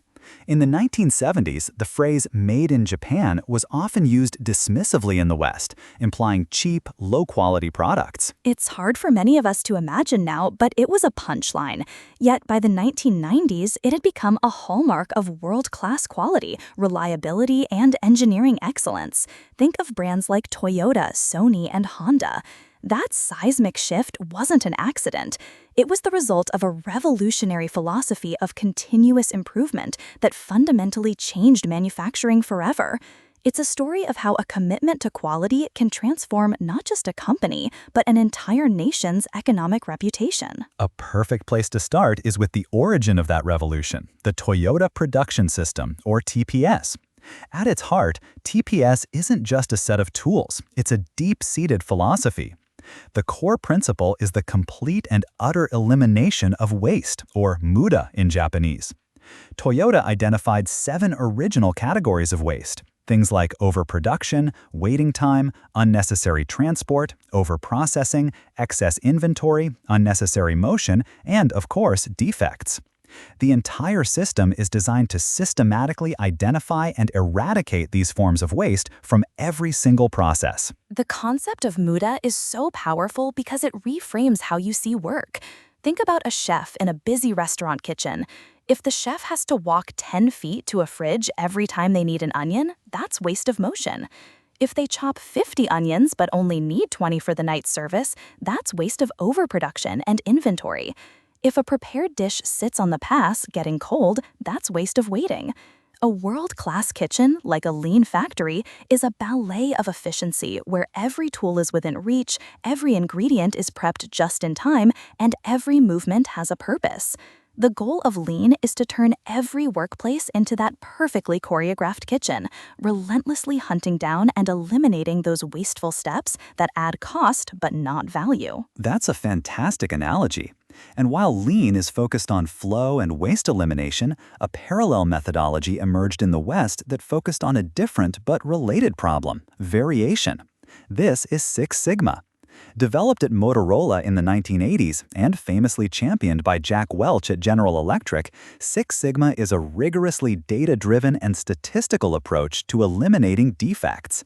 Its goal is to make processes so consistent and predictable that the output is nearly perfect. What does nearly perfect mean in this context? Statistically, a Six Sigma process is one that produces fewer than 3.4 defects per million opportunities.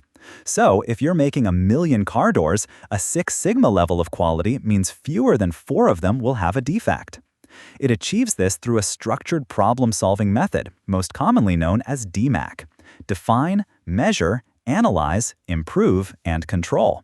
You define the problem, measure the current performance, analyze the root cause of defects, implement improvements, and then control the process to ensure the defects don't come back. So if lean is the chef designing the perfect waste-free kitchen, Six Sigma is the baker who wants to ensure that every single cookie that comes out of the oven is exactly the same size, shape, and consistency. Imagine you have the world's best chocolate chip cookie recipe. You follow it. But some days they come out a little flatter, some days a bit browner. A Six Sigma practitioner would obsess over the variables. Is the oven temperature fluctuating? Is the brand of butter consistent? Is the pinch of salt always the same weight? They would measure everything to eliminate that variation, so you get the perfect identical cookie every single time. It's about removing guesswork and relying on hard data to achieve consistency. Precisely. And to achieve these twin goals of eliminating waste and variation, practitioners developed some incredibly clever tools and concepts. 3 of the most famous are just-in-time, poka-yoke, and kaizen. Let's start with just-in-time, or JIT. This is a core pillar of lean. Instead of producing parts and storing them in a warehouse just in case they're needed, JIT dictates that you make only what is needed when it is needed and in the quantity needed. A signal is sent from a downstream process to an upstream process to trigger production. This decimates inventory, which is a major form of waste. This was Dell's original genius in the PC market. While competitors like HP were building computers and shipping them to retailers to sit on shelves, Dell didn't build your computer until you ordered it. A customer's order was the signal that traveled all the way up the supply chain. This allowed them to have minimal inventory, which not only saved money, but also meant they could incorporate the latest, cheapest components into their machines much faster than their rivals. It's like doing your grocery shopping for tonight's dinner on your way home from work, rather than buying a month's worth of food that might spoil in your fridge. Exactly. The next concept is poka-yoke, which is Japanese for mistake-proofing. It's a beautifully simple idea. Design the process so that it's impossible to make a mistake in the first place. The classic example is a modern USB-C cable. You can't plug it in the wrong way. The design itself prevents the error. This is a poka-yoke. It takes the burden of vigilance off the human operator and builds quality directly into the task. They are everywhere once you start looking for them. When you fill out a form online and it won't let you click submit because you forgot your postal code, that's a poka-yoke. The child-proof cap on a bottle of medicine is a poka-yoke. In a car, the feature that prevents you from shifting out of park unless your foot is on the brake is a poka-yoke. It's about making the right action the only possible action, or at least the easiest one. And that brings us to the third concept, and perhaps the most important culturally, kaizen, which simply means continuous improvement. The philosophy of kaizen is that improvement should not come from occasional, massive, top-down directives.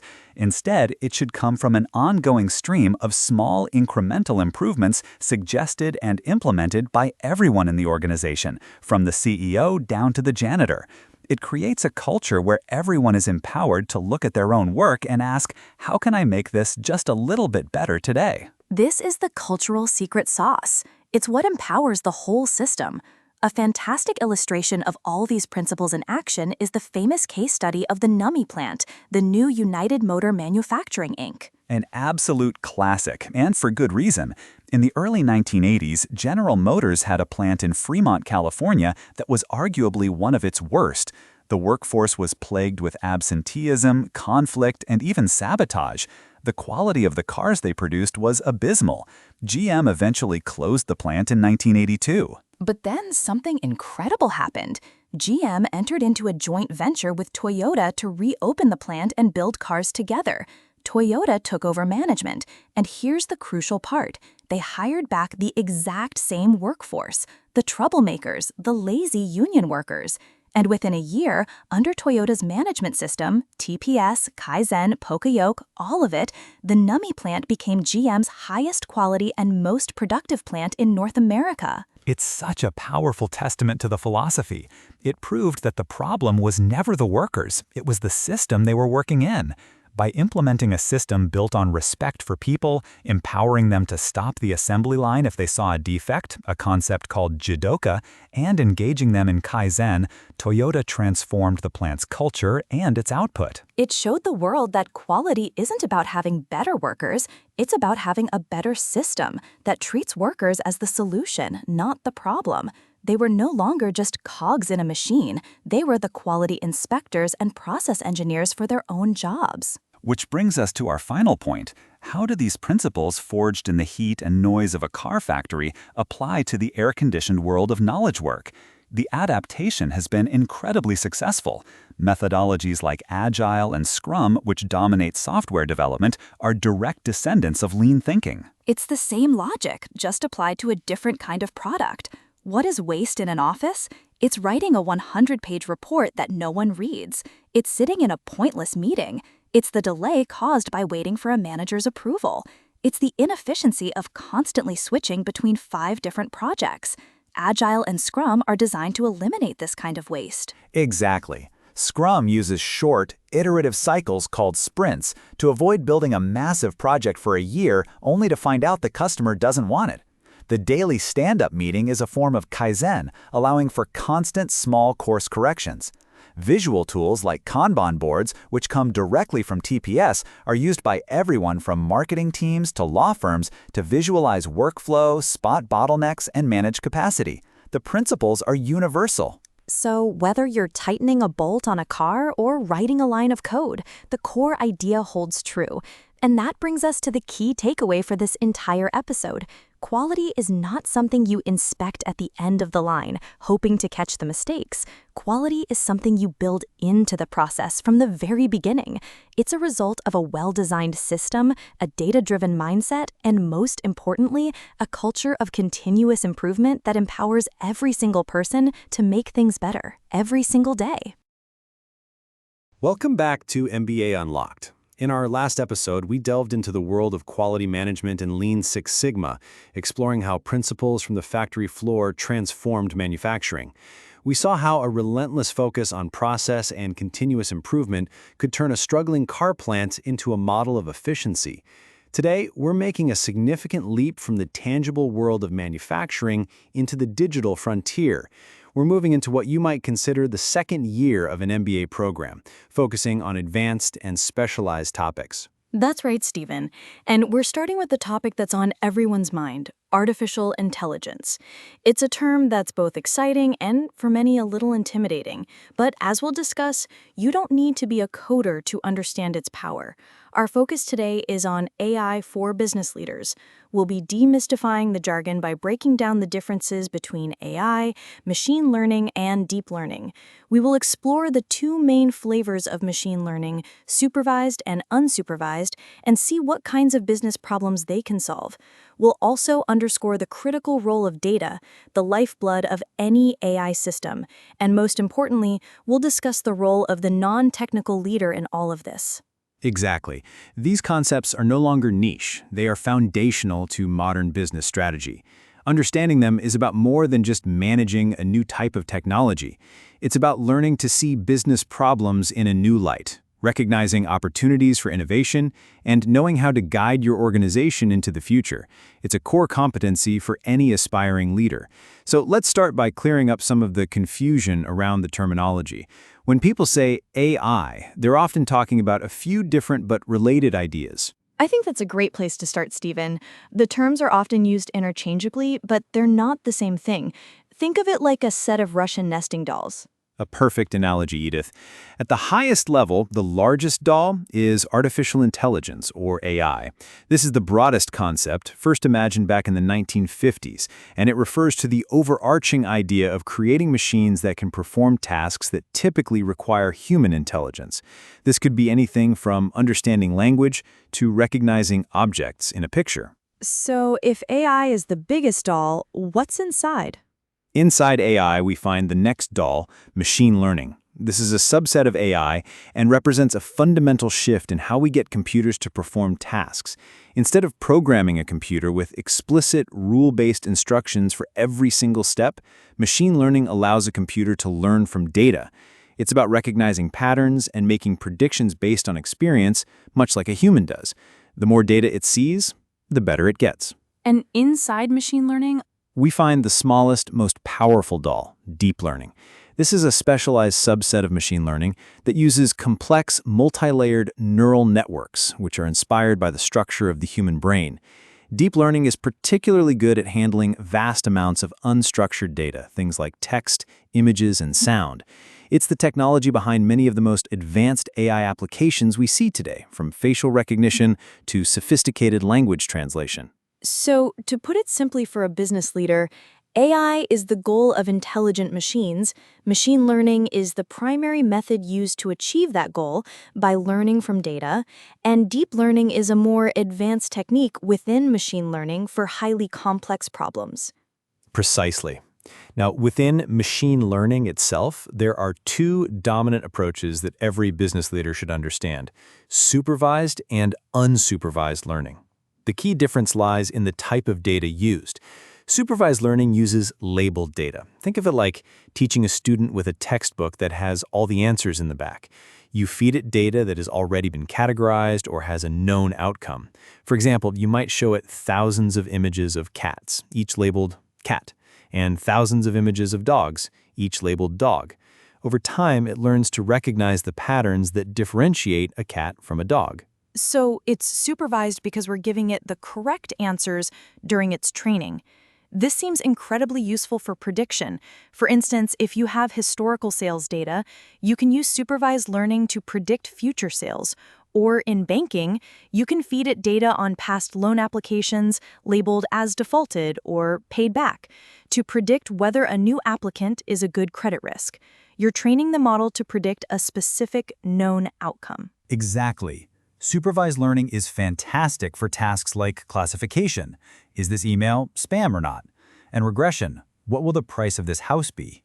The other main type is unsupervised learning. Here, you don't give the algorithm labeled data. You just give it a whole lot of data and ask it to find the hidden patterns or structures on its own. It's like giving someone a huge box of mixed Lego bricks and asking them to sort them into logical groups without any instructions. They might start grouping them by color, then by size, then by shape. They're discovering the inherent structure in the data themselves. In a business context, this is powerful for customer segmentation.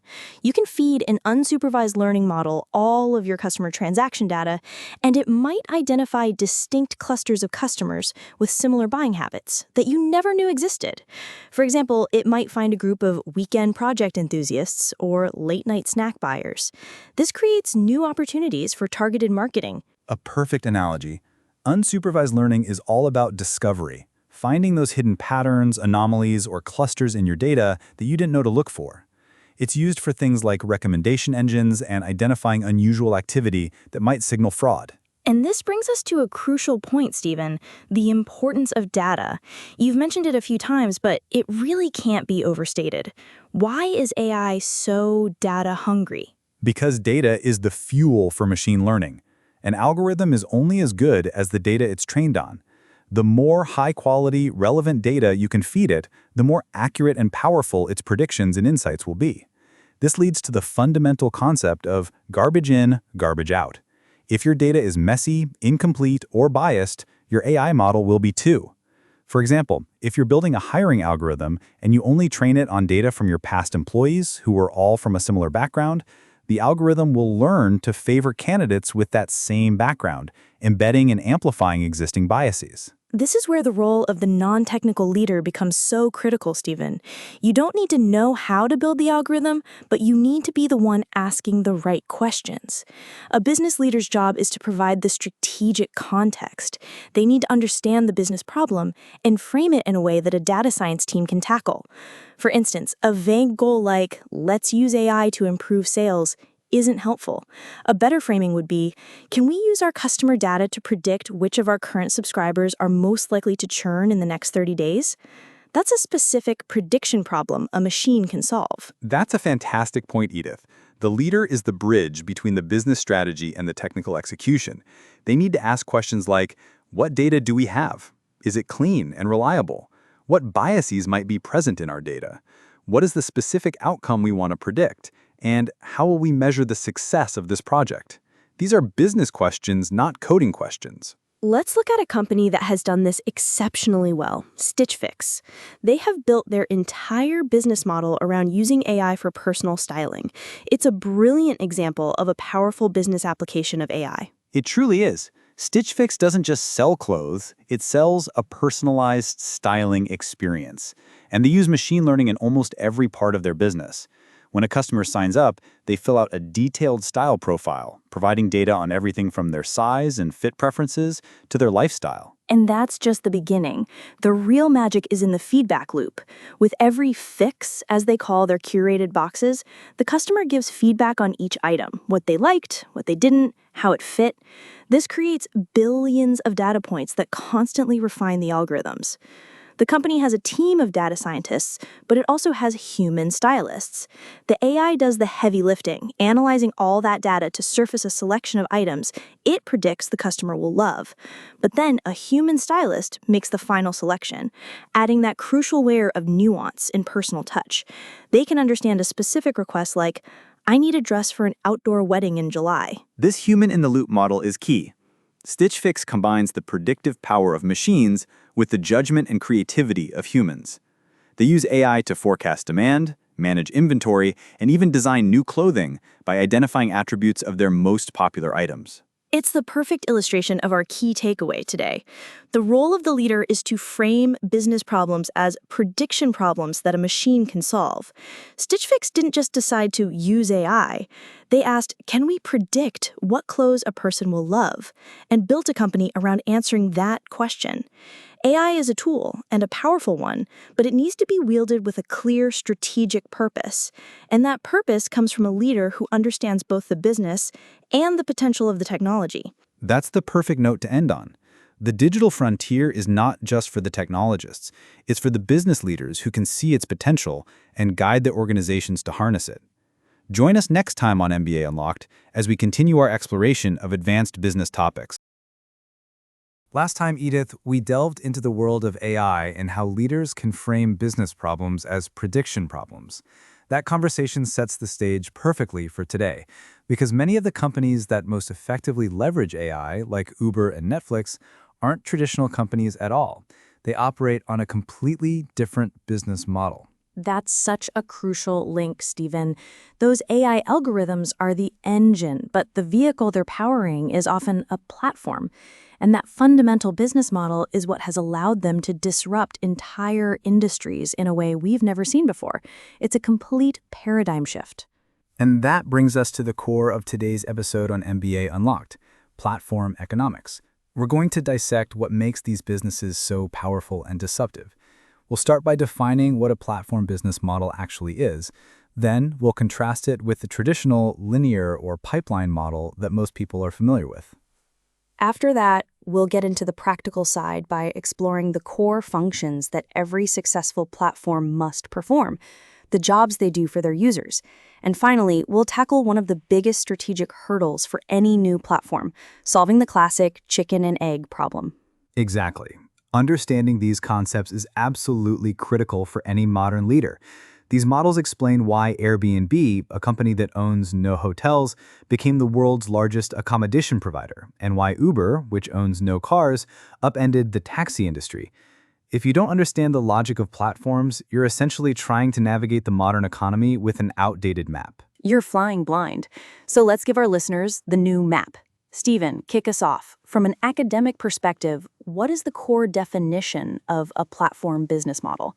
At its heart, a platform business model is defined as a business that creates value by facilitating exchanges between two or more interdependent groups, typically consumers and producers. The key words there are facilitating and interdependent. The platform itself doesn't create the inventory or the service. It creates the connection point. It's an intermediary, but a technologically supercharged one. And that's the hook right there. It's not about owning the means of production, but about owning the means of connection. Think of a traditional hotel chain like Marriott. That's a pipeline. They buy land, pour concrete, build hotels, furnish rooms, and sell those rooms one by one. The value is created by Marriott and pushed out to the customer. Airbnb didn't build a single room. They built a town square, a digital one, where people with spare rooms, the producers, could easily meet and transact with people who need a place to stay, the consumers. The platform is the town square, not the goods being sold in it. It's a fundamentally different way of thinking about where value comes from. That's a perfect analogy. And that directly leads to our next point. The contrast between that traditional linear or pipeline model and the platform model. The linear model, which we often call a pipeline in business strategy, is about a step-by-step value chain. A company like Nike designs a shoe, sources materials, manufactures it, and then pushes it through a distribution channel to a customer. Value flows in one direction, like water through a pipe. The business sits at the beginning of that pipe, controlling everything. And the platform smashes that pipe and replaces it with a web or a network. The control is decentralized. Let's stick with transportation. A company like Ford is a classic pipeline. Its value is in its factories, its supply chain, its ability to manufacture a physical car. Now, look at a platform like Uber.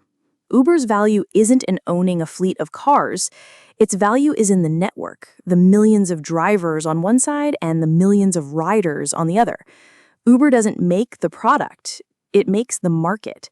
The value is created by the users themselves, and the platform simply orchestrates it, taking a cut for its matchmaking services. That's why platforms can scale so incredibly fast without massive capital investment in physical assets. They aren't building factories, they're building communities. And to build that community, the platform has to perform several core functions exceptionally well. In academic terms, we break this down into three key areas. First, platforms dramatically reduce search costs. Finding a specific service, a trusted provider, or a niche product used to take a lot of time and effort. Second, they facilitate transactions, making the exchange of value, especially payment, seamless and secure. And that third one is the secret sauce. It truly is. The third function is to build trust between strangers. This is the essential lubricant for any market, especially one where the two parties have never met and may never meet again. Without trust, there is no transaction. Let's make that really concrete. Imagine you wanted to find a freelance graphic designer 25 years ago. The search costs were immense. You'd ask for referrals, maybe look in the yellow pages. It was slow and inefficient. Now you go to a platform like Upwork or Fiverr and can see thousands of designers, their portfolios and their specialties in seconds. The search cost has collapsed. Exactly. And then you agree on a project. How do you handle the payment? That's the transaction facilitation. Instead of insecurely wiring money or mailing a check, the platform holds the payment in escrow. The designer knows the money is there before they start, and the client knows they won't release the funds until they're satisfied with the work. It's a smooth, safe process that removes a huge point of friction. And now for the trust component. This is the magic. Why do you trust that designer you've never met? Because you can see their star rating, read dozens of detailed reviews from past clients, and see how long they've been on the platform. The platform has created a reputation system. It's like building a global village where everyone's professional history is visible. That system of accumulated trust is arguably the platform's most valuable asset. It's what makes the entire model work. Which brings us to the ultimate strategic challenge. To have reviews, you need transactions. To have transactions, you need buyers and sellers. But why would buyers come to a platform with no sellers? And why would sellers bother setting up shop on a platform with no buyers? This is the classic chicken and egg problem, a central dilemma in every MBA course on platform competition. It's the empty restaurant problem. No one wants to go into an empty restaurant, but if no one ever goes in, it will always be empty. For a platform, this is the make or break moment. You have to get both sides of the market on board at the same time, and it can feel like an impossible task. So how do you do it? This is where our case study, Etsy, provides such a brilliant lesson. Etsy is a fantastic example. They were entering a world where eBay was the undisputed giant. A direct assault would have been futile. They had to be clever. Incredibly clever. They solved the chicken and egg problem by choosing a side and providing overwhelming value to them first. They didn't try to be a platform for everyone. They focused laser-like on a very specific, passionate niche: artisans, crafters, and sellers of vintage goods. This was a group of producers who felt underserved by eBay, which they saw as generic, commercial, and focused on low prices rather than quality and uniqueness. So Etsy's strategy was to attract the eggs, the sellers first. They built tools specifically for this creative community. They allowed for beautiful, large photos, customizable storefronts that felt like personal boutiques, and fostered a sense of community among the sellers themselves. They made the sellers feel like valued partners, not just users. Exactly. They hyper-focused on the producer experience. By doing so, they aggregated a truly unique and compelling supply of products: beautiful handmade jewelry, quirky vintage furniture, custom artwork. These were eggs you simply couldn't find anywhere else. That unique and curated inventory then became the magnet for the chickens, the buyers. People who were tired of mass-produced goods flocked to Etsy because they knew they would find something special and authentic. They attracted the buyers by first creating the world's best home for sellers of handmade goods. It's a textbook execution of a platform launch strategy. They subsidized one side of the market, not with cash, but with tools, community, and focus, to create a unique value proposition that then attracted the other side. They solved the chicken and egg problem by deciding which one came first and nurturing it obsessively. And it highlights the key takeaway from our entire discussion today. As a business leader, your thinking has to evolve beyond the pipeline. The most valuable and powerful modern companies don't just sell products. They build ecosystems and orchestrate the interactions within them. Your job is no longer just to be a producer, but to be a market maker, a community builder, and even the governor of a thriving, multi-sided digital economy. That's a profound shift in strategy. It is. From understanding the basic definition to navigating the complex launch strategy, mastering the principles of platform economics is no longer optional. It's foundational to understanding how value is created and captured in the 21st century. Welcome back to MBA Unlocked. In our last episode, we explored the fascinating world of platform business models, dissecting how companies like Airbnb and Uber create immense value not by owning assets, but by orchestrating ecosystems. We saw that their power lies in connecting different user groups. Today, we're going to peel back another layer of that onion and examine the engine that often powers these platforms to dominance, the network effect. Exactly, Stephen. If platforms are the stage, network effects are the invisible force that pulls a massive audience onto that stage and keeps them there. Today, we're diving deep into this concept. We'll start by defining what a network effect actually is. Then we'll distinguish between direct and indirect network effects. From there, we'll unpack how this phenomenon creates incredibly powerful competitive advantages, leading to those winner-take-all markets we hear so much about. And finally, we'll get practical and discuss strategies for actually creating and nurturing network effects in a new business. These concepts are absolutely central to understanding modern business strategy. The shift from linear product pipelines to interconnected networks is one of the most significant economic transformations of our time. Understanding the network effect isn't just for tech entrepreneurs. It's crucial for any leader trying to navigate the competitive landscape of the digital frontier. So let's start at the beginning. In academic terms, the network effect is a phenomenon where the value of a product or service for a user increases as the number of other users of that same product or service grows. And that can sound a bit dry, but it's one of the most powerful forces in business. Think about the very first person who bought a telephone. What a lonely piece of equipment. It was a box that did nothing. They had absolutely no one to call. Its value was zero. But then a second person bought a telephone. Suddenly, the network had one connection, and the value for both users instantly materialized. When a third person joined, it didn't just add one more connection, it added two more, connecting to both of the original users. This simple idea is the secret sauce, the magic ingredient, behind the global dominance of giants like Facebook, WhatsApp, and Google. Without the network effect, these are just bits of code. With it, they become integrated into the very fabric of society. That's a perfect illustration of the core concept, Edith, and it leads us directly into our next point, distinguishing between different types of network effects. The telephone example you used is a classic case of a direct network effect. The value for any given user increases directly with the addition of each new user. Social networks are the same. My experience on LinkedIn is directly more valuable the more of my professional contacts are also on the platform. It's like a party. One person in a ballroom is just a person.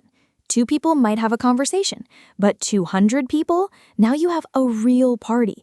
The energy, the opportunities to connect, the overall experience, it grows exponentially with each person who walks through the door. That's a direct network effect in action. The value comes from interacting with the same type of user. Precisely. But there's a second, more complex type, the indirect network effect. This occurs in multi-sided platforms like the ones we discussed last episode. In this model, the value for one group of users increases as another distinct group of users joins the platform. Think of Uber. The service doesn't become more valuable to me as a rider just because more riders are using the app in my city. In fact, that might increase surge pricing. The service becomes more valuable to me when more drivers join the network, because that means lower wait times and more availability. And for the drivers, the platform becomes more valuable as more riders join, because that means less downtime and more potential fares. It's a symbiotic relationship between two different groups. My favorite analogy is a shopping mall. The shoppers go there because there's a great selection of stores, and the stores want to be in that mall because it attracts a high volume of shoppers. The mall itself, the platform, creates value by attracting both sides. One side's growth directly benefits the other, creating a powerful self-reinforcing loop.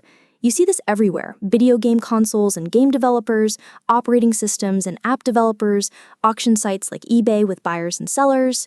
And this self-reinforcing loop is what creates such formidable competitive advantages, or as business strategists like to call them, moats. Once a network reaches a certain scale or critical mass, it becomes incredibly difficult for a competitor to challenge it. A new entrant might even have a better product or superior technology, but if it doesn't have the network, it offers less value to potential users. This is what leads to the winner-take-all or winner-take-most dynamics we see in many tech industries.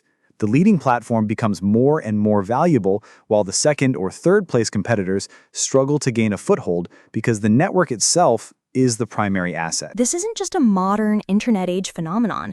The case study of Microsoft Windows versus Apple's Macintosh in the 1990s is the classic MBA lesson on this.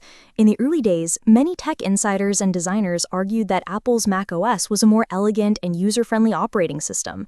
But Apple maintained a closed ecosystem. They made the hardware and the software. Microsoft did something different. They focused solely on the software, Windows, and licensed it to a huge variety of hardware manufacturers like Dell, HP, and Compaq. This strategy was pivotal. It allowed Microsoft to rapidly build a massive installed user base. With so many people using Windows, an enormous incentive was created for software developers. Why would a developer spend their limited resources building a program for the much smaller Mac user base when they could reach a vast audience by developing for Windows? Exactly. So a flood of software, from games to productivity tools to niche business applications, was created for Windows. This in turn made Windows even more valuable to users. If you were a customer in the 90s, you'd go to a store and see a wall of software for Windows and maybe a small shelf for Mac. The decision became a no-brainer no-brainer for most people, even if they secretly preferred the Mac's design. This created a cycle that was almost impossible for Apple to break for many, many years. The value wasn't just in the code of Windows itself, it was in the powerful two-sided network effect between the massive user base and the even larger army of software developers. Microsoft didn't just sell a product, they cultivated a dominant ecosystem. The Microsoft case study perfectly demonstrates the power of the moat. So for the aspiring entrepreneurs and managers listening, the logical next question is, how do you create this? How do you ignite a network effect from scratch when you're starting with 0 users? This is often called the cold start problem, or solving the chicken and egg problem we mentioned last time. Strategically, there are several approaches. One common tactic is to subsidize one side of the market. For instance, a platform might offer significant discounts or even pay early adopters on one side to attract the other side. PayPal did this brilliantly in its early days. They literally gave people money, offering $10 to new users and another $10 for every friend they referred. It cost them millions in the short term, but it was a genius move. They needed a critical mass of both buyers and sellers on eBay to make their payment system valuable. By paying early adopters, they solved the chicken and egg problem and quickly became the default payment method on the platform, establishing a network effect that competitors found impossible to overcome for years. Another strategy is to provide significant standalone value in the product itself, even without a large network. The initial value has to be compelling enough to attract early users, who then form the seed of the network. The product works on its own, but gets better with friends. Instagram is a fantastic example of this. When it launched, it wasn't just a social network. It was a fantastic mobile photo editing app. It had unique and beautiful filters that made your otherwise boring phone pictures look amazing. People downloaded it and used it for that tool alone. They would edit their photos on Instagram and then post them to other, larger networks like Facebook or Twitter. But by doing so, they also started building their Instagram network on the side. The app provided standalone value first, which attracted an initial user base, and that user base then grew into the massive social network it is today. Absolutely. And a final key strategy is to focus on a very specific, narrow niche to begin with. Instead of trying to be everything to everyone, you can launch by targeting a small, tightly knit community where users are likely to know each other. This allows you to reach critical mass within that niche much more quickly. Facebook is the textbook case for this strategy. It didn't launch to the world, it launched exclusively for Harvard students. Within that single, hyper-connected campus, it reached a high density of users almost immediately. The value proposition was instantly clear because nearly everyone you knew was on it. Once they had conquered Harvard, they expanded to other Ivy League schools, then all colleges.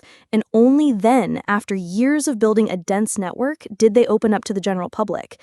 They started in a small pond and made sure they were the biggest fish before moving to the ocean. So to bring it all together, the ultimate lesson here is a profound shift in strategic thinking. In a business with strong network effects, your primary goal isn't just to build the best product in a vacuum. The goal is to achieve a critical mass of users faster and more effectively than your competition. The network itself becomes the defensible asset. That's the key takeaway. It's about momentum. It's about building a community, an ecosystem that grows more valuable with each new member. Understanding this principle is no longer optional for leaders. It's essential for building a durable, dominant business in our interconnected world. The moat is no longer just built on operational efficiency or brand loyalty. It's built on the power of the crowd. Welcome back to MBA Unlocked. In our last episode, we delved into the powerful dynamics of network effects and how they create winner-take-all markets, the secret sauce behind so many digital giants. It was all about building momentum and creating a self-reinforcing cycle of value. But that raises a crucial question. What happens when you're not the one building from scratch? What happens when you're an established, successful company and a new technology, perhaps even supercharged by network effects, threatens your very existence? Exactly, Stephen. It's one thing to build a new castle on a new hill, but it's another thing entirely to rebuild your existing castle while it's under siege from a disruptive new force. That's the challenge at the heart of today's episode, digital transformation. We're going to explore why this is such a monumental task. We'll be dissecting a few key ideas. That's right. We'll start by defining what digital transformation truly means beyond the buzzword. Then we'll unpack a seminal business concept, the innovator's dilemma, which explains why successful companies often fail in the face of disruptive change. We'll also get into the nitty-gritty of the challenges posed by legacy systems and entrenched cultures. And to make it all real, we'll look at strategies for actually making innovation happen within a large, complex organization. Think of it as learning how to teach an old dog new world-changing tricks. The concepts we're discussing today are critical because they explain the fundamental tension between optimizing for today's success and positioning for tomorrow's survival, a tightrope every modern leader must walk. Let's start with a clear definition.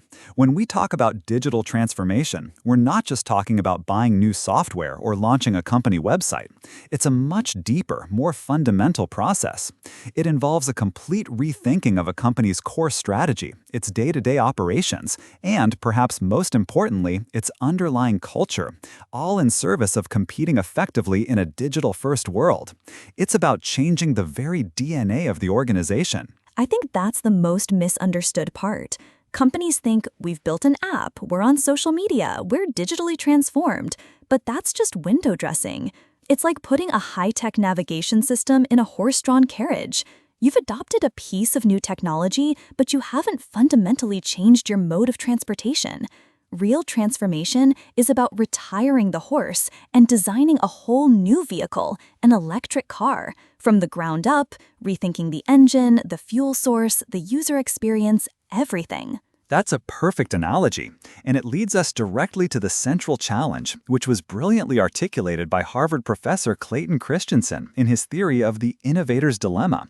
The dilemma is this: the very management practices that have made a company successful, listening to its best customers, focusing on its most profitable products, and investing in incremental improvements, can also be the reasons why it fails to seize the next wave of disruptive innovation. And this isn't because the managers are incompetent. It's because they're doing their jobs exactly as they've been taught. Imagine you're the CEO of Blockbuster in the early 2000s. Your most profitable customers are the ones who come into the store every Friday night, browse the aisles, and crucially, pay those late fees. Late fees were a massive part of their revenue model. Then this little startup, Netflix, comes along with a subscription model. No late fees, and you get DVDs by mail. From Blockbuster's perspective, this new model looks unattractive. The margins are lower, it serves a niche group of early adopters who are patient enough to wait for mail delivery, and it cannibalizes their profitable late fee business. So they listen to their best customers, who aren't clamoring for this new service, and they focus on optimizing their existing stores. They do exactly what business school would have taught them to do. Exactly. The dilemma is that you are incentivized to please your current high-value customers, but the disruptive innovation is initially only attractive to a small, low-value or emerging market segment.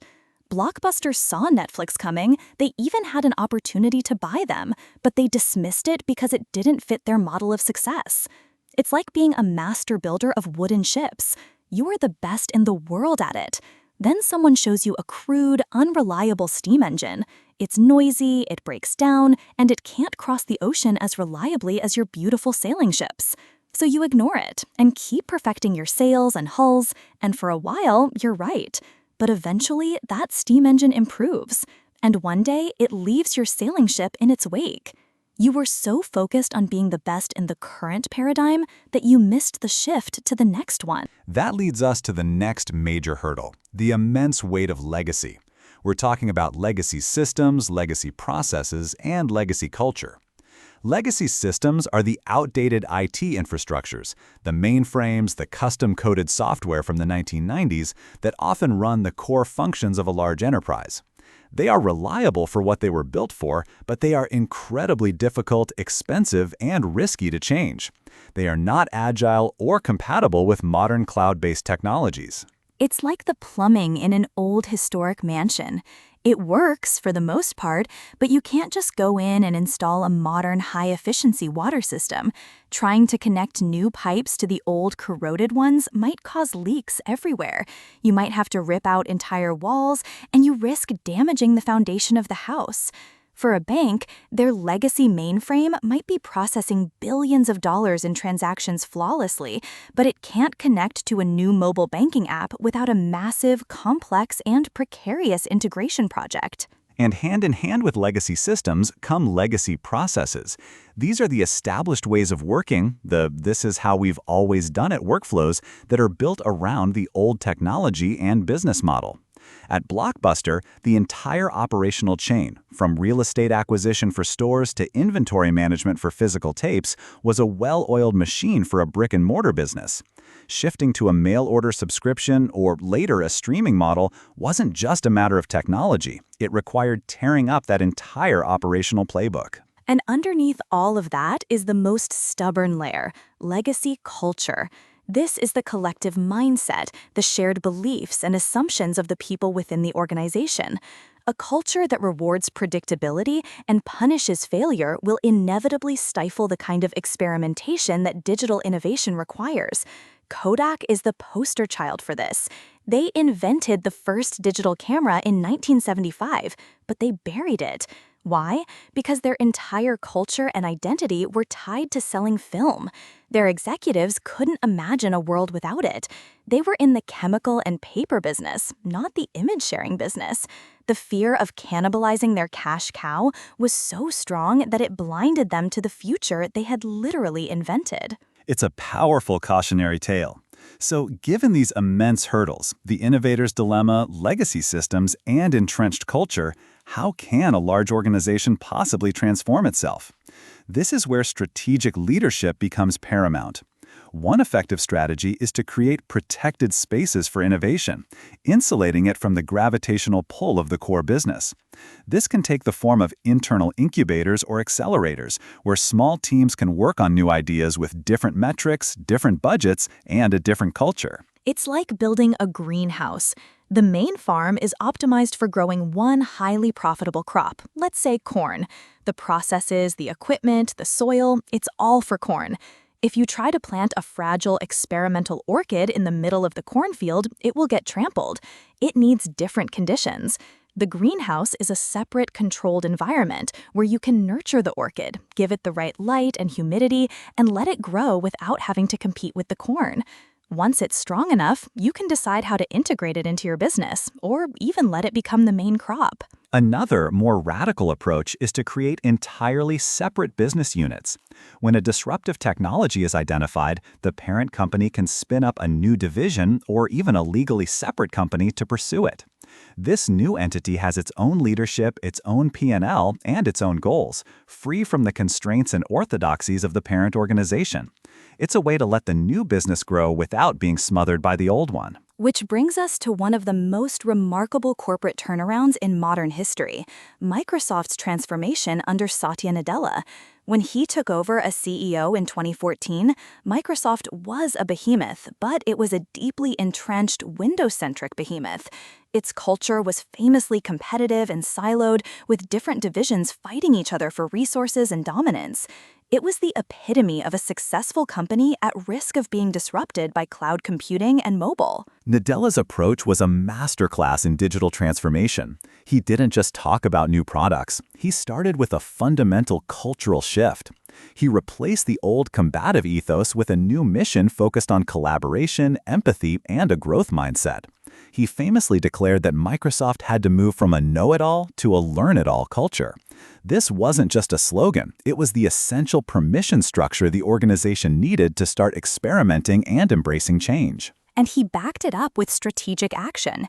He pivoted the entire company away from its reliance on Windows and toward a cloud-first, mobile-first strategy. This was monumental. He embraced Linux, an open-source operating system that his predecessor had called a cancer, because that's what developers in the cloud were using. He launched Microsoft Office on the iPad, a direct competitor's platform, prioritizing customer needs over protecting the Windows ecosystem. He de-emphasized the legacy cash cow to invest fully in the future, which was Azure, their cloud computing platform. He effectively rebuilt the company's engine while it was still flying. Azure was allowed to operate like a nimble, aggressive startup within the larger Microsoft, empowering its leaders to compete head-on with Amazon Web Services. This wasn't just about adopting cloud technology. It was about adopting a cloud mindset, one of service, continuous improvement, and openness. The result was one of the most successful digital transformations we've ever seen, catapulting Microsoft back to the pinnacle of the tech world. It truly was, and it perfectly illustrates our key takeaway for today. Digital transformation is not fundamentally about adopting new technology. It's about adopting a new mindset and building an organizational structure that can leverage that technology. The technology is the tool, but the transformation happens in the strategy, the culture, and the hearts and minds of the people. It's about having the courage to let go of the success of the past to build the relevance of the future. Welcome back to MBA Unlocked. In our last episode, we navigated the complexities of digital transformation, exploring how established companies can adapt to technological change. Today, we're shifting our focus from adapting within existing structures to building something entirely new. We're stepping into the world of entrepreneurship. That's right, Stephen. And we're going to dismantle a common myth that entrepreneurship begins with a stroke of genius, a world-changing idea that appears fully formed. The reality is often messier, more scientific, and frankly, more accessible than that. It starts with a problem, a real customer pain point. Precisely. Today, we're dissecting the entrepreneurial method, specifically focusing on the lean startup methodology. We'll be covering 4 core concepts that have revolutionized how startups are built. First, the crucial shift from the static business plan to a dynamic process of continuous experimentation. Then we'll get into the nitty-gritty with the minimum viable product, or MVP. This is all about creating the simplest possible version of a product to kickstart the learning process with actual customers. Next, we'll examine the engine that drives this entire process, the build, measure, learn feedback loop. This is the core cycle of turning ideas into products, getting customer feedback, and learning what to do next. And finally, we'll talk about the pivot. It's not about giving up. It's a structured, intelligent course correction based on what you've learned. These concepts are fundamental because they provide a framework for navigating the extreme uncertainty inherent in any new venture, moving entrepreneurship from a just-do-it art form to a rigorous, evidence-based science. Let's start with that foundational shift away from the traditional business plan. For decades, the first step for any aspiring entrepreneur was to write a comprehensive business plan, a detailed document filled with 5-year financial projections, market analysis, and operational strategies. The problem is, these plans are built on a mountain of untested assumptions. The lean startup, a methodology popularized by Eric Ries, argues that in a startup environment where the product, customer, and market are all uncertain, this static plan is often an exercise in fiction. It's like trying to write a detailed travel itinerary for a country that hasn't been discovered yet. You can guess what the terrain might be like, what language the locals speak, and what currency they use, but you're just guessing. A traditional business plan is that beautifully printed yet completely speculative travel guide.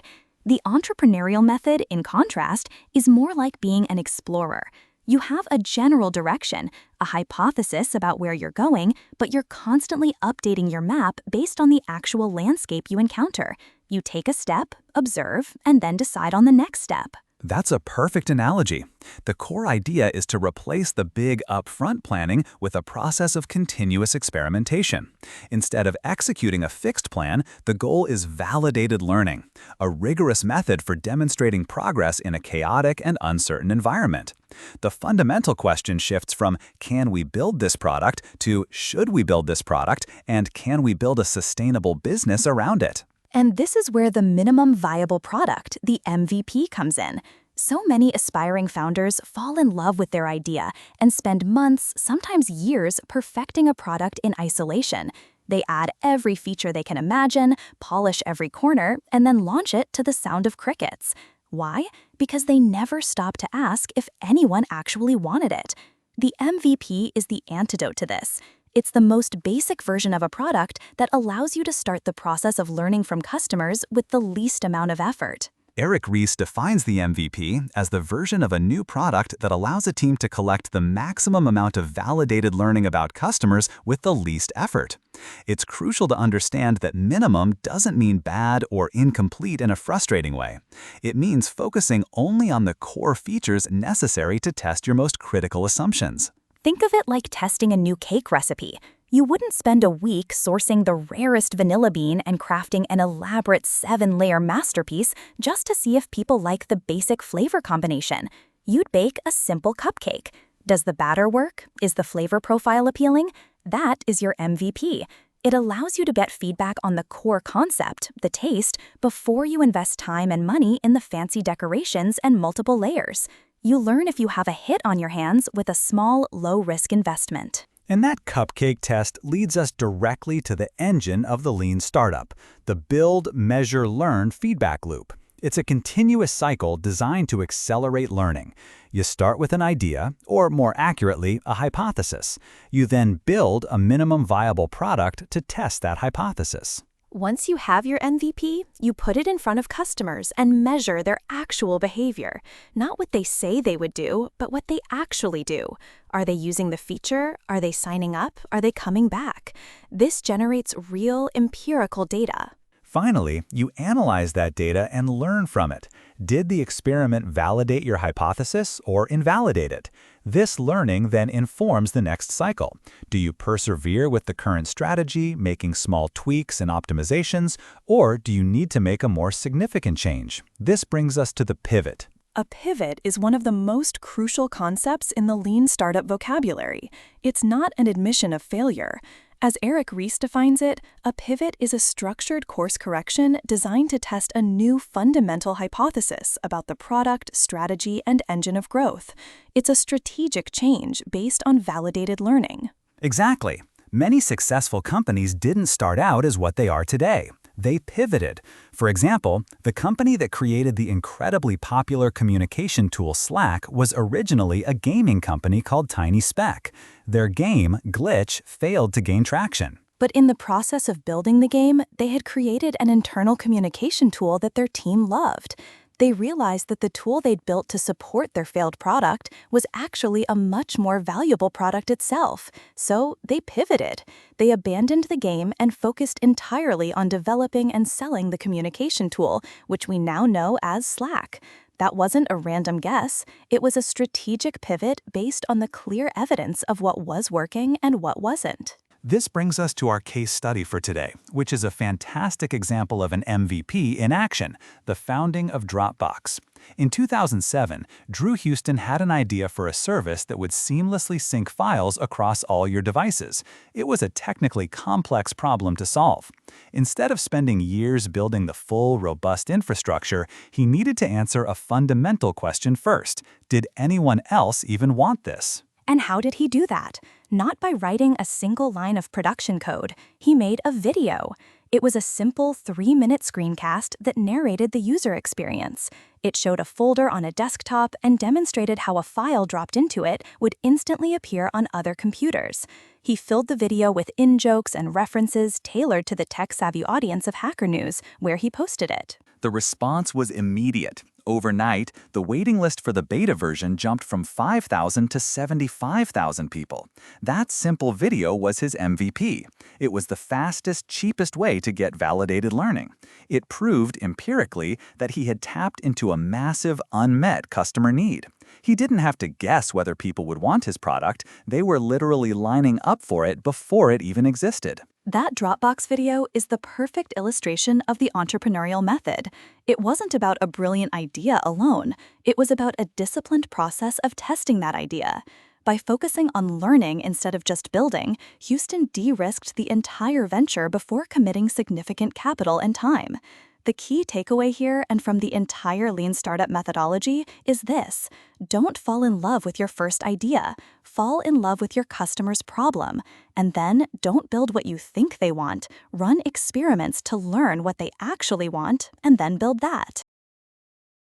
Welcome back to MBA Unlocked. In our last episode, we explored the lean startup methodology, a process of continuous experimentation for turning a customer problem into a viable business. Today, we're going to build on that by diving into the world of venture capital, the fuel that powers many of these high-growth startups. We'll be discussing what venture capital, or VC, is, how the VC business model works, the different stages of funding, and what VCs look for when they're deciding to invest. Exactly, Stephen. It's the logical next step in our journey through entrepreneurship. Once you've used the lean method to validate your idea and build a product with a solid user base, the question becomes, how do you scale it? For many startups with huge ambitions, the answer is venture capital. Think about companies like Uber and Airbnb. They raised enormous sums of money long before they were profitable. That's the power and mystery of VC we're going to unravel today. That's a great entry point, Edith. Let's start with the fundamentals. Venture capital is a form of private equity financing provided to startups, early-stage and emerging companies that have been identified as having high growth potential. VCs aren't just passive investors. They often provide mentorship and strategic guidance to the companies they fund.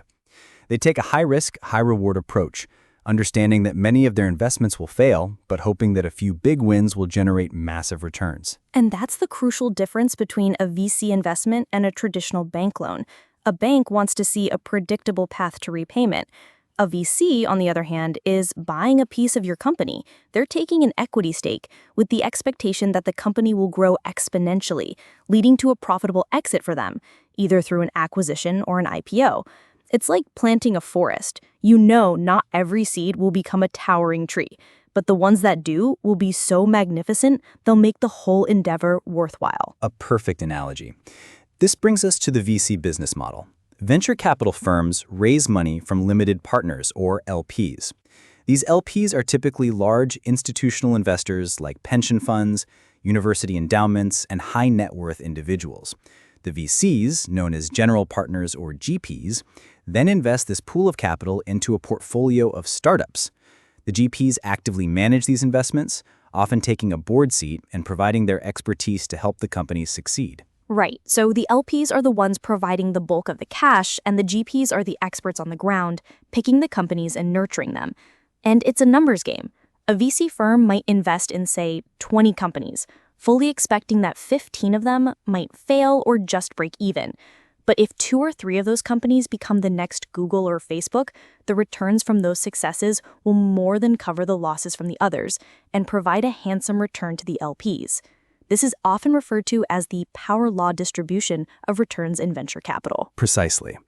Now, let's talk about the journey a startup takes with venture capital, which is broken down into distinct stages of funding. It typically starts with a pre-seed or seed round. Pre-seed funding often comes from the founder's own pockets, friends and family, or angel investors, and is used to develop the initial idea and perhaps a prototype. A seed round is usually the first time a company will raise money from institutional VCs, and it's intended to get the company to a point where it has a product and some early traction. Think of it like building a house. The pre-seed and seed money is for laying the foundation and framing the structure. You're proving that you can actually build something that stands. Once you've done that, you move on to Series A financing. This is where you really start to pour the concrete and build out the first floor. The goal of a Series A round is to scale the business, grow the team, and expand your market reach now that you have a proven product. Similarly, we have Series B, C, and so on. Each of these subsequent rounds is typically for further scaling, entering new markets, or making acquisitions. By the time a company reaches a Series C round, it's usually a well-established business with a strong track record of revenue growth. Not all companies will go through all of these stages. The number of funding rounds depends on the company's specific needs and growth trajectory. And each stage represents a different level of risk for investors. In the early stages, the risk is very high because the company is still unproven. As the company matures and hits key milestones, the risk decreases and it can attract larger investments at higher valuations. It's like planting a forest. You know not every seed will become a towering tree, but the ones that do will be so magnificent, they'll make the whole endeavor worthwhile. This leads us to a critical question. What exactly are VCs looking for when they evaluate a potential investment? It's not just about a good idea. There are 4 key areas they scrutinize: the market, the team, the product, and the business model. Let's break those down. First, the market. VCs are looking for a massive market opportunity. They want to see that the problem you're solving is a big one and that the potential customer base is enormous. A small, niche market just won't provide the potential for the explosive growth VCs need to see for their model to work. Absolutely. Next is the founding team. Many VCs will say that the team is the most important factor in their investment decision. They're looking for founders with a compelling vision, deep industry expertise, and a relentless drive to succeed. They want to see a team with complementary skills that can execute on their plan. This is where the jockey versus the horse analogy comes in. A great jockey, the team, can win a race even on a decent horse, the product. But a mediocre jockey is likely to lose even on a great horse. VCs bet on the jockeys. Then there's the product. VCs want to see a product that is not just good, but defensible. This means having some sort of competitive advantage, like proprietary technology or a strong brand, that will be difficult for competitors to replicate. And finally, the business model. VCs need to see a clear path to scalability and profitability. The business model should demonstrate how the company will acquire customers at a low cost and generate significant revenue over time. It's not enough to have a great product. You need a machine that can churn out profits as it grows. To bring all of this together, let's look at a classic case study, Andreessen Horowitz's investment in Instagram. In 2010, they invested $250,000 in a company that, at the time, had only 13 employees. It's a fascinating story because Andreessen Horowitz had a tough decision to make. They had also invested in a competing photo-sharing app called PicPlaz. When Instagram, which started as a different app called Bourbon, pivoted to focus on photo-sharing, it created a conflict. That's right. Andreessen Horowitz ultimately decided not to increase their stake in Instagram in later rounds to avoid a conflict of interest with their investment in PicPlaz. However, their initial seed investment still yielded a massive return. When Facebook acquired Instagram for $1 billion in 2012, Andreessen Horowitz made around $78 million, a 312-fold return on their initial investment. This perfectly illustrates the high-risk, high-reward nature of venture capital. It really does. And it highlights how quickly things can move in the venture capital world. Instagram went from a small startup to a billion-dollar acquisition in just 18 months. That's the kind of velocity that venture capital can enable. It's not just about the money, it's about the strategic guidance and the network that a top-tier VC firm brings to the table, which can dramatically accelerate a company's growth. The key takeaway here is that venture capital is not alone. It's the business of buying a small piece of a company with the hope that it will one day become enormous. An excellent summary, Edith. Understanding venture capital is essential for any aspiring business leader, whether you plan to be an entrepreneur or work within a large corporation that interacts with the startup ecosystem. And with that, we'll wrap up this episode of MBA Unlocked. Join us next time as we continue our exploration of advanced topics in business. Welcome back to MBA Unlocked. In our last episode, we delved into the high-flying world of venture capital, exploring how VCs fuel the growth of disruptive startups. Today, we turn our attention to another titan of the investment world, one that operates on a different scale and with a completely different playbook: private equity. It's a perfect transition, Stephen. If venture capitalists are talent scouts searching for the next big rock star, private equity firms are the savvy producers who acquire a legendary band that's maybe past its peak, remaster their albums, streamline their operations, and send them on a sold-out stadium tour. They don't create from scratch. They acquire, transform, and optimize. An excellent analogy. And that's exactly what we'll be dissecting in today's episode, Private Equity 101. We'll explore what these firms do, how they do it, and why it's so critical for any business professional to understand. We'll be covering four main areas. First, we'll define what private equity actually is. Second, we'll break down their signature technique, the leveraged buyout, or LBO. After that, we'll look at the specific ways PE firms create value once they own a company. And finally, we'll draw a very clear line in the sand, highlighting the key differences between private equity and venture capital. Understanding this is crucial because PE firms are major economic actors. They own well-known brands, influence entire industries, and their strategies can impact thousands of employees and millions of consumers. Let's begin with the core concept. What is private equity? Simply put, private equity, or PE, is an investment class where firms raise capital to buy companies that are not listed on a public stock exchange. This can involve buying an already private company or, more famously, acquiring a publicly traded company and taking it private, removing it from the stock market. That word private is the key to understanding the whole model. Think of the public stock market, the NYSE or NASDAQ, as a massive, brightly lit public arena. Anyone can see the prices, read the quarterly reports, and buy shares in companies like Microsoft or Coca-Cola. Private equity is the opposite. It's a series of high-stakes, exclusive deals happening behind closed doors. The buyers and sellers are sophisticated institutions, not the general public. That's exactly right. These PE firms, sometimes called buyout firms, act as general partners. They raise enormous funds from limited partners like large pension funds, university endowments, and sovereign wealth funds. They then use this pool of capital to acquire controlling stakes in or outright ownership of established companies. Their goal isn't passive ownership, it's to hold the company for a number of years, typically 5 to 10, actively improve its performance, and then sell it for a significant profit. So they're not just buying a stock and hoping it goes up. They're buying the whole company so they can get under the hood and tinker with the engine themselves. Precisely. And that leads directly to the question of how they afford to buy entire multi-billion-dollar companies. This brings us to their primary mechanism, the leveraged buyout, or LBO. An LBO is a transaction where the acquiring PE firm uses a substantial amount of borrowed money to meet the cost of acquisition. Let's make that real with an analogy. Imagine you want to buy an investment property, a rental apartment building, for $1 million. You're a savvy investor, but you don't have $1 million in cash. However, you do have $200,000. So you use your $200,000 as a down payment and go to a bank to get a loan for the remaining $800,000. In this scenario, you are the PE firm, the $200,000 is your equity, and the $800,000 loan is the leverage. A perfect illustration. And here's the most critical part of an LBO. The debt is secured by the assets of the company being acquired, and the cash flow of that company is used to make the loan payments.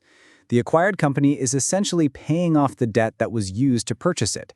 This is why PE firms target mature companies with stable, predictable cash flows. They need to be absolutely certain the business can handle those hefty interest payments. And this use of leverage is what makes the model so powerful. Let's go back to our apartment building. After a few years, you've used the rental income to pay down the mortgage, and you've also renovated the units, allowing you to increase the rent. Now the building is worth $1.5 million. You sell it, pay off the remaining, say, $700,000 of the loan, and you're left with $800,000. Your initial $200,000 investment generated a $600,000 profit. The leverage allowed you to buy a bigger asset and dramatically amplify your returns. Of course, if the property value had plummeted, that same leverage would have magnified your losses. It's a double-edged sword. Which leads to our next key area, how PE firms ensure the value of their acquisitions goes up. It's an active, hands-on process that generally relies on 3 levers of value creation. The first is what we just discussed, financial engineering. The use of debt in the LBO structure is itself a source of returns. As the acquired company pays down its debt year after year, the PE firm's equity percentage of the total value automatically increases, building value for them even if the company's operating performance stays flat. But the best firms don't rely on financial tricks alone. The second and most important lever is operational improvements. This is where PE gets its reputation for being aggressive and hands-on. They bring in new management teams or work with existing ones to make the business fundamentally better. This can mean revamping a supply chain, modernizing ancient IT systems, cutting wasteful spending, professionalizing a sales force, or selling off non-essential divisions. This is the equivalent of renovating the kitchens and bathrooms in our apartment building analogy. They are making tangible improvements to increase the intrinsic value of the asset. And the third lever is strategic repositioning. This involves making fundamental changes to the company's long-term direction. For instance, a PE firm might acquire several smaller companies in a fragmented industry and merge them together to create a single dominant market leader, a strategy known as a roll-up. Or they might shift a company's business model entirely. A classic example is what happens to some legacy retailers. A PE firm might buy a struggling chain with hundreds of physical stores. They'll implement a new strategy, close the underperforming locations, invest heavily in building a world-class e-commerce platform, and relaunch the brand as a leaner, more digitally savvy competitor. They aren't just making the old model more efficient, they're building a new one better suited for the future. With that framework in place, we can now clearly spell out the difference between private equity and venture capital. As we've seen, the biggest distinction is the maturity of the target company. VCs invest in early-stage startups with high growth potential, while PE firms buy established, mature companies with predictable cash flow. It really is the difference between being a gardener and being a house flipper. A VC plants a tiny, unproven seed and nurtures it, hoping it grows into a giant redwood. They know most seeds won't even sprout, but one success can make up for all the failures. A PE firm buys an existing solid house that's a bit dated. They don't need it to become a palace. They just need to rewire the electrical, put on a new roof, and give it a modern kitchen so they can sell it for a solid, predictable profit. That's a great way to frame it. This core difference drives everything else. VCs make many small bets and take minority stakes, meaning they own a piece of the company but don't control it. They need astronomical returns from their winners to offset their many losses. PE firms, by contrast, conduct an LBO to buy the entire company. They have control. Their risk is lower because they're buying proven businesses, and they amplify their more modest returns with leverage. Exactly. A VC might own 15% of a company and advise the founder. A PE firm owns 100% of the company and tells the CEO what to do. The power dynamic is completely different. It's ownership versus partnership. To see this entire playbook in action, let's look at one of the most legendary deals in PE history, the Blackstone Group's acquisition of Hilton Hotels. In 2007, Blackstone bought the global hotel giant for an eye-watering $26 billion, one of the largest LBOs ever at the time. And the timing was terrifying. They closed the deal right at the peak of the market, just months before the 2008 global financial crisis and subsequent recession decimated the travel industry. Hilton's performance cratered, and it looked like Blackstone was on the hook for one of the biggest investment disasters in history. It was an incredible test. Blackstone had put up $5.6 billion of its own equity and used over $20 billion in debt to buy Hilton. When the crisis hit, they didn't panic. Instead, they executed the PE playbook perfectly. First, financial engineering. They immediately began negotiating with the lenders to restructure that massive pile of debt, giving Hilton the financial flexibility to survive the downturn. Then came the operational and strategic improvements. They kept Hilton's CEO but worked with him to launch a complete overhaul of the business. They focused relentlessly on the brand, improving the Hilton Honors loyalty program and pushing massive international expansion, opening hundreds of new hotels.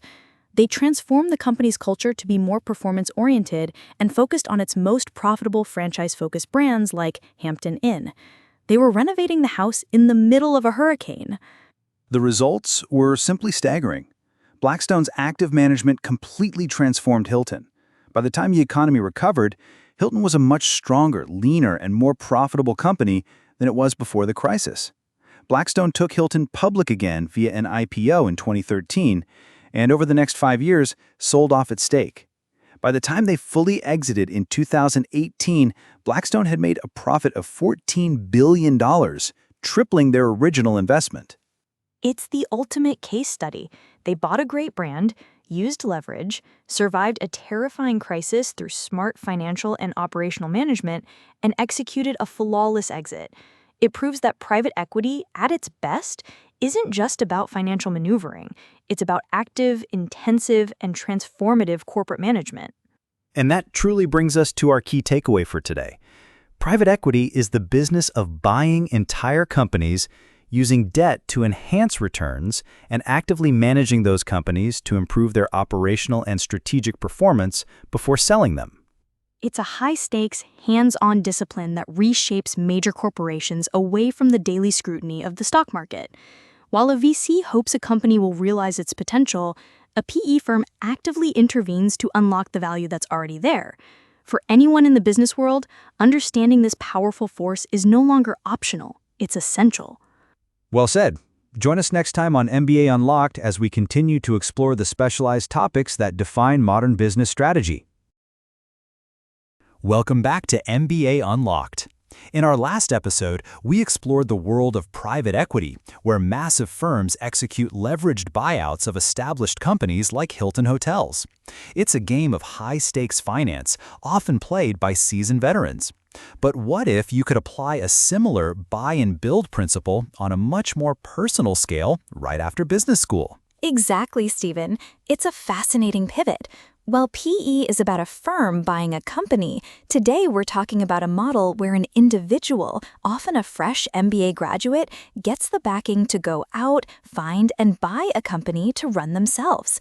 This entrepreneurial path is called a search fund, and it's a powerful and increasingly popular alternative to starting a business from scratch. That's right. Today, we're dedicating our entire episode to dissecting this unique model. We'll start by defining what a search fund is and how its two-stage structure works.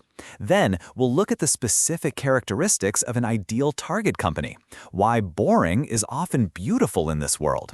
Finally, we'll examine the appeal of this model for both the aspiring CEO and their investors. And understanding this is crucial for anyone interested in entrepreneurship through acquisition.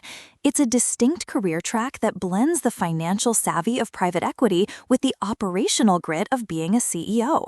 It demonstrates that there are multiple, viable paths to leading a company, and you don't always have to invent something new to be a successful founder. Let's begin with the core concept. At its heart, a search fund is an investment vehicle created for a single purpose: to allow an entrepreneur, or sometimes a pair of entrepreneurs, to raise capital from investors to search for, acquire, and then lead a privately held company. And the hook for this is incredibly compelling, especially for someone in their late 20s or early 30s. Imagine this. Instead of taking a traditional post-MBA job at a consulting firm or a large corporation, you persuade a group of experienced investors to back you personally. They give you the capital to go on a hunt for a business you want to buy and run as CEO. It's a direct ticket to the corner office, but a ticket you have to earn every step of the way. That's a perfect way to frame it. The hunt, as you call it, is formalized into a very specific structure. This isn't just a vague agreement. It's a two-stage financing process.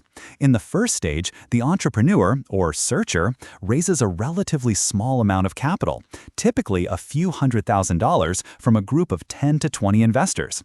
This initial pot of money isn't for buying the company. It's to fund the search itself.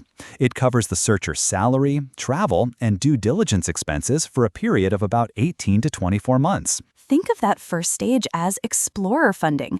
The investors are placing a bet not on a business idea, but on the searcher themselves. They're saying, we believe you have the intelligence, the tenacity, and the character to find a great business and lead it. The pressure on the searcher during this phase is immense. You're living on a modest salary, cold calling hundreds of business owners, sifting through industries, and facing constant rejection, all while the clock is ticking. It's the ultimate test of grit. You're essentially a one-person M&A firm. And if the searcher is successful and finds a viable company to acquire, they enter the second stage. They go back to their initial investors, present the target company, and raise a much larger round of capital to actually execute the acquisition. The initial investors have a pro rata right, but not an obligation, to participate in this second round. The searcher, upon closing the deal, then steps in as the CEO of the newly acquired company. This two-stage process is brilliant because it de-risks the model for everyone involved. For investors, the initial search capital is a small, calculated bet to get a front-row seat to a potential deal. For the searcher, it provides the runway they need to conduct a professional, exhaustive search without going broke. It's not about rushing into the first half-decent opportunity. It's about having the resources to find the right one. That brings us to a critical point. What is the right opportunity? Search fund entrepreneurs aren't looking for the next Google or Tesla. The ideal target company has a very distinct profile. Typically, they are stable, consistently profitable businesses with a history of steady cash flow. Think of them as the opposite of a high-risk venture capital bet. Exactly. We're talking about wonderfully boring businesses that are essential to the economy. These are often companies in fragmented industries, meaning there's no single dominant player. Think B2B services, light manufacturing companies, niche software providers, or commercial HVA maintenance companies. The key is that they provide a necessary product or service and have recurring revenue. They're not startups, they are stay-ups. Another crucial element of the ideal target is the seller's motivation. The model works best when the current owner is looking to retire. They've likely spent decades building their business, it's their life's work, and they have no clear succession plan. They care about their legacy and want to see their employees and customers taken care of. This human element is so important. A searcher isn't just buying assets, they're inheriting a legacy. The retiring owner isn't selling to a faceless corporation or a private equity firm that might strip it for parts. They're selling to a bright, energetic individual who wants to step in, learn the ropes, and grow the business for the next generation. It's a much more personal and often more appealing transition for a seller, which can be a huge advantage for the searcher during negotiations. This really highlights the appeal of the model, which works for both sides of the equation. For the entrepreneur, it is an accelerated path to becoming a CEO with real operational responsibility and significant equity in a proven business. It's entrepreneurship with guardrails. You have the support, mentorship, and capital of experienced investors. It's the difference between being a chef who has to invent a new cuisine from scratch versus being a talented chef who is given the keys to a beloved, successful restaurant with a loyal clientele and a fully equipped kitchen. Your job isn't to create magic out of thin air. Your job is to take something already great and elevate it. You get to innovate on the menu, improve the service, and expand to new locations, but you're starting from a position of strength. And for the investors, the appeal is equally strong. They get to back a highly motivated, talented operator who they have personally vetted. The risk is lower than in traditional venture capital because they are investing in a company with a proven track record of profitability. They can be more hands-on as board members and mentors, applying their experience to help the new CEO succeed. It's a chance to directly shape a business's future through a promising leader. This has become such a recognized path that many top business schools now offer specialized courses on it. Let's ground this in a real-world example. A fantastic case study that shows the incredible potential of this model is a surgeon.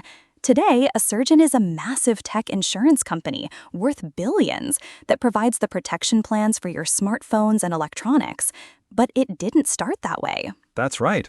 The foundation of modern-day a surgeon was built by two Stanford Business School graduates, Kevin Towell and Jim Ellis, who started with a search fund in the mid-1990s.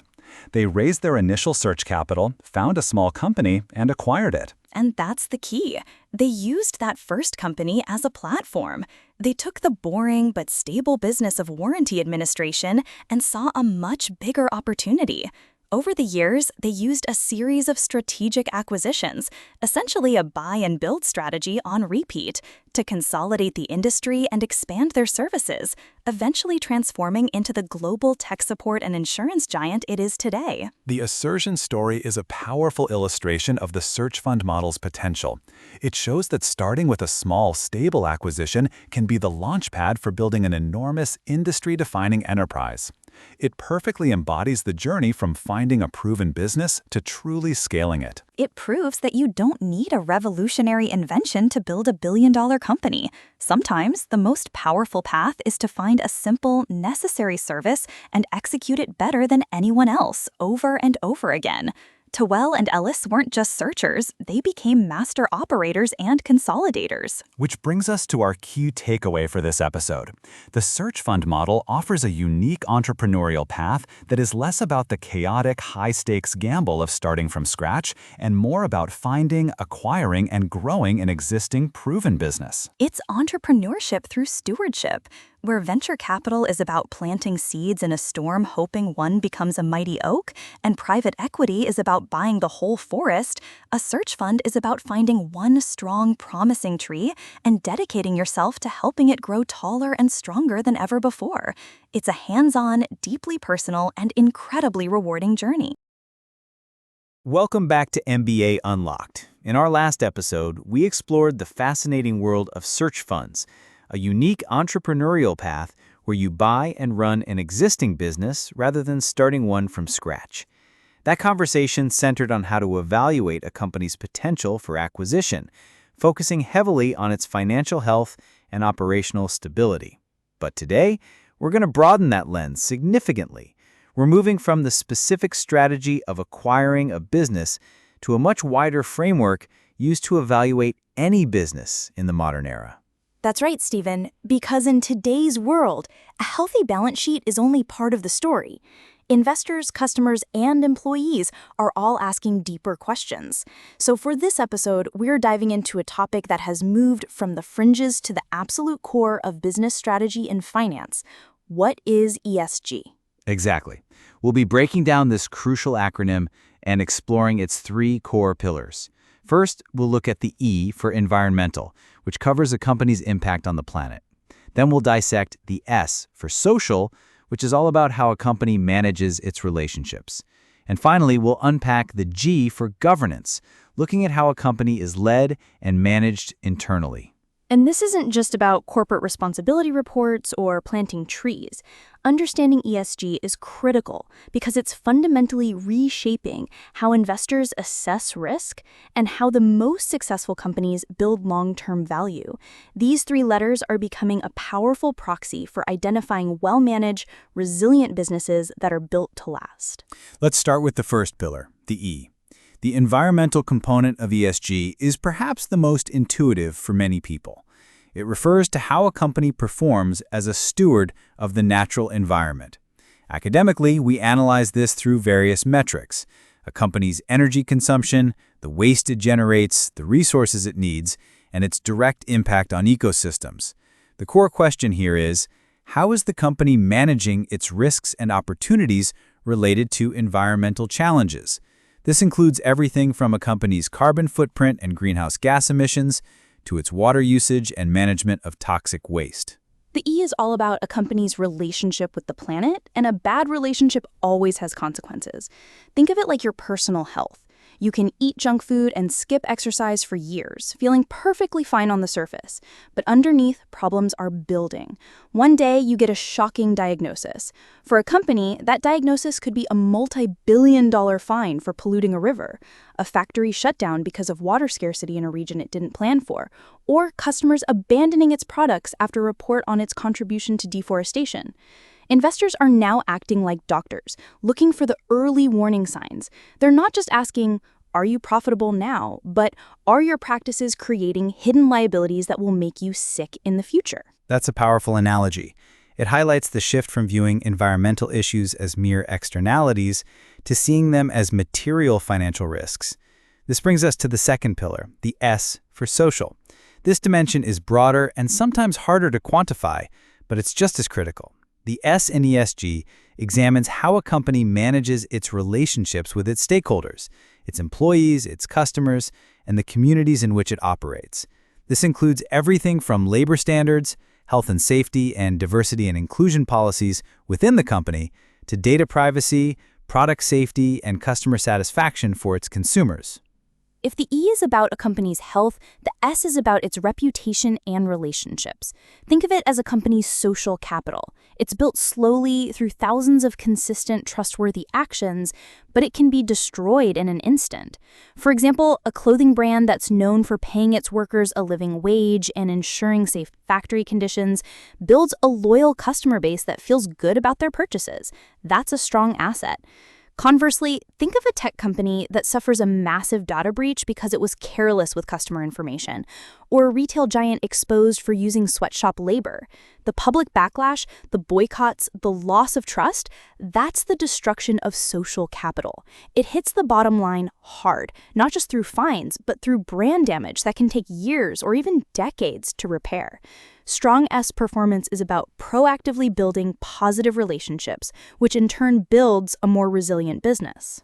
And that internal management of relationships and external reputation is deeply connected to our final pillar, the G for governance. The G is the bedrock that supports the E and the S. Governance refers to the set of rules, practices, and processes by which a company is directed and controlled. It's about who's in charge, who makes the decisions, and how accountable they are. Key elements include the composition and independence of the board of directors, the structure of executive compensation, the protection of shareholder rights, and the transparency of audits and internal controls. Essentially, it's the internal rule book of the company. I like to think of governance as the rules of the game. Imagine you're playing a board game. If the rules are clear, fair, and applied equally to everyone, all the players will trust the outcome, even if they don't win. They'll want to play again. But if the rules are secret, if the person running the game can change them at will, and if it seems designed to only benefit one player, the entire game falls apart. Nobody trusts it, and nobody wants to play. That's what poor governance is. The Enron scandal in the early 2000s is the ultimate example. It wasn't just a bad business model, it was a catastrophic failure of governance. The board was weak, the audits were fraudulent, and executives were hiding massive debts in off-balance sheet entities. When the truth came out, the company didn't just stumble, it completely imploded because the entire foundation of trust was gone. That's a perfect historical example, and it leads directly to the central question. Why do investors care so much about all of this now? The core thesis, which is gaining enormous traction in finance, is that strong ESG performance is a direct proxy for strong management and forward-thinking leadership. The argument is that a company that is proactively managing its carbon emissions, E, fostering a positive and inclusive workforce, S, and operating with a transparent and accountable board, G, is simply a better-run company. This discipline, this foresight, is believed to correlate directly with lower operational and financial risk, leading to more sustainable and superior long-term returns. Exactly, Stephen. Investors aren't doing this just to feel virtuous. They're doing it because it's a smarter way to invest. A good ESG score is a signal. It signals that management is thinking about risks that extend beyond the next financial quarter. They see a company with high employee turnover and think, there are hidden costs there. In recruitment, in training, in lost productivity, they see a company with a supply chain concentrated in a water-stressed region and think, that's a major operational risk. It's a pragmatic lens for identifying resilience. A company that ignores these factors is, from an investor's point of view, driving, well, looking only in the rearview mirror. To make this concrete, let's look at a company that is consistently held up as an ESG leader. Microsoft. It provides a fantastic case study of how the three pillars can be integrated into a core business strategy. It really does. Let's break it down.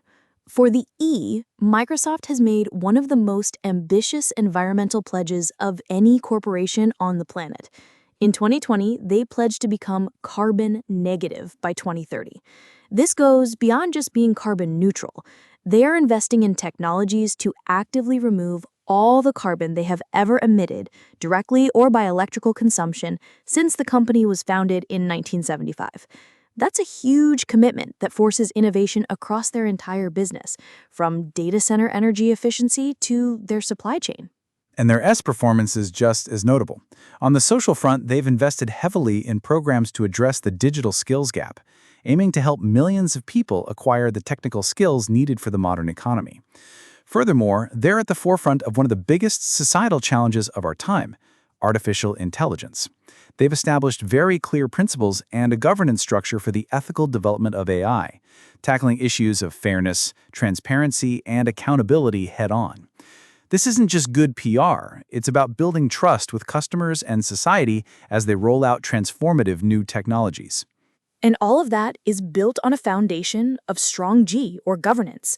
Microsoft has long been recognized for having a well-structured, independent board and transparent reporting. They were early to link executive compensation to achieving specific diversity and inclusion goals, making leadership directly accountable for social outcomes. This sends a powerful message that ESG is not a side project. It's a core component of business performance, right alongside revenue and profit. For Microsoft, ESG is not a separate department. It's woven into how they innovate, how they manage risk, and how they plan for the future. And this creates a virtuous cycle. Their high ESG rating attracts long-term investors who are aligned with that vision. It also helps them attract and retain top talent, as employees increasingly want to work for companies that reflect their values. It all reinforces their market position. So, to bring it all together, we've defined ESG as a framework for evaluating a company's sustainability and societal impact through three lenses: its stewardship of the environment, its management of social relationships, and its internal governance. And the key takeaway here for any current or aspiring business leader is that ESG is no longer optional or a niche interest. It is rapidly becoming one of the most important tools for assessing a company's long-term health and its potential for sustainable financial performance. It's about understanding that how you make your money is becoming just as important as how much money you make. Mastering these concepts is fundamental to building a business that doesn't just survive, but thrive in the decades to come. Welcome back to MBA Unlocked. In our last episode, we unpacked the ESG framework, focusing on how investors are increasingly scrutinizing a company's environmental, social, and governance practices. We looked at it as a lens to assess operational quality and long-term risk. That's right, Stephen. ESG is fundamentally about how a company operates its business. Is it a responsible corporate citizen? Today, we're taking the next logical step. We're moving from the how to the what. What if the very core of a business, its products, its services, was designed from the ground up to solve a major social or environmental problem? Precisely. That leads us directly into today's topic: impact investing. It's a field that has exploded in popularity and is now a core part of many MBA finance and strategy curriculums. Today, we'll be exploring what exactly defines impact investing, where it sits on the spectrum of capital, the immense challenge of actually measuring impact, and we'll look at some real-world examples. And we'll cap it off with a look at a true giant in the space, TPG's Rise Fund. This is a crucial conversation because it challenges one of the oldest, most ingrained assumptions in business, that there's a hard trade-off between doing good for the world and generating strong financial returns. Impact investing asks, why can't we do both? Let's start with a clear definition, because the term is often used loosely. At its core, impact investing refers to investments made with the specific intention to generate a positive, measurable social and environmental impact alongside a financial return. Each of those words is critical. It's a triple-barreled requirement, isn't it? Let's break that down. First, intention. This isn't about accidentally doing good. An oil company might accidentally create a bird sanctuary when it remediates a spill, but that's not its intention.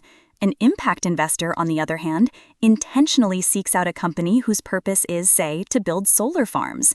The intent matters. Exactly. The second key part is measurable impact. This is where it gets academically rigorous and operationally complex. It's not enough to feel good about the investment. You have to be able to quantify the good you're doing. Are you measuring metric tons of CO2 offset, the number of low-income students who achieve a higher graduation rate, the gallons of clean water provided? And third, you have the financial return.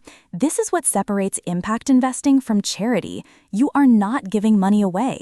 You are investing it with the full expectation of getting your initial capital back plus a profit. This is the hook that has drawn in the world's biggest financial players. The promise of earning a market rate financial return while also generating that positive, measurable impact. It's the ultimate have your cake and eat it too scenario for capital. That distinction is the perfect segue into our next concept, the spectrum of capital. To really understand impact investing, you have to see where it fits in the broader landscape of how money is deployed. I love this concept. It clarifies so much. Imagine a long ruler. On the absolute left, at 0, you have traditional philanthropy.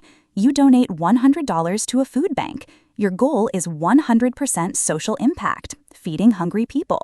Your expected financial return is negative 100%. You don't expect that money back. Then, on the absolute right end of the ruler, you have traditional profit-first investing. You invest in a stock purely because you think its price will go up. You might be analyzing price-to-earnings ratios, market trends, and competitive moats. Your focus is 100% on financial return, and any social or environmental impact, positive or negative, is considered an externality. It's not part of the core financial calculation. Right. Now, impact investing doesn't live on either end of that ruler. It operates in the vast, interesting space in the middle. It's not one single point, but a wide band.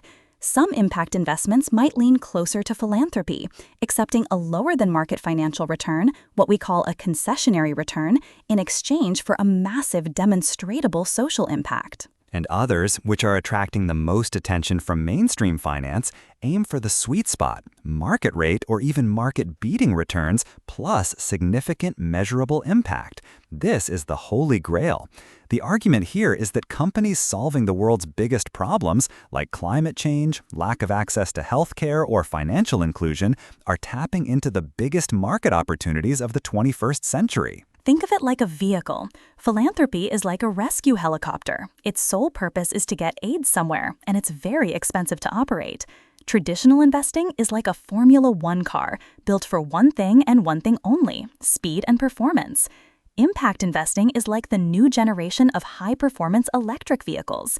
It's incredibly fast and powerful, delivering exhilarating performance, but it's also clean, sustainable, and fundamentally part of the solution, not the problem. That analogy perfectly captures the dual mandate at the heart of impact investing. But it also leads us to the biggest challenge in the field, a topic that fills entire courses in business school: the challenge of impact measurement. It's easy to measure the performance of a Formula One car. You just need a stopwatch. It's much harder to create a universal scorecard for doing good. It really is the billion-dollar question. How do you quantify social good? Financial returns are beautifully simple. A dollar is a dollar, anywhere in the world. A 10% annual return is easily understood and comparable. But how do you compare the impact of an investment in an affordable housing project in Detroit with one that finances solar-powered lanterns for off-grid communities in Kenya? This is where a lot of the academic and industry effort is focused. Organizations like the Global Impact Investing Network, or GIIN, have developed frameworks like the IRIS Plus system to try and standardize metrics. They create catalogs of key performance indicators. So for that housing project, you might measure the percentage of tenants who are rent-burdened before and after. For the solar lanterns, you could measure the extra hours of study time for children or the money saved on expensive kerosene. But comparing those two, it's still apples and oranges. It's like judging the Academy Awards. You have all these amazing films. How do you decide which one is Best Picture? One might have had a profound cultural impact, another might have been a technical masterpiece, and a third might have launched an important social conversation. There's no single objective number. You need a jury that uses a rich, qualitative, and quantitative set of criteria to make a judgment call.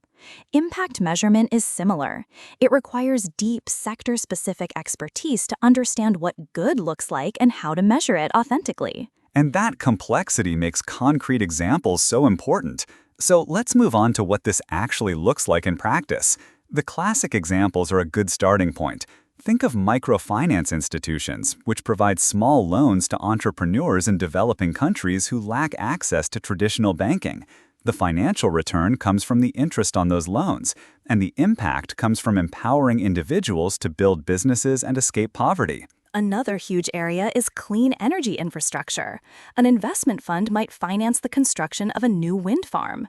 The financial return is straightforward. It comes from selling the clean electricity generated to the grid. The impact is equally clear and measurable: the tons of carbon emissions that are avoided by not using a fossil fuel power plant. Affordable housing funds are another textbook example. These funds develop or preserve housing for low and middle-income families in expensive cities. The investor gets a return from rental income or the eventual sale of the properties, while society benefits from increased economic stability and reduced inequality that comes from having a safe, affordable place to live. Let me make that even more tangible. Imagine a fund that invests in a company that uses technology to reduce food waste on farms. Let's say they have a proprietary technology that extends the shelf life of produce. The investment helps this company scale up. The financial return is obvious. As the company grows and sells more of its technology, the fund's investment becomes more valuable. But the impact is threefold. First, you have the direct environmental benefit of less food going to a landfill and producing methane. Second, you have the social benefit of more food getting to market, which can help with food prices and availability. And third, you have an economic benefit for the farmers themselves, who can now sell more of their crops.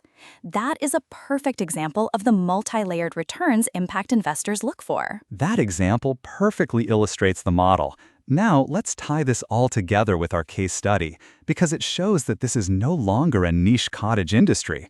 We're talking about the Rise Fund, managed by TPG, one of the world's largest private equity firms, and co-founded by figures like activist and U2 singer Bono and the first president of eBay. The Rise Fund is a game changer. When a powerhouse like TPG, which manages hundreds of billions of dollars in traditional assets, decides to launch a multi-billion-dollar impact investing platform, the entire financial world pays attention. It's a massive signal that impact investing has moved into the mainstream. It's not just for specialized small-scale funds anymore. What makes the Rise Fund so interesting from an academic perspective, is its rigorous approach to that measurement problem we discussed. They don't just tell a good story. They attempt to quantify the impact in financial terms. They developed a methodology, in partnership with leading academics, to estimate what they call the impact multiple of money, or IMM. And this is fascinating. They try to calculate the financial value of the social good a company produces. For example, if they invest in a digital healthcare company that helps people manage diabetes more effectively, they will calculate the societal savings from avoided hospital visits and emergency room care. They then translate that social saving into a dollar value, which helps them compare the impact of wildly different investments using a common denominator. It's an ambitious attempt to solve that apples and oranges problem. It truly is. By raising successive multi-billion-dollar funds, the Rise Fund has proven that you can deploy capital at a massive scale into companies that are core to the impact thesis. They've invested in everything from education technology in India to sustainable agriculture in Latin America, demonstrating the breadth of opportunities available. The Rise Fund is the ultimate proof of concept. It tells every MBA student, every aspiring executive, that this is real, it's scalable, and it's sophisticated.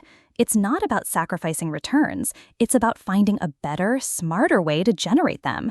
It truly challenges that old, tired assumption that you have to choose between making money and making a difference. The most innovative leaders and investors are now proving that you can and should do both. A perfect summary. Impact investing is about harnessing the power of markets to solve the world's most pressing challenges. It demands a new way of thinking, blending financial acumen with a deep understanding of social and environmental systems. It's the future of finance, Stephen. For our listeners, understanding this isn't just an elective, it's becoming central to modern business strategy. It's about creating value not just for shareholders, but for society as a whole. And that's a powerful idea to unlock. Welcome back to MBA Unlocked, the podcast where we decode the core concepts of a business school education. In our last episode, we explored the fascinating world of impact investing, looking at how capital can be deployed to generate both a financial return and a positive social or environmental impact. Today, we're taking that conversation a step further. That's right, Stephen. We're moving from the broader concept of doing well by doing good to focus on arguably the single greatest challenge and perhaps opportunity facing business and society today. We're talking about the business of climate change. It's a topic that has fundamentally shifted from the fringe to the absolute center of corporate strategy. Exactly. And to unpack this, we're going to structure our conversation around a few key ideas. First, we'll break down the two primary types of climate-related financial risk that every business leader needs to understand: transition risk and physical risk.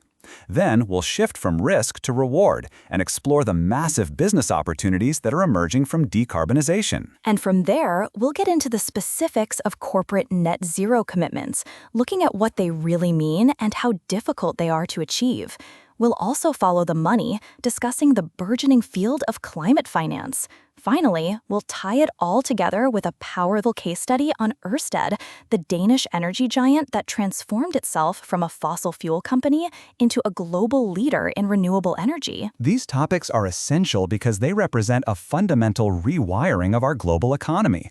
Understanding them is no longer optional for an aspiring leader. It's about grasping the new fundamentals of risk management, long-term value creation, and competitive advantage in the 21st century. So, let's start with that foundational concept of risk. What are we talking about when we say climate change poses a financial risk to businesses? I think for a long time, people thought of climate risk as something distant or abstract, but the financial world has gotten very specific about it.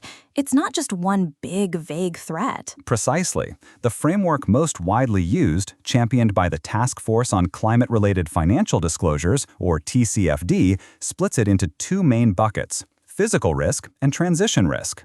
Physical risks are the most intuitive. They are the direct physical impacts of a changing climate.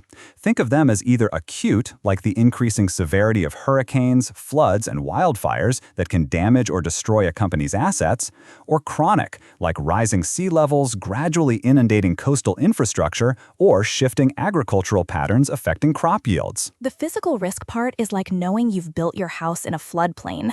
The acute risk is the 100-year storm that now seems to happen every 5 years and could wipe your house off the map.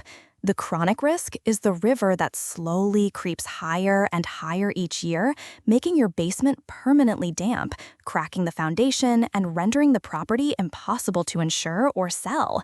A company like a coastal real estate developer or a large-scale agricultural business has to think about this constantly. Their very assets are in the path of the changing climate. That's a perfect analogy, and it leads directly to the second bucket, which is often more complex but just as potent: transition risk. This is the risk inherent in the global shift away from a carbon-based economy.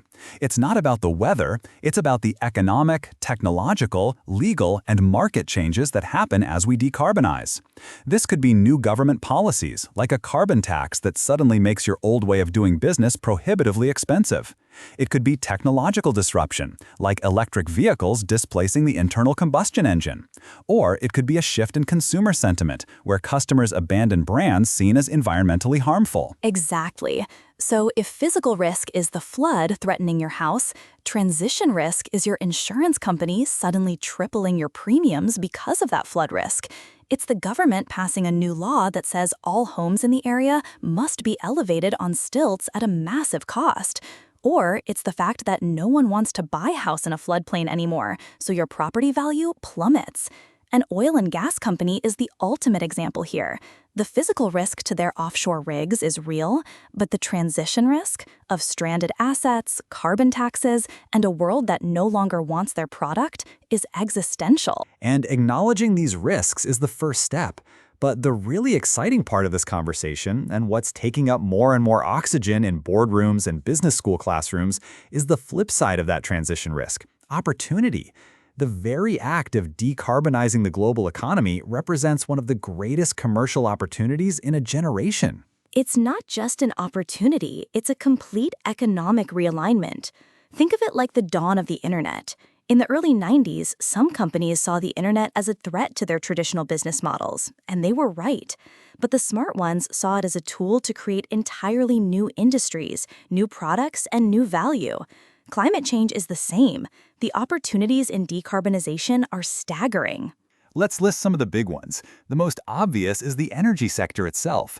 The shift to renewable energy sources like solar, wind, and geothermal is creating a multi-trillion-dollar market. Then there's transportation, with the electrification of vehicles, from passenger cars to long-haul trucks, creating titans like Tesla and forcing every legacy automaker to reinvent themselves. We also have energy efficiency, which is a quieter but massive field focused on retrofitting buildings, optimizing industrial processes, and reducing energy waste with smart technology. And it doesn't stop there. Think about sustainable agriculture, finding new ways to grow food with fewer emissions and less water, or the development of alternative materials to replace carbon-intensive products like cement and steel. And then there's the truly frontier technology, like carbon capture, utilization, and storage, finding ways to literally pull carbon out of the atmosphere. This isn't just about making existing industries a little bit greener. It's about building entirely new ones from the ground up. This drive towards opportunity is what fuels the corporate net zero commitments we see announced almost daily by major companies. On the surface, it's a pledge to balance the greenhouse gas emissions a company produces with the emissions it removes from the atmosphere. But the devil is in the details, specifically in what we call Scope 1, 2, and 3 emissions. Scope 1 covers direct emissions from sources the company owns or controls. Scope 2 covers indirect emissions from the generation of purchased energy. Let's make that real with a simple analogy. Imagine a bakery. Its Scope 1 emissions come from the natural gas burning in its ovens. That's direct. Its Scope 2 emissions come from the power plant that generates the electricity it uses to run the lights, the mixers, and the cash register. It's indirect, but it's a direct consequence of their operation. The real challenge, and where most of a company's footprint lies, is Scope 3. These are all other indirect emissions that occur in a company's value chain. For our bakery, that would be the emissions from the farms that grew the wheat, the trucks that delivered the flour, and even the emissions from the customer driving to the bakery. For a company like Apple, their Scope 1 and 2 emissions are tiny compared to the Scope 3 emissions from their vast global supply chain and from all of us charging and using our iPhones. Achieving true net zero across all three scopes is incredibly complex. It's why there's so much debate around these commitments. Are companies genuinely reducing emissions, or are they just relying heavily on carbon offsets, paying for projects elsewhere that reduce carbon to balance their books? It's like being on a financial budget. Scopes 1 and 2 are your household spending, which is tough but manageable. Scope 3 is trying to account for the spending of everyone you do business with. It's a huge accounting challenge, and it's why achieving these goals requires a fundamental redesign of business operations, not just buying credits. And all of this, the risks, the opportunities, the net zero pledges, requires a tremendous amount of capital to make it happen. This has given rise to the emerging field of climate finance, which is essentially the large-scale channeling of public and private money towards green technologies and climate solutions. We're seeing green bonds issued by governments and corporations to fund specific environmental projects, and a massive surge in venture capital and private equity funding for climate tech startups. This is the river of capital I mentioned earlier. And for any MBA student listening, this is where the jobs of the future are. The world needs professionals who can build the financial models for a new solar farm, who can conduct due diligence on a carbon capture startup, or who can structure a multi-billion-dollar fund dedicated to sustainable infrastructure. The money is moving, and it's moving decisively. Governments are pouring hundreds of billions into climate-focused industrial policy, and major asset managers are reallocating trillions towards companies that are well-positioned for this transition. Following that money is a pretty good career strategy. Which brings us perfectly to our case study, Ørsted. This is a story that truly encapsulates everything we've discussed. Not too long ago, Ørsted was known as Dong Energy, which stood for Danish Oil and Natural Gas. They were a state-owned fossil fuel company. And a very successful one at that. But around a decade ago, their leadership looked at the horizon and saw the transition risks we talked about. They saw that their core business, while profitable now, was on the wrong side of history. They realized that clinging to fossil fuels was a long-term death sentence. So they made one of the boldest strategic pivots in modern corporate history. They systematically sold off all of their oil and gas assets. They divested from coal. And they went all in on a technology that was still relatively nascent at the time, offshore wind power. It was a huge gamble. They were essentially dismantling their old identity and building a new one from scratch. It was a remarkable transformation. They invested billions, leveraged their expertise in offshore engineering from their oil and gas days, and became the world's largest developer of offshore wind farms. Today, they are a renewable energy superpower. Their journey from Dong to Ørsted is the ultimate real-world example of turning transition risk into a generation-defining opportunity. It wasn't a PR stunt. It was a fundamental strategic decision about where future value would be created. So, as we wrap up, it's clear that the conversation around climate change in a business context has evolved dramatically. We've moved from viewing it as a matter of corporate social responsibility to understanding it as a core strategic driver. We've discussed the dual financial risks, physical and transition, and the immense economic opportunities in decarbonization. We've looked at the complexity behind corporate net zero pledges and the massive flow of capital into climate finance that is powering this transition. And the Ørsted story shows us it's possible to successfully navigate this shift, which all leads to our key takeaway for this episode. For business leaders today, climate change is no longer just an environmental issue or a sideshow. It is a fundamental strategic issue of risk management and opportunity. Exactly. The question for every leader, for every MBA student listening, is no longer if this transition will affect your industry, but how. Your job is to analyze the risks, identify the opportunities, and find your own company's path to becoming the Ørsted of your sector, not the forgotten fossil fuel company it left behind. Welcome back to MBA Unlocked. In our last episode, we delved into how businesses are grappling with the immense strategic challenge and opportunity of climate change, a truly society-level transformation. Today, we're shifting our focus from the external environment to the internal one, tackling another defining leadership challenge of our time, building and leading diverse and inclusive organizations. That's right, Stephen, and it's a perfect follow-on. Just as ignoring climate change is no longer an option, ignoring the composition and culture of your workforce is a direct path to obsolescence. The hook for today's topic is something leaders are really starting to grasp. Companies with more diverse leadership teams are consistently more innovative and more profitable. But, and this is the crucial part, simply hiring a diverse group of people isn't the finish line. The real challenge and where the real opportunity lies is in building a genuinely inclusive culture where every single person can thrive and contribute their best work. Exactly, Edith. It's a complex area that goes far beyond simple headcount metrics. So today, we're going to break it down. We'll start by defining the critical difference between diversity and inclusion. Then, we'll explore the powerful business case for why DEI, diversity, equity, and inclusion, is a strategic imperative. We'll also confront a major hurdle, the role of unconscious bias in undermining our best intentions. And finally, we'll discuss concrete strategies for building a truly inclusive culture, looking at a fantastic case study from a tech giant. This is such a critical conversation because it's about unlocking the full potential of your people, which is the ultimate goal of any great leader. Getting this right impacts everything, from product innovation to employee retention to your bottom line. It's not a nice to have, it's a need to do. Well said.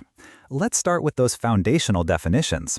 In the context of the workplace, diversity is about the what. It refers to the presence of differences that can include race, gender, religion, sexual orientation, ethnicity, nationality, socioeconomic status, language, disability, age, and diversity of thought. It's about having a workforce that reflects the heterogeneity of the society we live in. You can, to some extent, measure it with data and demographics. And that's where some companies stop. They celebrate hitting a diversity metric and think the job is done. But that's like inviting a wide range of guests to a party, but then only playing music that one small group enjoys, and only serving food they like. That brings us to inclusion. If diversity is being invited to the party, inclusion is being asked to dance, feeling comfortable to choose the next song, and seeing your favorite dish on the buffet. Inclusion is the how. It's the creation of a work environment where all individuals are treated fairly and respectfully, have equal access to opportunities and resources, and can contribute fully to the organization's success. It's a feeling of belonging. That's a perfect analogy, Edith. Academically, we'd describe inclusion as the degree to which an employee perceives that they are an esteemed member of the work group through experiencing treatment that satisfies their needs for belongingness and uniqueness. It's this feeling of psychological safety and value that truly unlocks the benefits of a diverse workforce. Without inclusion, diversity can actually lead to more conflict and higher turnover, as people who feel like outsiders eventually leave. Which means all that effort you spent recruiting diverse talent is wasted. You have a revolving door, and you never get the benefits. That leads us directly to the next point. Why push through that challenge? What is the actual business case for getting this right? The evidence here is compelling and grows stronger every year. Numerous studies from firms like McKinsey and Boston Consulting Group have established a clear correlation between diversity in leadership and financial outperformance. Companies in the top quarter for gender diversity on their executive teams, for instance, were 25% more likely to have above-average profitability than companies in the bottom quarter. The number jumps to 36% for ethnic and cultural diversity. And why is that? It's not magic. It's about decision-making and innovation. Think of it like an investment portfolio. A portfolio manager who only invests in one type of asset, say tech stocks, is incredibly vulnerable to a sector downturn. A diversified portfolio with a mix of assets is more resilient and often more profitable in the long run. A homogeneous leadership team is like that undiversified portfolio. They share similar backgrounds, experiences, and ways of thinking, which creates blind spots. That's the core of it. Diverse teams bring different perspectives, information, and experiences to the table. This cognitive diversity leads to more robust debate, more creative problem solving, and a better understanding of a varied customer base. It directly counters groupthink, where a desire for harmony or conformity in a group results in an irrational or dysfunctional decision-making outcome. A diverse team is more likely to challenge assumptions and pressure test ideas, leading to more innovative products and strategies. Absolutely. Consider product design. The team that developed the first voice recognition software struggled to recognize female voices. Why? The engineering team was composed almost entirely of men. They didn't have the perspective in the room to spot a massive flaw in their own product. Similarly, the first automatic soap dispensers that used infrared sensors often failed to detect darker skin tones. These weren't acts of malice, they were failures of imagination caused by a lack of diversity on the design teams. An inclusive culture that empowers diverse individuals to speak up and contribute prevents these costly and embarrassing mistakes. It allows you to see the world through more eyes, and therefore see more opportunities and more risks. It's a powerful and direct link between team composition and business outcomes. But it also highlights the barrier we need to discuss next. It's not that those engineers were intentionally biased. Their decisions were likely shaped by something far more subtle and universal: unconscious bias. This is such a tricky but vital concept for leaders to understand. It's not about pointing fingers and calling people prejudiced. It's about acknowledging how our brains work. Precisely. Unconscious or implicit biases are the mental shortcuts our brains use every single day to process information and make rapid judgments. These are often based on stereotypes and societal conditioning that we're not even aware of. For instance, affinity bias is the tendency to warm up to people who are like us, who went to the same school, have a similar background, or share our hobbies. In a hiring context, a manager might feel a gut connection to a candidate who reminds them of a younger version of themselves, overlooking a more qualified candidate who is different. The gut feeling is the red flag. It's often your bias talking. Another one is the halo effect, where you see one great thing about a person, maybe they're very charismatic, and you let that positive impression bleed over into your assessment of their other skills, assuming they must be brilliant at everything. The opposite is the horns effect, where one negative trait clouds your judgment of all their other attributes. And these biases have very real consequences. There's a famous study where researchers sent out identical resumes to employers, changing only the name at the top. Resumes with white-sounding names received 50% more callbacks for interviews than those with black-sounding names. The people reviewing these resumes would likely be horrified to be called racist, but their unconscious biases dictated their actions, effectively shutting the door on qualified candidates. This is how systemic inequities are perpetuated, often by well-meaning people. It's why just telling people don't be biased is completely ineffective. You can't just will it away. The solution isn't to try to eliminate bias, which is nearly impossible, but to become aware of it and, crucially, to design systems and processes that interrupt it. Which brings us to our final and most practical topic. How do you actually do that? This is where the MBA toolkit for process design and organizational behavior really comes into play. You have to build a system that makes fairness the path of least resistance. Some of the most effective strategies include structured interviews, where every candidate is asked the same set of predefined questions and scored on a consistent rubric. This minimizes the impact of gut feelings and allows for a more direct comparison of qualifications. Another is blind resume review, where software removes names, gendered pronouns, and other identifying information, so the initial screen is based purely on skills and experience. Those are great for the hiring process. But what about once people are inside the company? How do you foster that culture of inclusion day to day? That's where things like mentorship and sponsorship programs become critical. Mentorship provides guidance, but sponsorship is more active. It's when a senior leader uses their influence to advocate for a junior employee's career advancement, ensuring they get access to high-visibility projects and opportunities. Effective sponsorship programs are one of the most powerful tools for advancing underrepresented talent. Employee resource groups, or ERGs, are also key. These are employee-led groups that provide support and community for people with shared identities, like a women's network, a Pride Alliance, or a Black professionals group. They give people a safe space and a collective voice to advocate for change. And this brings us to a fantastic real-world example of a company putting its money where its mouth is, Salesforce. In 2015, the CEO, Mark Benioff, was approached by senior female executives who raised concerns about pay equity. Instead of being defensive, he listened and took action. He did. He commissioned a company-wide audit of all 17,000 employees at the time to identify any statistically significant pay gaps based on gender. The audit revealed there were, in fact, disparities, and Salesforce spent nearly $3 million that year to close those gaps. But they didn't stop there. That's the key part. It wasn't a one-time PR stunt. They expanded the audit to include race and ethnicity, and they have committed to repeating the process every single year. Since 2015, Salesforce has spent over $22 million to ensure equal pay for equal work.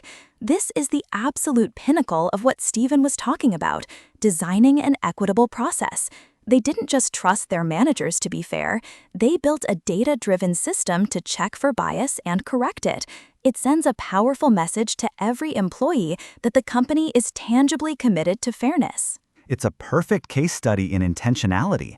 It required leadership commitment, data analysis, financial investment, and transparency. And it forms the foundation of a truly inclusive culture. When employees see that, they know the company is serious. So, to bring it all together, we've seen that diversity is the what and inclusion is the how. There is a robust, data-backed business case for pursuing both, centered on better decision-making and innovation. And we've learned that we must all be vigilant about the sneaky influence of unconscious bias, not by trying to perfect our own minds, but by building better, fairer systems. This leads us to our key takeaway for this episode, which I think is the most important message for any current or aspiring leader. Diversity is a fact, but inclusion is a choice. Building an inclusive organization isn't a passive exercise. It requires the same intentional and sustained effort that you would apply to any other critical business strategy. It's about consciously choosing to build a place where everyone truly belongs and can bring their A game to work every single day. Welcome back to MBA Unlocked. In our last episode, we delved into the complexities of leading diverse and inclusive organizations, highlighting how understanding different perspectives is a cornerstone of modern leadership. That very skill, the ability to see the world through someone else's eyes, is not just an internal tool. It's the essential ingredient for success when dealing with outside partners, clients, and competitors. And that brings us directly to today's topic, a skill that every single business leader must master: high-stakes negotiations. This is where theory meets the pavement, often with millions of dollars or entire strategic partnerships on the line. Precisely. Today, we're moving from the internal dynamics of a company to its external interactions. We'll be dissecting the core concepts that form the foundation of any successful negotiation. First, we'll explore the crucial difference between distributive and integrative negotiation. Then, we'll define what is arguably the most important source of your power, your BATNA, or best alternative to a negotiated agreement. We'll also get practical by defining your reservation price and identifying the ZOPA, or Zone of Possible Agreement, which is where a deal can actually happen. And finally, we'll tie it all together by discussing why deep preparation and the art of asking questions are what separate the amateurs from the pros. These aren't just isolated concepts, they are an interconnected toolkit for creating value and achieving your objectives. Let's start with that first fundamental distinction, Edith: distributive versus integrative negotiation. In academic terms, distributive negotiation is what we call a zero-sum game. It operates on the assumption that the resources are fixed and limited. Any gain for one side represents an equal and direct loss for the other. Think of it as a single pie of a fixed size. Every slice I take is a slice you cannot have. I think we've all been in a situation like that.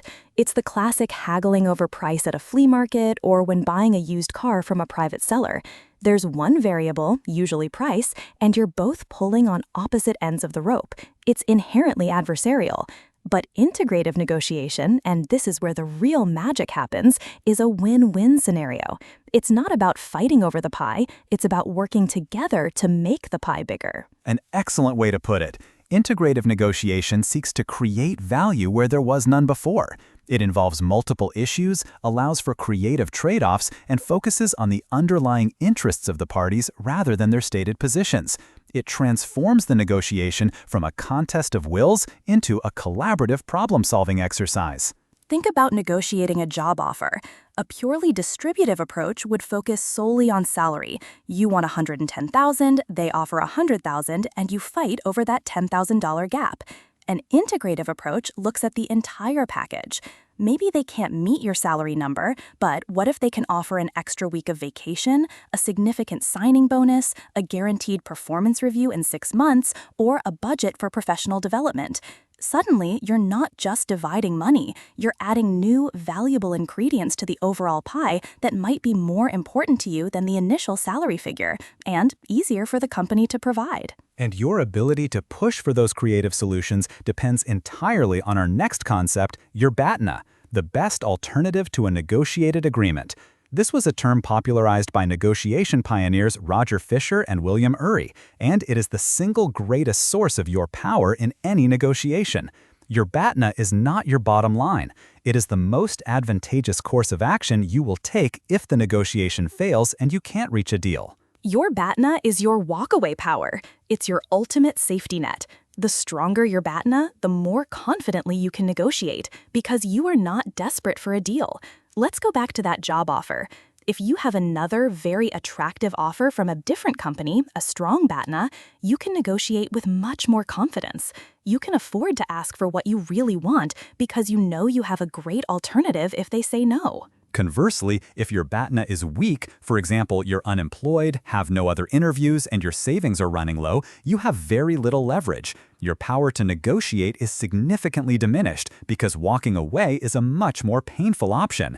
This is why a core part of preparation is not just analyzing the deal on the table, but actively working to improve your BATNA before you even start talking. It's like shopping for a new car. If your BATNA is the perfectly functional, reliable car you already own, you can be patient and hold out for a great deal. But if your BATNA is that your old car just broke down on the side of the road and the tow truck is on its way, you're going to be a much less powerful negotiator at the dealership. You need a car, and you need it now. The salesperson can probably sense that desperation. This is where our next concepts come into play, helping you define the boundaries of the negotiation. These are your reservation price and the ZOPA, or Zone of Possible Agreement. Your reservation price is your actual walkaway point. It's the absolute maximum you're willing to pay as a buyer, or the absolute minimum you're willing to accept as a seller. Anything beyond this point, and you will trigger your BATNA. Right. It's a number you should have firmly in your mind, but one you should probably never reveal. Let's say you're buying a small business. Based on your financial models, your funding, and your BATNA of simply starting a business from scratch, you determine the absolute most you can pay is $1.5 million. That is your reservation price. Now, let's say the seller, based on their own needs and their BATNA of just continuing to run the business, has decided the absolute minimum they will accept is $1.3 million. That's their reservation price. The ZOPA, the Zone of Possible Agreement, is the overlapping range between the buyer's maximum and the seller's minimum. In this case, it's the $200,000 space between $1.3 million and $1.5 million. A deal is only possible if a ZOPA exists. If you were only willing to pay up to $1.2 million and they wouldn't accept less than $1.3 million, there would be no ZOPA, and a deal would be impossible on price alone. The entire dance of a distributive negotiation is for both sides to try and discover if a ZOPA exists, and then to capture as much of that surplus for themselves as possible, all without knowing the other side's true reservation price. And this brings us to our final and perhaps most actionable core concept, the supreme importance of preparation and asking questions to uncover underlying interests. Most negotiation failures don't happen at the table. They happen because of a lack of homework beforehand. Preparation involves understanding your own BATNA and reservation price, but just as importantly, it involves thinking deeply about the other sides. What are their pressures? What are their constraints? What might their interests be? This is the shift from being an adversary to being a detective. Your goal shouldn't be to just state your demands, which we call positions. Your goal should be to uncover the other side's interests, the real why behind their position. Someone might say their position is, I need this shipment delivered by the 30th. A good negotiator asks, why is the 30th so important? Exactly. When you ask that question, you might find out their interest is, because we have a major product launch on the 2nd and our assembly line needs the parts by then. Now you have options. Maybe you can't deliver the whole shipment by the 30th, but you can expedite a smaller, critical portion of it to get their line started, with the rest arriving a few days later. You've solved their underlying problem without having to completely upend your own logistics. This is precisely the principle demonstrated in one of the most famous negotiations in history, the Camp David Accords. It's a classic case study taught in every top MBA program. For years, Egypt and Israel were locked in a seemingly impossible distributive battle. Israel's stated position was that it would not return the Sinai Peninsula, which it had captured in the 1967 war. Egypt's position was that the Sinai must be returned for any peace deal to occur. It was a complete stalemate. They were stuck on positions, land for land. But the mediator, U.S. President Jimmy Carter, facilitated a process that uncovered their deep underlying interests. Israel's primary interest wasn't the land itself, it was national security. They feared the Sinai could be used as a staging ground for an attack. Egypt's primary interest was not just about territory, it was about national sovereignty, pride, and its standing in the Arab world. Once those true interests were on the table, an integrative, value-creating solution emerged that was previously invisible. Israel agreed to return the Sinai Peninsula to Egypt, satisfying Egypt's interest in sovereignty. But in exchange, Egypt agreed that the entire peninsula would be a demilitarized zone, monitored by third parties. This satisfied Israel's fundamental interest in security. They expanded the pie from a simple land dispute to a comprehensive security and sovereignty agreement. It's a masterful example of how looking past stated positions to address underlying needs can solve what seems to be an intractable problem. And it perfectly encapsulates our key takeaway today. It really does. The best negotiators, the ones who build careers and companies, don't just focus on what they want to get out of a deal. They become obsessed with understanding what the other side truly needs. When you make that mental shift from a battle to a puzzle you're solving together, you unlock a world of creative and far more valuable solutions. You don't just win the negotiation, you build a stronger relationship for the future. Welcome back to MBA Unlocked, the podcast where we decode the essential concepts of a business school education. In our last episode, we delved into the world of high-stakes negotiations, focusing on how to create value and find win-win solutions. That's right, Stephen. We talked about how the best negotiators don't just fight for a bigger slice of the pie, they find ways to make the whole pie bigger. But that conversation led to a bigger question. How do you ensure you have the influence to even get a seat at that negotiating table in the first place? An excellent segue, Edith, because today we're moving from the tactics of a specific interaction to the underlying force that governs all organizational life. We're talking about power and influence. It's the answer to that fundamental question: why do some people with great ideas struggle to be heard, while others seem to effortlessly get their projects funded and their vision implemented? Exactly. And the answer isn't luck or magic. Power is the unofficial currency of organizations. It's how things actually get done. And the good news is, it's a skill you can understand, cultivate, and wield effectively and ethically. Today, we'll be breaking down this crucial topic. First, we'll start by defining what power actually is in an organizational context. Then we'll explore its different sources, distinguishing between the power your job title gives you and the power you earn. Following that, we will dive into a cornerstone framework, Dr. Robert Cialdini's 6 Principles of Influence. And finally, we'll tie it all together by discussing the importance of building coalitions and managing your network. These concepts are the bedrock of effective leadership. Without understanding them, even the most brilliant strategy is just a document sitting on a server. Mastering power and influence is how you breathe life into your ideas and create real, tangible impact in your career. Let's begin with the core definition. In academic terms, power is simply the capacity of an individual to influence the behavior of others to get them to do something they might not otherwise do. It's important to note that power itself is neutral. It's an instrument, and its impact, whether positive or negative, depends entirely on the person wielding it and their intentions. I love that framing, Stephen, because so many people hear the word power and immediately think of corruption or tyranny. A better analogy is to think of power as electricity. In itself, electricity is just a force. You can use it to light up a hospital and save lives, or you can use it improperly and cause immense harm. In an organization, power is the current that makes everything run. Without it, there are no promotions, no new projects, no strategic shifts. The question isn't whether power is good or bad, but whether you know how to harness it to create positive outcomes. That perfectly sets up our next point. Where does this electricity come from? Business scholars typically divide power into two main categories: formal power and informal power.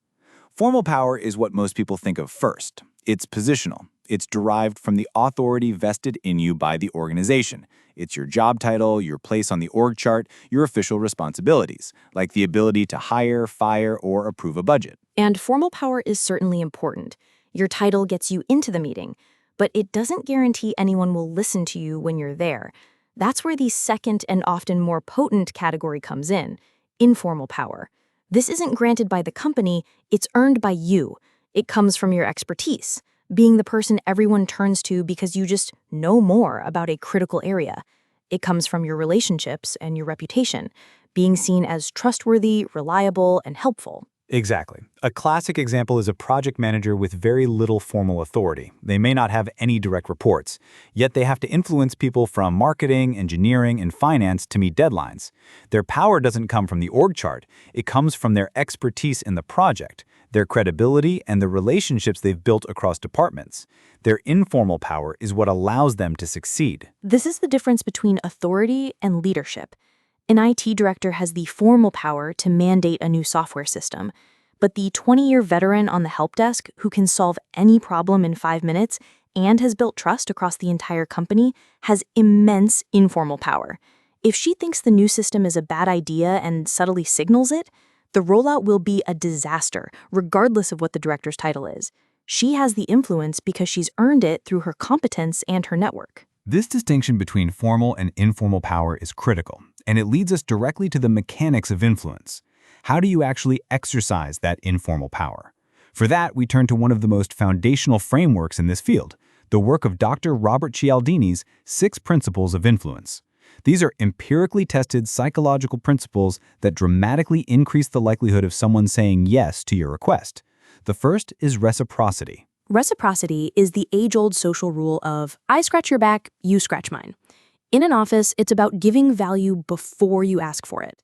For example, if you're a marketing manager and you proactively share some interesting customer insights with the product development team without being asked, you're building a positive balance in your social bank account. Weeks later, when you need them to prioritize a feature for an upcoming campaign, they are psychologically primed to want to help you. They feel a social obligation to reciprocate your earlier gesture. The second principle is commitment and consistency. Humans have a deep-seated need to be consistent with things they have previously said or done. The application here is to get people to make small, initial commitments. For instance, if you want a senior leader to back your major project, don't ask for full approval right away. Ask them first if they agreed that the problem your project solves is a key priority for the company. Once they've publicly agreed to that small point, it becomes psychologically harder for them to be inconsistent later by rejecting the solution you present. The third principle, social proof, is all about the power of the crowd. We are heavily influenced by what we see others doing, especially our peers. When you're trying to get your team to adopt a new process, it's far more effective to say, The top-performing team in our division has already been using this for 6 months, and their efficiency is up 20% than to just present it as your own idea. You're showing that the behavior is already validated by others they respect. It de-risks the decision to join in. Next is liking. This one sounds simple, but it's profound.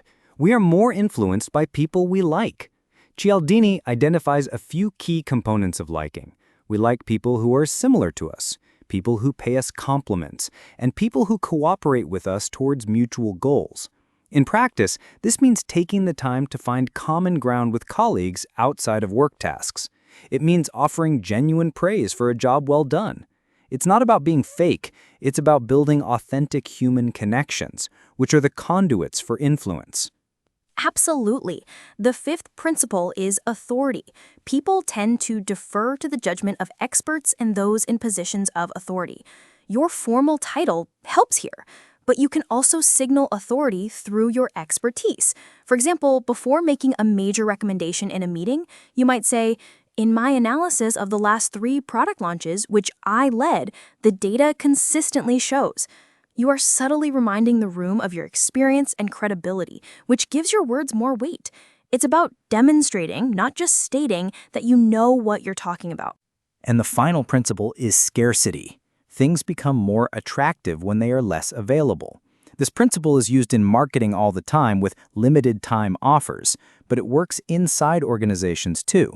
A leader might say, "We have a one-time discretionary fund for an innovative project, but proposals are due by Friday." The scarcity of both the money and the time creates urgency and makes people more motivated to act. It frames the opportunity as a rare one that shouldn't be missed. And when you look at these 6 principles together, reciprocity, commitment, social proof, liking, authority, and scarcity, you see they are the toolkit for building informal power. They are the tactical moves you make to get things done. Which brings us to our final core concept, building coalitions and managing your network. In any organization of significant size, no one can achieve anything truly important alone. Ideas don't get approved by a single yes from the CEO. They get approved because a critical mass of influential people support them. This is the act of building a coalition. It requires you to map out the political landscape, identify key stakeholders, understand their interests, and then use the principles of influence to bring them over to your side. This is the strategic layer that sits on top of everything we've discussed. It's like a political campaign for your idea. You have to go on a listening tour first. Talk to the head of finance. What are her concerns? Budget impact. Talk to the head of engineering. What are his concerns? Technical feasibility and resources. You use reciprocity by offering to help them with one of their priorities. You use liking by finding common ground. You use authority by presenting your data-driven case. You build support one stakeholder at a time until you have an unstoppable alliance. That's how you turn a solo idea into an organizational reality. A powerful, if controversial, historical example of this is Robert Moses and the building of modern New York City. For decades, Moses was arguably the most powerful man in New York, yet he never held a major elected office. Robert Moses is a fascinating case study in informal power. He was the head of various public authorities, like the Triborough Bridge Authority. This was his genius. These authorities controlled massive revenue streams from things like bridge and tunnel tolls. This made him completely independent from the city's annual budget process and the politicians who controlled it. He had his own money. That was a huge source of formal power, but in an unconventional way. And he leveraged that into immense informal power. Immense is an understatement. He built an unshakable reputation as the master builder, the only one who could get monumental projects done. He used that authority to build coalitions of unions, bankers, real estate developers, and suburban politicians who all stood to benefit from his highways, bridges, and parks. He was a master at aligning their interests with his own. He would crush opposition, not just with his formal power, but by assembling a coalition so broad and powerful that it was political suicide to stand in his way. Whether you see him as a visionary or a villain, his career is an undeniable testament to how power, divorced from a traditional leadership title, can be used to literally reshape the physical world. And that brings us to the ultimate lesson for today. We've defined power as the capacity to influence. We've seen it comes from both formal authority and, more importantly, from your informal expertise and relationships. We've walked through Cialdini's 6 principles as the tools for exercising that influence. And we've seen how these tools are used to build the coalitions necessary to drive change. And the key takeaway is this. If you want to be a leader who makes a real impact, having a good idea is just the table stakes. Your success will ultimately depend on your ability to understand and navigate the complex human and political landscape of your organization. Power and influence aren't dirty words to be avoided. They're the essential instruments you must master to translate your vision into reality. Welcome back to MBA Unlocked. In our last episode, we delved into the world of power and influence, exploring how leaders navigate organizational politics to turn their ideas into reality. It was all about getting things done. But once you have that influence, once you're in a position to lead a team, how do you ensure that team performs at its absolute best? That brings us to today's topic, which is a natural and critical extension, the art of feedback. Exactly, Stephen. If power is the currency of an organization, feedback is the navigation system. It's the mechanism that keeps the entire enterprise on course. Today, we're going to dissect this crucial leadership skill.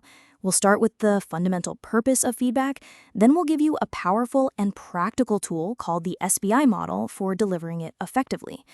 After that, we'll flip the coin and talk about the often overlooked challenge of receiving feedback.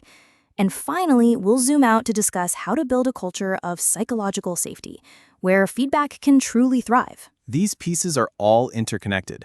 Understanding the purpose gives you the why. The SBI model gives you the how. Learning to receive it makes you a better leader and role model. And building a culture of psychological safety creates the environment where the first 3 can actually work.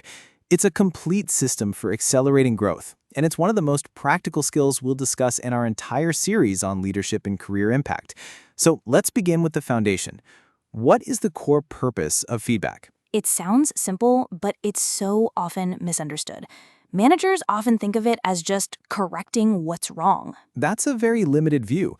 From the management theory perspective, the purpose of feedback is twofold and much more balanced. First, it's about reinforcing effective behaviors. You want to identify what's working, what's leading to positive outcomes, and encourage it more. This is positive reinforcement, and it's incredibly motivating. The second purpose is, of course, to correct ineffective behaviors, to identify actions or approaches that are hindering success and guide the individual toward a more effective path. It's not about criticism, it's about course correction. And this is exactly why the hook for this episode is that giving feedback is a leadership superpower. Think of a master craftsperson, a master potter at her wheel. She doesn't just slam the clay when it goes off center. She applies gentle, precise, and consistent pressure to guide it back to where it needs to be. That's corrective feedback. But she also knows when the shape is perfect, when the walls are even, and she reinforces that form as she continues to build. That's reinforcing feedback. Most managers are afraid of the corrective part, so they avoid it. And they're often too busy to deliver the reinforcing part. The result is a team that's just guessing, flying blind without instruments, and you can't expect excellence from a team that doesn't know what excellence looks like in practice. That's a perfect analogy, Edith. And to apply that gentle, precise pressure, you need a tool. Vague comments like, "You need to be more proactive," or "Great job on the presentation," are almost useless. The receiver has no idea what specific behavior to stop, start, or continue. This is where a simple, elegant framework taught in many MBA programs comes in. The SBI model. It stands for situation, behavior, and impact. I love the SBI model because it takes the emotion and judgment out of the conversation and replaces it with objective observation. It's a game changer. It truly is. Let's break it down. S is for situation. You start by grounding the feedback in a specific time and place. This provides context and tells the person exactly what event you're referring to. For example, in the team meeting this morning when you were presenting the Q2 projections, not when you give presentations, which is general and accusatory. B is for behavior. Next, you describe the specific observable behaviors. The key here is to be objective, like a camera recording the scene. Avoid interpretive or judgmental words. Instead of, you were really dismissive of the marketing team's input, you would say, when the marketing lead asked a question, you responded with, we don't have time for that, and immediately moved to the next slide. I is for impact. Finally, you explain the impact the person's behavior had on you, the team, or the project. This is where you connect their action to a consequence. For instance, the impact of that was that the marketing team was silent for the rest of the meeting, and I'm concerned we may have lost their buy-in for the launch plan. Let's walk through a real-world example. Imagine a talented but junior analyst who is brilliant but tends to dominate conversations. A bad manager might say, you need to let other people talk more. The analyst will probably get defensive and has no clear idea of what to change. A great manager using SBI would say, Stephen, in the brainstorming session we just had, situation, I noticed that after you shared your initial idea, you spoke again after each of the next 3 people who tried to contribute, behavior. The impact was that a couple of the more junior team members didn't get a chance to share their thoughts at all, and the session felt more like a presentation than a true brainstorm. Impact. See the difference? It's not about the person's character. It's about a specific, observable behavior and its tangible consequence. The analyst now has a clear, actionable piece of data they can use to adjust their approach in the next meeting. And that clarity is a gift. But giving feedback is only half the equation. The other, and arguably harder half, is learning how to receive it. Our brains are wired to perceive critical feedback as a threat. The amygdala kicks in and we go into a fight or flight response. We get defensive, we try to explain away the behavior, we discredit the source. As a leader, learning to override this defensive crouch is non-negotiable. This is so critical. Even if someone gives you feedback horribly without using the SPI model, your job as a leader is to be a gold miner. You have to pan through all the mud of their poor delivery to find the single nugget of truth. Maybe their feedback is 90% wrong, driven by their own stress or bias. But what if there's a 10% nugget of gold in there that could make you better? A great leader hunts for that 10%. They listen, they take a deep breath, and they ask clarifying questions like, can you give me a specific example of when you saw that happen? That question forces the giver, who may not know SBI, to try and give you something concrete. It helps you get to the valuable data, even when it's wrapped in a clumsy package. That act of asking for an example is powerful. It signals that you are taking the feedback seriously and shifts you from a defensive posture to a collaborative, problem-solving one. But individual skills for giving and receiving feedback can only take you so far if the environment is hostile to them. This brings us to the broader cultural element, the necessity of psychological safety. Amy Edmondson at Harvard Business School defined this as a shared belief held by members of a team that the team is safe for interpersonal risk-taking. In simple terms, it means people believe they won't be punished or humiliated for speaking up with ideas, questions, concerns, or, most importantly, mistakes. And without that safety, forget about honest feedback. In an unsafe environment, feedback only flows downhill. The boss criticizes the subordinate, and that's it. No one dares to give feedback upwards to their boss or sideways to a peer because the risk is too high. The organization goes blind. Psychological safety is what turns feedback from a weapon into a tool. It's the soil in which everything we've just discussed can grow. A leader builds the safety by modeling vulnerability first, by saying things like, I think I messed up the explanation in that client meeting. What did you all see? Or by openly acknowledging feedback they've received and what they're doing to work on it. This shows the team that feedback isn't a threat, it's just part of the process of getting better, and it applies to everyone. This concept of an intense feedback culture brings us to a fascinating, if extreme, case study, the investment firm Bridgewater Associates and its founder, Ray Dalio. They are famous for a culture of what they call radical transparency. This isn't just an HR policy, it's the core operating system of the company. It's an absolutely wild case study. At Bridgewater, nearly every meeting is recorded and made available for scrutiny. Employees are expected to constantly rate and critique each other in real time using proprietary apps. Dalio's argument is that the ego and emotional discomfort we associate with feedback are the very things that prevent us from seeing truth and achieving excellence. His solution is to force everyone to push past that discomfort through constant, unvarnished, and often brutally honest feedback. The theoretical upside is clear. It aims to create a true meritocracy of ideas where the best thinking wins, regardless of who comes from it. It ruthlessly exposes errors in thinking and forces continuous improvement. If you make a mistake in a trade or a faulty assumption in your research, you will hear about it directly and immediately from multiple people.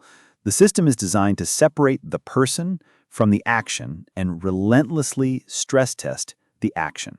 Right, but the why it matters part of this case is in the execution and its consequences. While it sounds great on paper, the reality is that it's an incredibly challenging environment to work in. Many people describe it as draining, harsh, and even anxiety-inducing.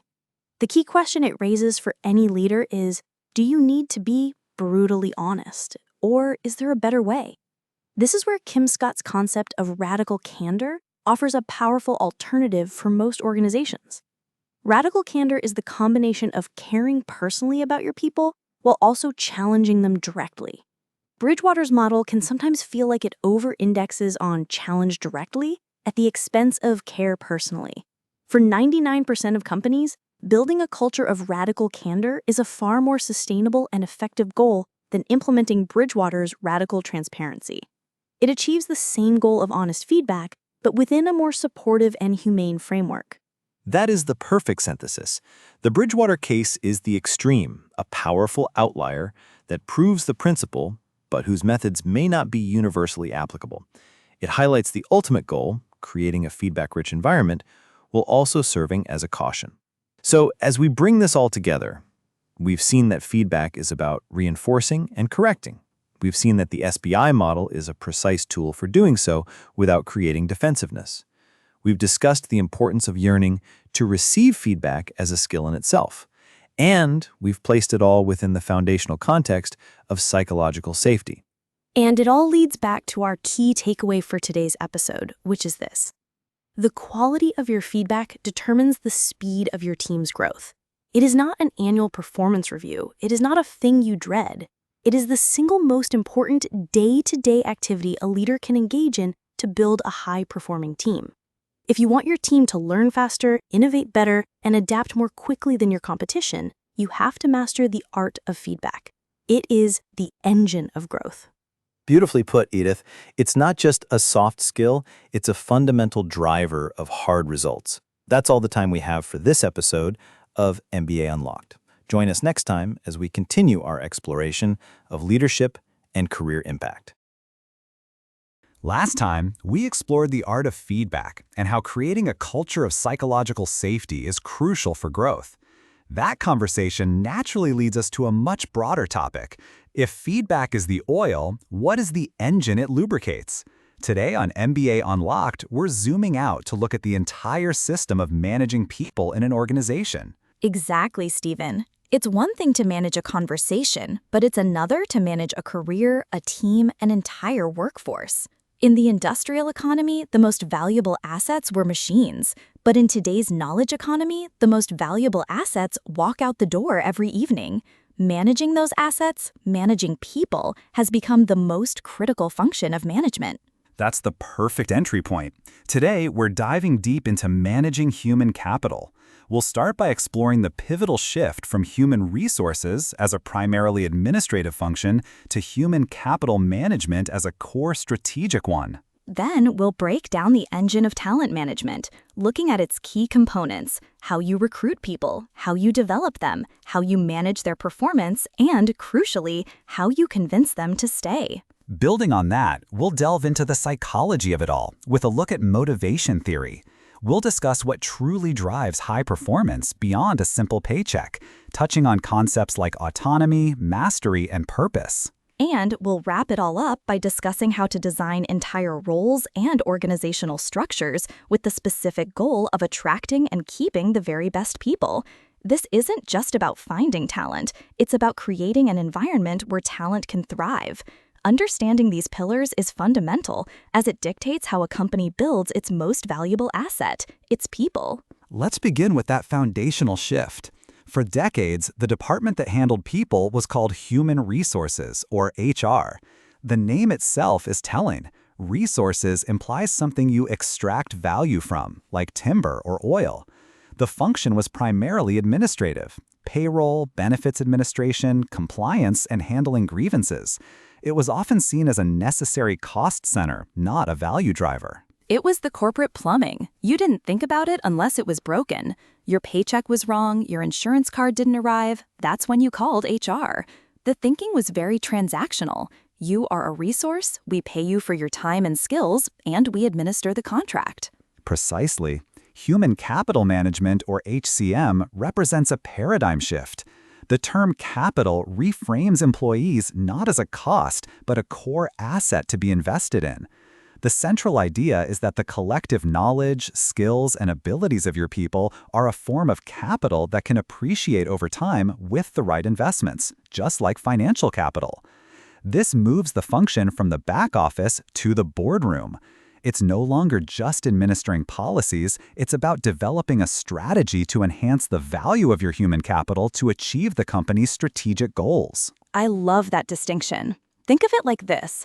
The old HR model is like owning a fleet of delivery trucks. You focus on maintenance, fuel, and compliance. You need the trucks to run, but your competitive advantage isn't the trucks themselves. It's the logistics system you build around them.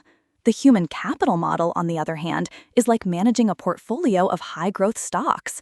You don't just maintain them. You actively study them, you invest in them, you rebalance the portfolio, and you expect them to grow in value and deliver significant returns. Your strategy for managing that portfolio is a direct driver of your success. That's why you now see Chief Human Resources Officers having a much more strategic voice in top-level company decisions. That portfolio analogy is perfect.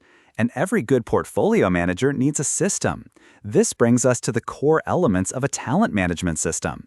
Academically, this is often presented as a life cycle with 4 key stages: recruiting, development, performance management, and retention.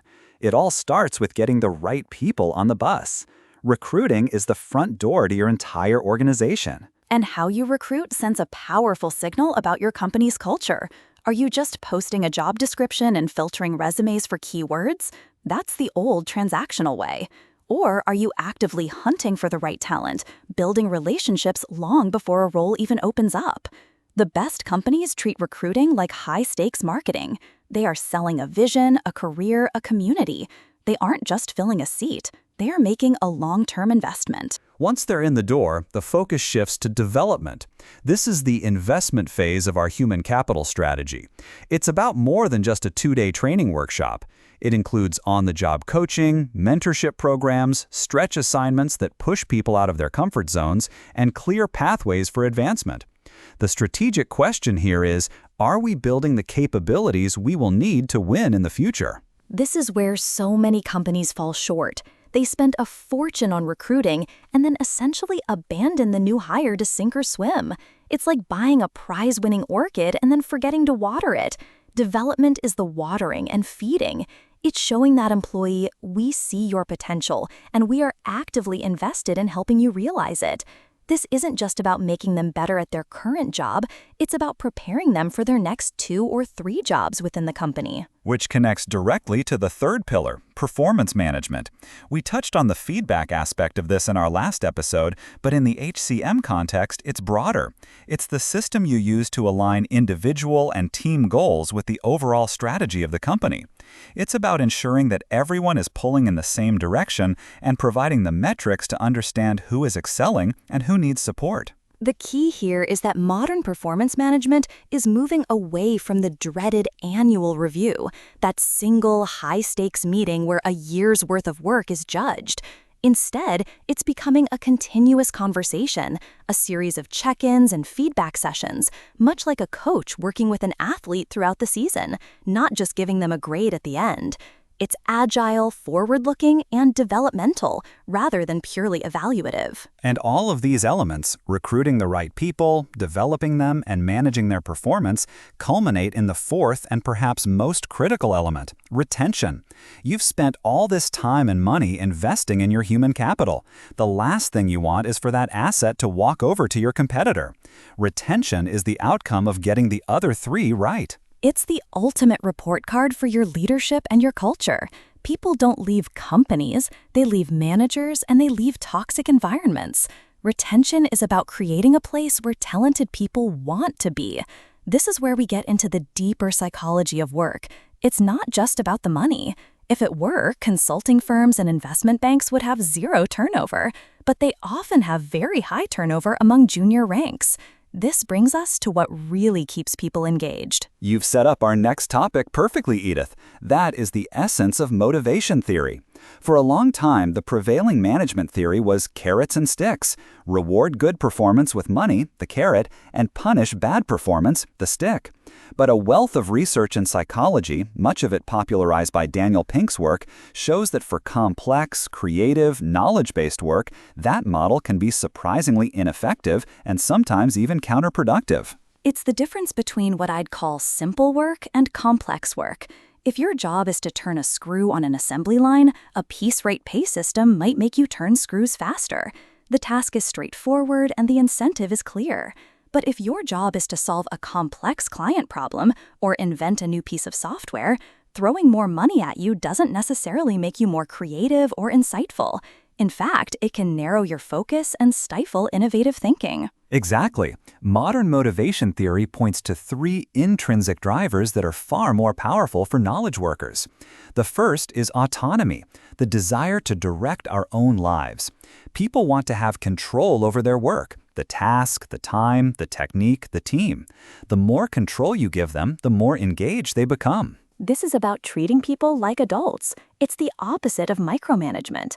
It's saying, this is the outcome we need to achieve. I trust you to figure out the best way to get there. Think of a great software engineer. Do you tell her exactly what code to write line by line? Or do you give her a problem to solve and the freedom to design the most elegant solution? Autonomy is trusting the experts you hired to be experts. The second driver is mastery, the urge to get better and better at something that matters. People have an innate desire to improve their skills and demonstrate competence. A job that offers no challenge or opportunity for growth is a recipe for boredom and disengagement. This links back to our earlier point about development. Mastery is the reason a musician practices scales for hours or a chef works tirelessly to perfect a sauce. It's the deep satisfaction of progress. In a business context, it means giving people hard fun, challenging projects that stretch their abilities but are achievable. It's creating a path where they can look back after a year and say, wow, I am so much better at my craft than I was a year ago. That feeling is incredibly sticky. And the third driver is purpose, the yearning to do what we do in the service of something larger than ourselves. People want to know that their work matters, that their effort is contributing to a meaningful goal. This is where a company's mission and vision become more than just a plaque on the wall. This is the why. Why are we staying late to finish this project? It's not just to make the quarterly numbers. It's because we're developing a medical device that will save lives, or we're building a platform that connects people in meaningful ways. Purpose is the fuel that gets people through the inevitable difficulties and frustrations of any challenging job. When you have autonomy, mastery, and purpose, a job becomes a calling, and people don't easily leave a calling. This is a perfect lead into our case study, Google. The company is famous for its data-driven approach to all of this, a field they call people analytics. They don't just guess what motivates people or what makes a good manager. They collect data and test hypotheses. It's a fascinating example of applying engineering principles to people management. For instance, their Project Oxygen analyzed vast amounts of data to identify the key behaviors of their best managers, and the number one trait wasn't technical skill, it was being a good coach who empowers the team and doesn't micromanage, a direct validation of the importance of autonomy. Another famous example is their research into what makes the perfect team, Project Aristotle. After analyzing hundreds of teams, they found it wasn't the composition of the team, not the number of PhDs or the mix of introverts and extroverts. The single most important factor was psychological safety, the shared belief that team members can take risks without being embarrassed or punished. This reinforces everything we've discussed about creating an environment for talent to thrive. Google is essentially designing the entire organization around attracting and retaining a specific type of person, a self-directed, intrinsically motivated, creative problem solver. They offer autonomy in the form of 20% time to work on passion projects. They offer mastery by posing some of the world's most difficult technical challenges, and they offer purpose through their mission to organize the world's information. They use analytics not to control people, but to understand how to create the conditions for them to do their best work. And that really brings us to the key takeaway for today's episode. It's that in the modern economy, your company's ability to win in the marketplace is almost entirely determined by its ability to win the war for talent. It's no longer a support function. It is the central strategic battleground. It all comes back to that simple truth. Your assets go home every night. Creating a system that attracts the best, invests in their growth, and gives them a compelling reason to come back every morning is the most important job of any leader. It's not about resources, it's about capital. And more than that, it's about people. In our last episode, we discussed the strategic shift from seeing people as resources to managing them as valuable human capital. We established that winning the war for talent is paramount. But once you've assembled that talent, a critical question follows. How do you get them to achieve something together that they couldn't apart? That's the challenge of leadership, and it brings us directly to our topic for today, leading high-performing teams. Exactly, Stephen, because we've all been on bad teams, the ones that drain your energy and go nowhere. And hopefully we've also experienced great ones, where the energy is palpable and the results are incredible. Understanding what creates that difference is a game changer for any leader. Today, we'll deconstruct that difference. We'll start by defining what a team truly is versus just a group of people. Then we'll unpack the foundational elements of team effectiveness. We'll also explore the critical concept of psychological safety, a breakthrough finding from Google's research. And finally, we'll touch on the practicalities of managing team dynamics. These aren't just abstract management theories. They are the building blocks of execution. In a world where more and more work is project-based and collaborative, your ability to build and lead effective teams directly determines your ability to deliver results. It's where strategy meets the real world. Let's start with that first core concept, the distinction between a team and a group. While people often use the terms interchangeably, in a business context, the difference is significant. A group is essentially a collection of individuals who coordinate their efforts but remain accountable for their individual results. A team, however, is a smaller number of people with complementary skills who are committed to a common purpose, a set of performance goals, and an approach for which they hold themselves mutually accountable. I love that distinction, and I have a great analogy for it. Think of people in an elevator. They share a common space and are going in the same general direction, but they aren't working together. That's a group. But if the elevator gets stuck, suddenly they have a shared, urgent purpose: get out. They have to collaborate, figure out who has what skills. Maybe someone is calm under pressure, someone else is good at tinkering with the control panel. They become a team, bound by a common goal and mutual accountability. That's a perfect illustration. It highlights that a team has a shared purpose and interdependence. This leads us to the second core concept, which comes from the work of Harvard scholar Richard Hackman, who identified the foundational elements of team effectiveness.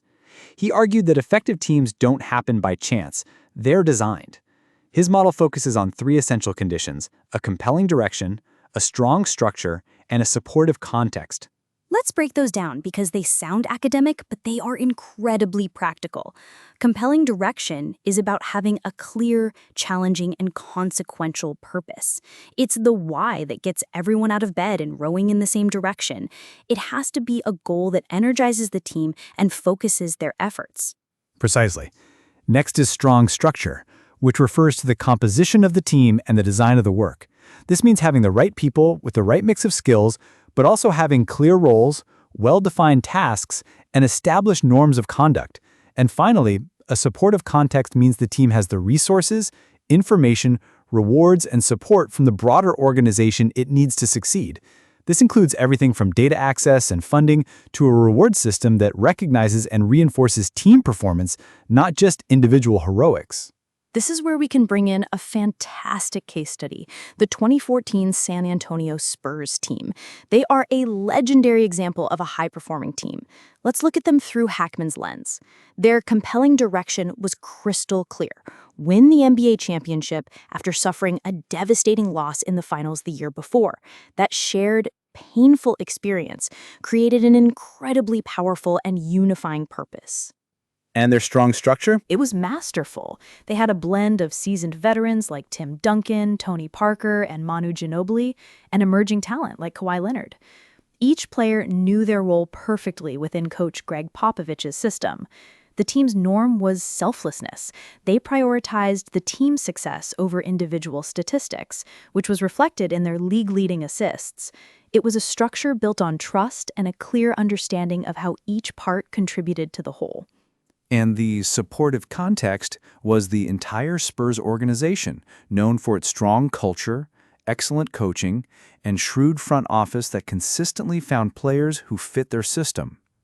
This brings us to our third core concept, which was a major finding of Google's multi-year study on its own teams, known as Project Aristotle.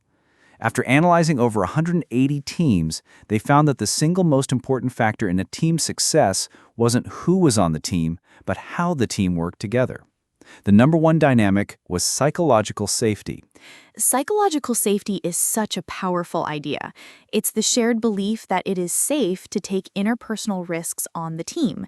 It means you can admit a mistake, ask a silly question, offer a crazy idea, or challenge the status quo without fear of being embarrassed, punished, or shut down.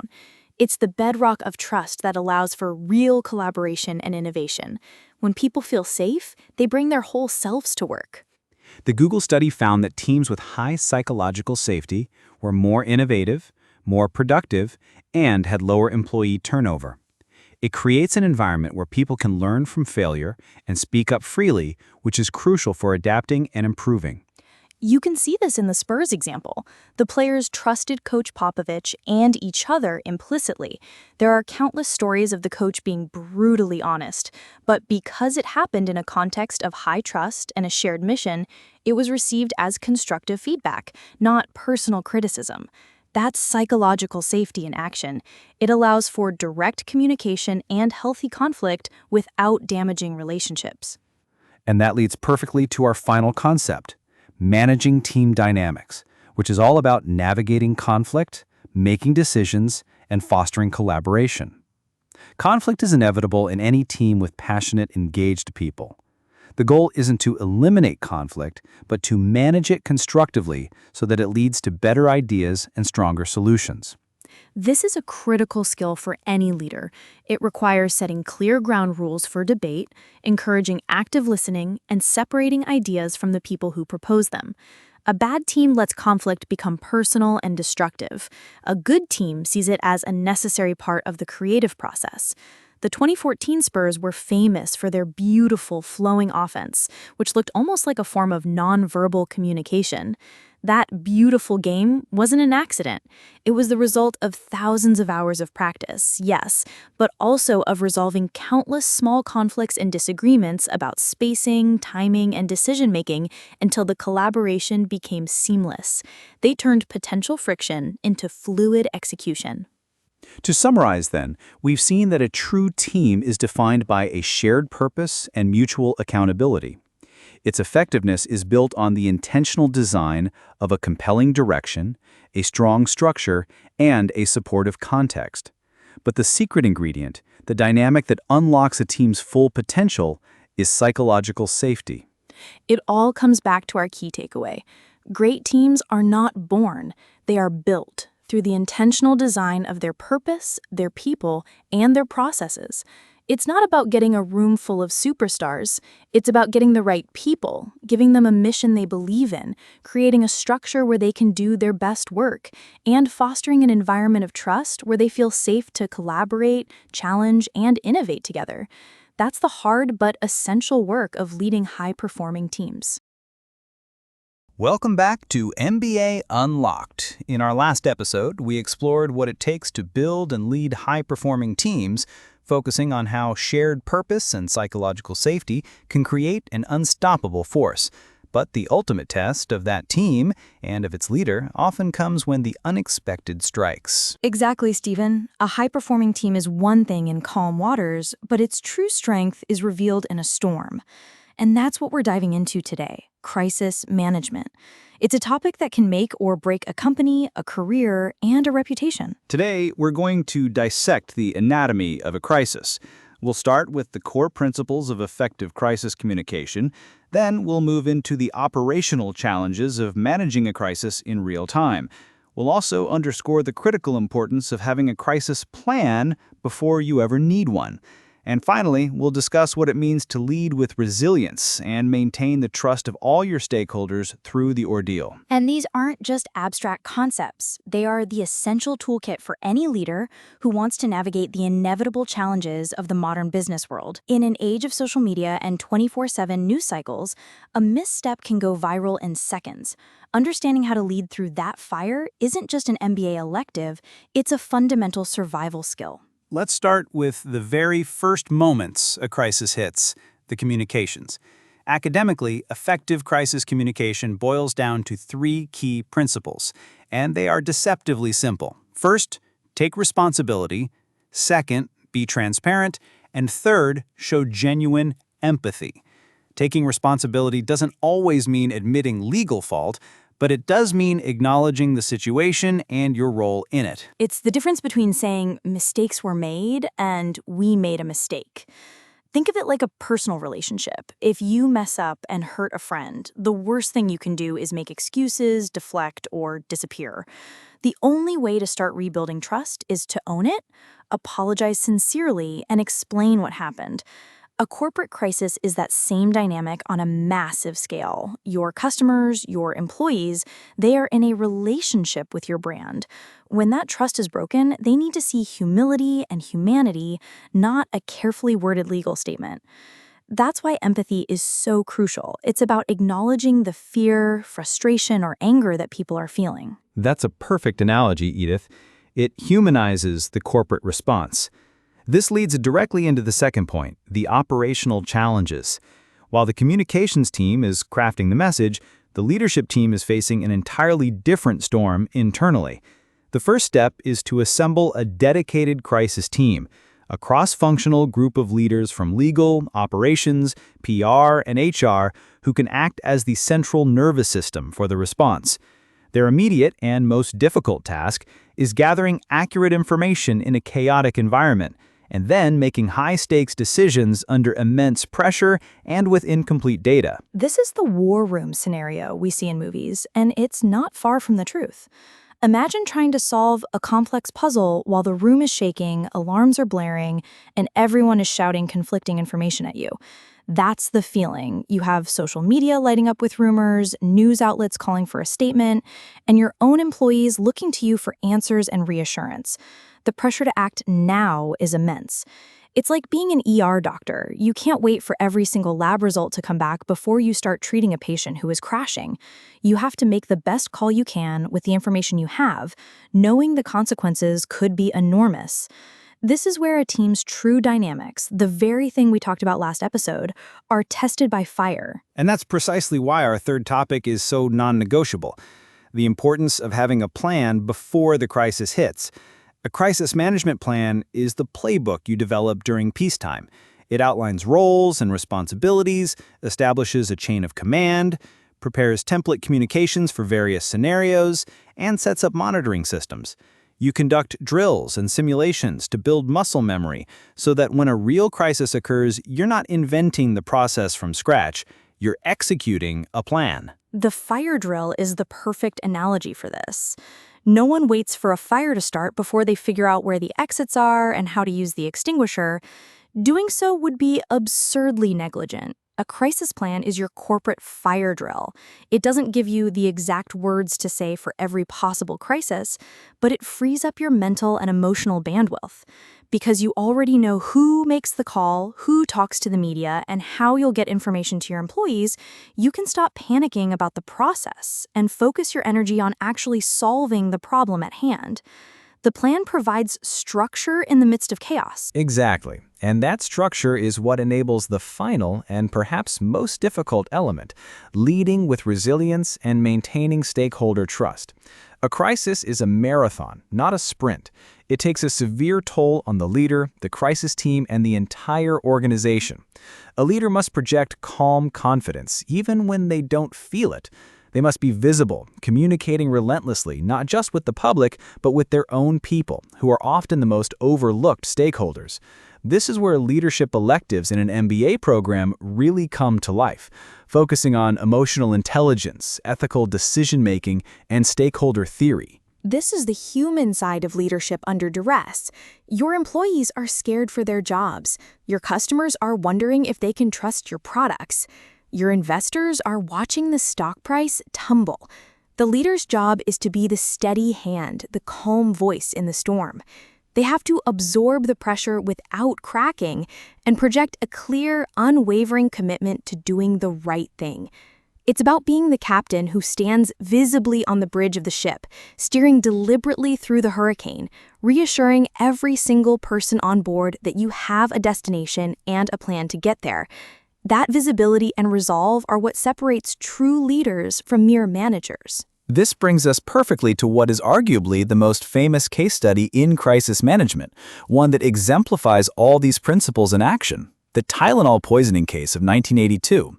For context, 7 people in the Chicago area died after taking Tylenol capsules that had been maliciously laced with cyanide by an unknown individual. The capsules had been placed back on store shelves. And Johnson & Johnson's response became the gold standard for a reason. Let's break it down using our framework. First, responsibility and empathy. J&J's chairman, James Burke, immediately went on national television. He was direct, he was empathetic to the victims and the public's fear, and he took decisive action. He didn't hedge or deflect. Operationally, their response was stunning. They immediately assembled a crisis team, and in a move that was unheard of at the time, they made the decision to recall all 31 million bottles of Tylenol from store shelves across the entire nation at a cost of over $100 million. They put public safety far above short-term profits. And this is where the planning, or in this case, the forward-thinking innovation comes in. They didn't just solve the immediate problem, they created the solution to prevent it from happening again. J&J quickly reintroduced Tylenol in new, triple-sealed, tamper-proof packaging. They confronted the crisis with an innovation that changed their entire industry and restored public confidence. They didn't just manage the crisis, they led through it. The results speak for themselves. Before the crisis, Tylenol had 35% of the pain reliever market. Pundits predicted the brand would never recover. But because of their ethical and effective response, they had regained nearly all of that market share within a year. They maintained the trust of their stakeholders by demonstrating that their company credo, which prioritized public welfare, was more than just words on a wall. It's the ultimate proof of our final takeaway today. In a crisis, what you do in the first 24 hours will define your reputation for the next 10 years. Johnson & Johnson's actions in those initial days and weeks didn't just save their brand, they cemented their legacy as a company that, when faced with the ultimate test, chose to do the right thing. It shows that a crisis, while terrifying, can also be an organization's defining moment, revealing its true character to the world. An incredibly powerful lesson. A crisis is not just a threat to be managed, but an opportunity to lead and to reinforce the very values that a company stands for. Join us next time on MBA Unlocked as we continue our journey through leadership and career impact. Last time on MBA Unlocked, we navigated the intense pressures of crisis management, exploring how leaders must act in the critical first 24 hours to preserve trust and reputation. But it begs a deeper question. What happens when a crisis isn't just an external shock, but the result of a slow rot from within? When the very systems designed to protect a company become part of the problem? That's a perfect and chilling transition, Stephen, because a public crisis is often just the visible symptom of a much deeper internal disease. And today, we're examining the corporate immune system that's supposed to fight that disease, corporate governance. Exactly. This is the bedrock of how a company is directed and controlled. So today we're moving from the chaos of a crisis to the structure that's meant to prevent it. We'll be dissecting 4 critical areas. First, we'll unpack the fundamental conflict known as the principal-agent problem. Second, we'll define the crucial role and responsibilities of the board of directors. Third, we'll get into the weeds of key governance issues like board independence, executive compensation, and the rise of shareholder activism. And finally, we'll look at the dramatic consequences when all of this goes wrong, using the catastrophic fall of Enron as our case study. These concepts might sound a bit abstract, but they are the absolute scaffolding of modern business. Without strong governance, even the most brilliant strategy or innovative product is built on quicksand. It dictates who has power, how they can use it, and who holds them accountable. Let's start with that foundational concept, the principal-agent problem. In academic terms, this describes an inherent conflict of interest and priorities that arises when one party, the agent, is hired to act on behalf of another, the principal. In a corporate context, the shareholders are the owners, the principals. They hire executives, the agents, to run the company for them. The core issue is that the agent's personal interests, like maximizing their own short-term bonus or building a personal empire, may not align with the principal's primary goal, which is typically to maximize long-term shareholder value. That sounds technical, but it's a dynamic we see everywhere in life. Imagine you hire a real estate agent to sell your house. You are the principal. Your goal is to get the highest possible price for your home. The agent, your agent, is supposed to work towards that same goal. But what if you're also motivated by a quick commission? They might pressure you to accept a lower offer that comes in today rather than waiting for a potentially higher offer next month. Their interest in a fast, easy sale, their agent interest, can directly conflict with your interest in maximum value. That's the principal-agent problem in a nutshell. A perfect analogy. And corporations are a massive, complex version of that house sale. A CEO might be tempted to cut research and development funding to boost this quarter's profits and trigger a big personal bonus, even if that decision cripples the company's innovative pipeline 5 years down the road. That's the conflict in action. So how do shareholders, the principals, solve this? They can't all show up to the office and watch over the CEO's shoulder. The primary solution is the board of directors. Right. The board is supposed to be the shareholders' eyes and ears in the boardroom. They are the ultimate check on executive power. Precisely. The board of directors is a group of individuals elected to represent the shareholders' interests. Their core duties are threefold. First, the most critical one, is to hire, monitor, compensate, and, if necessary, fire the chief executive officer and other senior management. Second, they work with management to set the company's broad strategic direction and risk appetite. And third, they have a fiduciary duty to oversee the company's affairs, ensuring it's being run ethically and in the long-term best interests of the owners. I like to think of the board as the constitutional guardians of the company. The CEO and their team are the executive branch, running things day to day. They have immense power to get things done. But the board is the legislative and judicial branch rolled into one. They set the laws, the high-level strategy and policies, and they provide the ultimate judgment on whether the CEO is acting within those laws and in the best interest of the state, which in this case is the corporation and its shareholders. They're not meant to be managing the company, but governing it. That's a very powerful way to frame it. And within that governing function, several persistent and thorny issues emerge, which are the subject of endless debate in business schools and boardrooms. The first is board independence. For a board to be effective, a majority of its members must be independent, meaning they have no material ties to the company other than their director fee. They aren't former executives, they aren't the CEO's brother-in-law, and they don't do major business with the company. And this is so critical.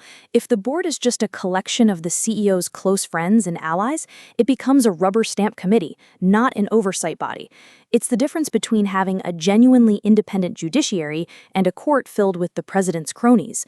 One provides real accountability, the other provides the illusion of it. You need directors who are willing to ask the tough, uncomfortable questions, even if it means creating tension with a powerful CEO. The second major issue is executive compensation. This is a direct attempt to solve the principal-agent problem by aligning the agent's interests with the principal's. The goal is to design a pay package, a mix of salary, bonus, and long-term equity like stock options, that motivates the CEO to act like an owner. The controversy, of course, is whether these packages have become so inflated that they reward mediocrity, or worse, encourage the kind of risky, short-term behavior we talked about earlier. It's a huge public flashpoint. People see a CEO receiving a $50 million bonus in the same year their company underperformed or had massive layoffs, and it just feels fundamentally broken.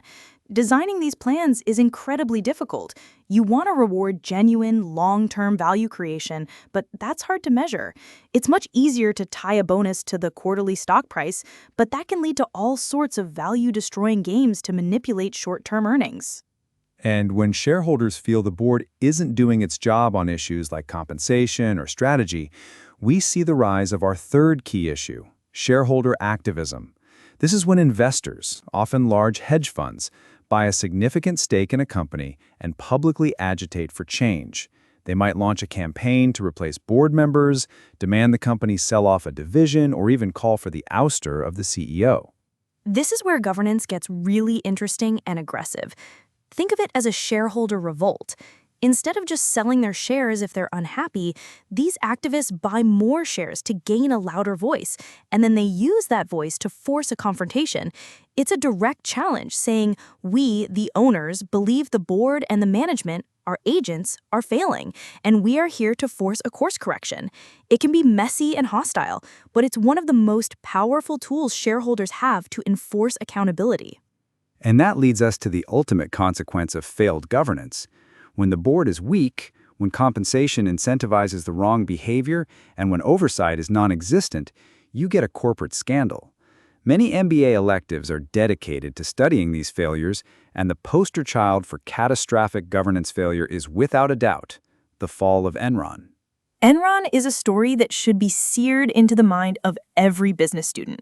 In the late 90s, they were the 7th largest company in the United States, hailed as a pioneer of the new economy. But it was a complete mirage, enabled by what was arguably one of the most corrupt governance structures in modern history. Their board was a case study in what not to do. It was packed with insiders and individuals with significant conflicts of interest. The audit committee, which is the board's key watchdog over financial reporting, was weak and lacked the expertise to challenge the fantastically complex and fraudulent accounting schemes management was using. The schemes themselves were a direct result of the principal-agent problem running amok. Enron's executives, Jeff Skilling and Andrew Fastow in particular, were rewarded with enormous bonuses based on reported profits. This created a powerful incentive for them to report profits, whether they were real or not. Fastow created a web of off-balance sheet entities to hide billions in debt and to manufacture earnings. The agents weren't just misaligned with the principals, they were actively deceiving them on an epic scale. It was a house of mirrors, and the board, which should have been shining a bright light into every dark corner, was either complicit or willfully blind. They repeatedly waived the company's own code of ethics to allow the CFO, Fastow, to run these off-book partnerships from which he was personally making millions. Think about that.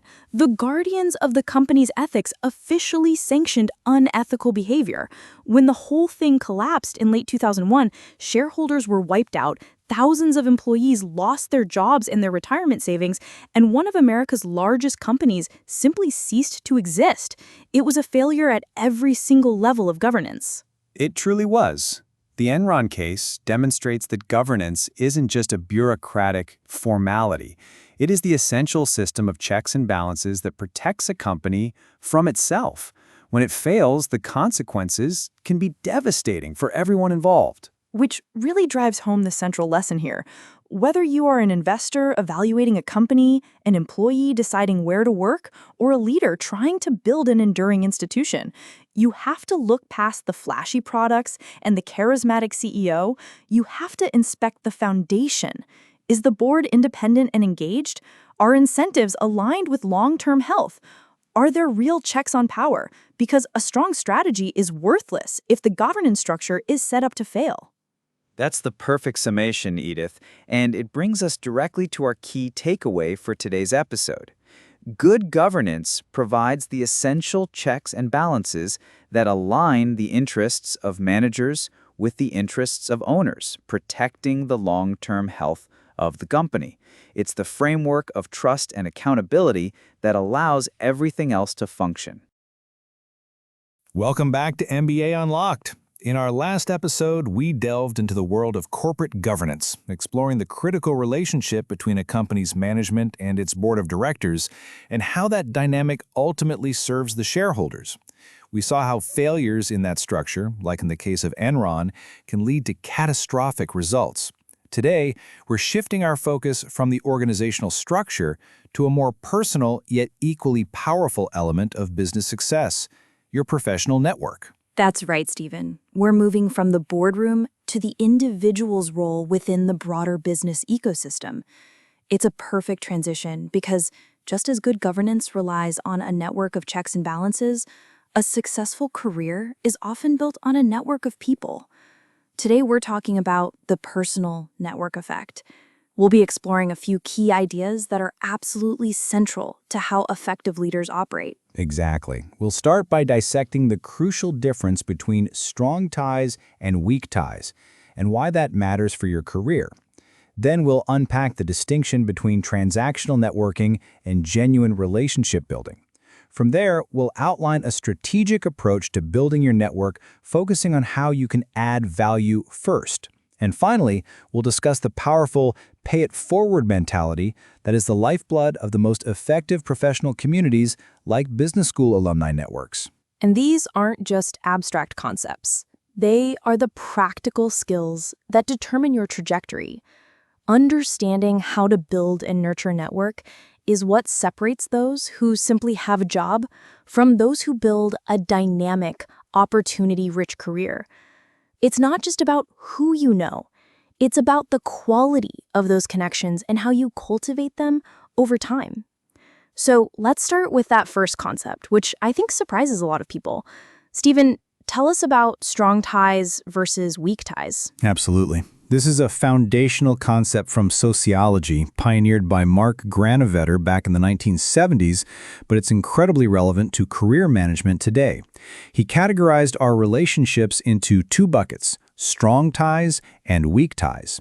Your strong ties are your inner circle, your close friends, your family, the colleagues you work with day in and day out. There's a high degree of trust, emotional connection, and frequent interaction. These are the people you'd call in a personal emergency, the ones who know your history, your go-to support system. Precisely.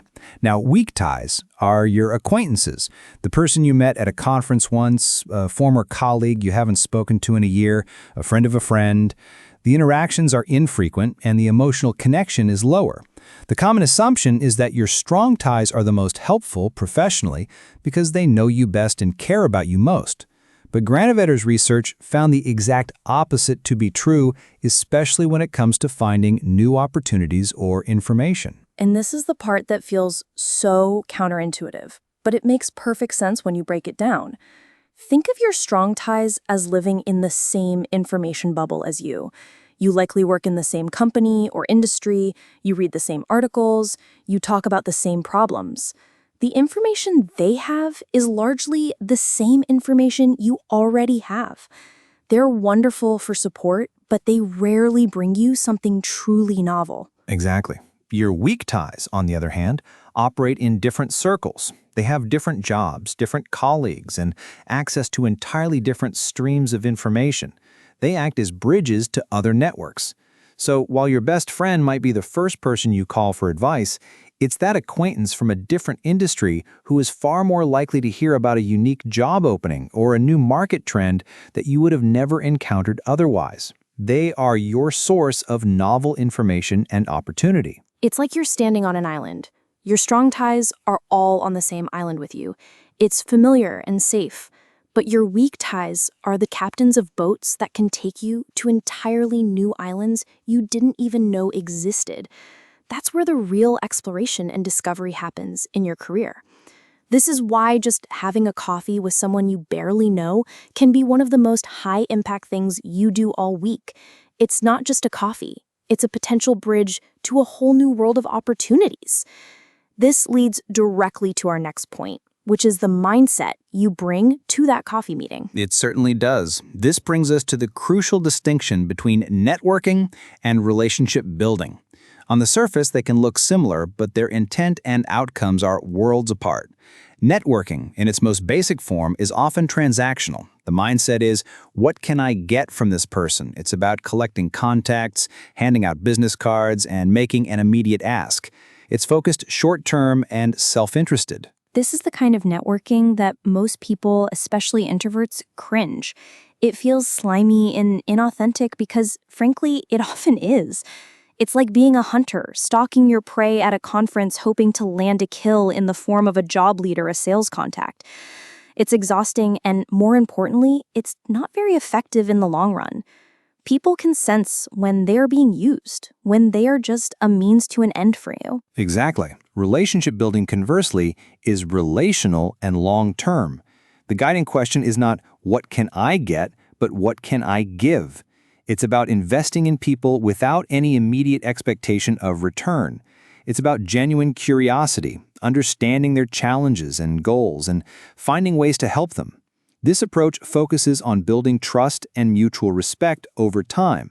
The connection itself is the primary goal, and any professional benefits that arise are a natural byproduct of that strong relationship. I like to think of it as the difference between being a tourist and being a local. A tourist drops in, takes a few pictures for their own benefit, and leaves. They have transactions with the shopkeepers. A local, however, is part of the community. They invest in their neighbors. They help out. They build a reputation over time. They aren't thinking about the immediate payback of lending their neighbor a cup of sugar. They do it because that's what it means to be part of a community. Building a professional network is the same. You have to stop being a tourist who just shows up when you need something and start being a citizen of your professional community. That's a fantastic analogy. And that citizenship requires a plan. This isn't about aimlessly being nice to everyone. This is where our third topic, a strategic approach to networking, comes into play. A strategic approach means being thoughtful and intentional about how you build these relationships. The first step is identification. Who are the key people in your industry or in adjacent fields that you want to connect with? This isn't about chasing celebrities. It's about identifying people whose work you admire, who are in roles you aspire to, or who are experts in areas you want to learn about. And once you've identified them, the absolute worst thing you can do is send a generic LinkedIn request or an email that says, "I'd love to pick your brain." That phrase is a classic example of the transactional "what can I get" mindset. It places all the burden on them. Precisely. The strategic approach flips this. The next and most critical step is to find a way to add value first. Do your homework. Read their articles, listen to their podcast interviews, understand what they're working on. Then find a genuine way to contribute. Maybe you can share a relevant article with a thoughtful comment. Perhaps you can offer a specific insight related to one of their projects. Or maybe you can introduce them to someone in your network who could be helpful to them. The goal is to make your first interaction a deposit, not a withdrawal. This is the secret sauce. For example, if you admire a marketing executive, don't just ask for a meeting. Follow their work. Maybe you see they just launched a new campaign. You could send a brief, respectful note saying, "I was so impressed by the new campaign, especially the clever use of X. It reminded me of this other fascinating case study I thought you might find interesting." You've shown you're paying attention, you've offered a thoughtful compliment, and you've given them something of value without asking for anything. You are now on their radar in a positive, memorable way. And the final part of the strategy is maintenance. Relationships wither without occasional contact. This doesn't mean you need to be in constant communication. It means setting up a system to stay in touch. A simple check-in every few months, a happy birthday message, or forwarding another relevant article can keep the connection warm. It ensures that when you do eventually have an ask, it's coming from a foundation of established trust and goodwill, not out of the blue. This leads us perfectly into our final concept, the pay-it-forward mentality. Yes, this is the cultural engine that drives the most powerful networks, and it's something that business schools try very hard to instill in their students.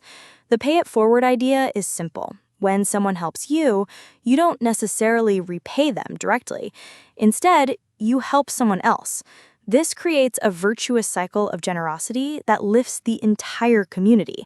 It transforms a collection of individuals into a true, supportive ecosystem.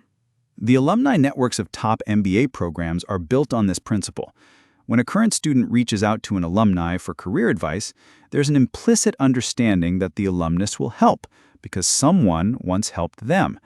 And there's also an understanding that the student, once they become an alumnus, will do the same for the next generation. It's a culture of reciprocity that isn't a direct quid pro quo, but a generalized long-term exchange of value.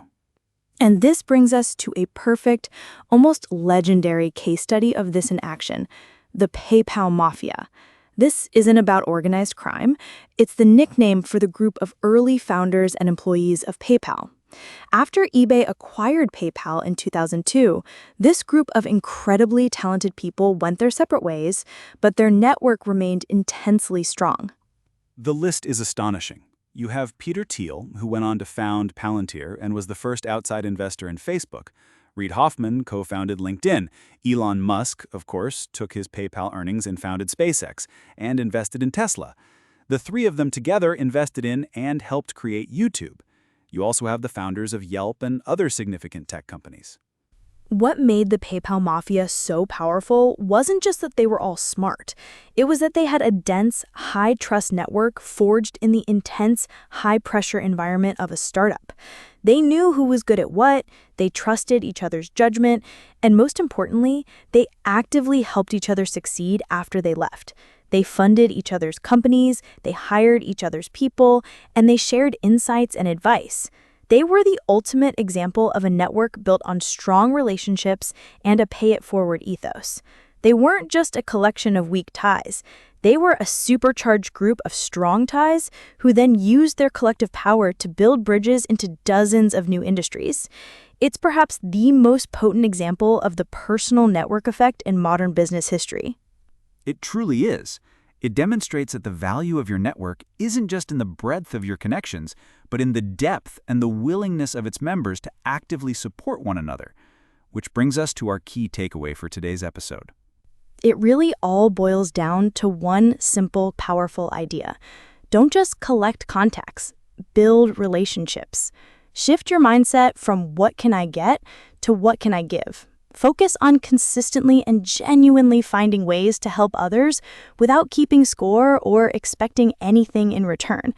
That is how you build a network that is not only powerful and resilient, but also deeply rewarding. It's not just a strategy for getting ahead, it's a more fulfilling way to move through your professional life. Your network becomes your net worth, not because of the transactions you make, but because of the trust you build and the value you create for others. Welcome back to MBA Unlocked. In our last episode, we delved into the power of professional networks, exploring how building meaningful relationships is fundamental to career growth. We talked about weak ties, adding value, and the immense power of alumni networks like the PayPal Mafia. That's right, Stephen, and it's the perfect launch pad for today's discussion, because once you've built that network, the question becomes, what do you do with it? What do you do with your degree, your skills, your experience?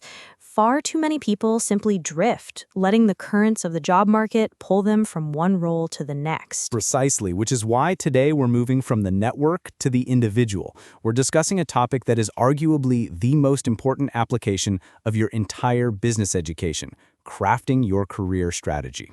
I love this topic. It's about shifting from being a passenger in your career to being the pilot. It's the difference between finding a job and building a life. Most people treat their careers with less planning than they do their next vacation. We want to change that. Exactly. We're going to explore this by looking at your career through a business lens. We'll cover 4 core ideas today.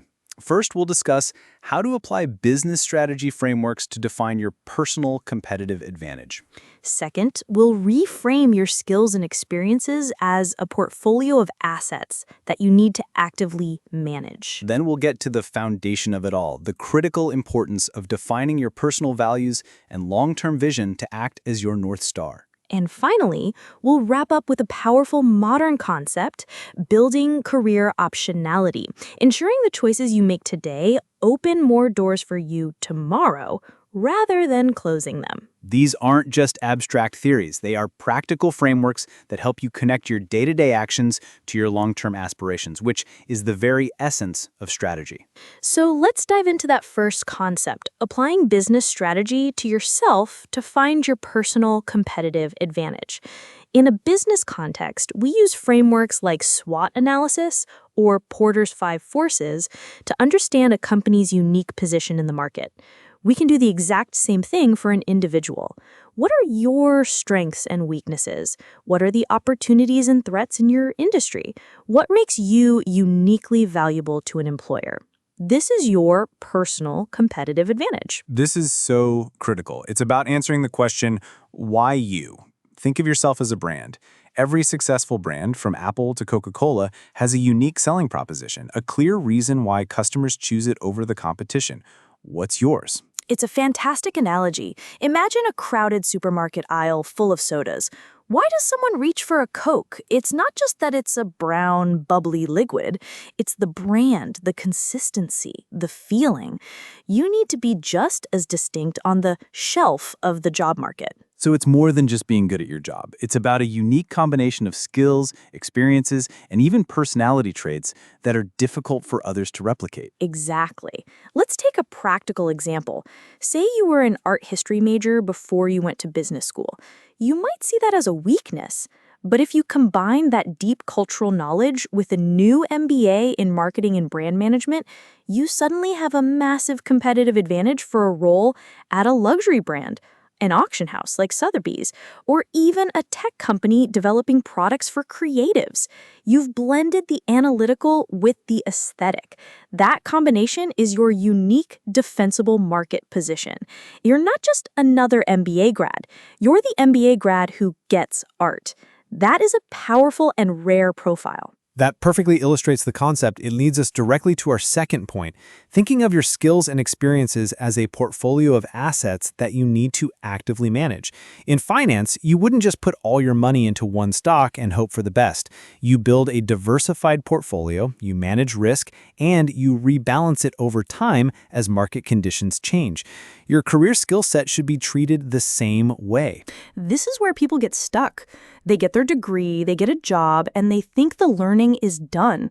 But a portfolio needs active management. Think of yourself as a technology company. Your current skills are your flagship product. It might be selling well now, but is it built on a programming language that will be obsolete in 5 years? You have to be investing in R&D for yourself. So what does that R&D look like in practice? It's all about intentional growth. It could be a formal certification in project management or data analytics. It could be taking an internal company assignment in a different department to learn a new function, like moving from marketing to operations for 6 months. It could be learning a new language, taking a public speaking course, or even volunteering for a nonprofit to get board experience.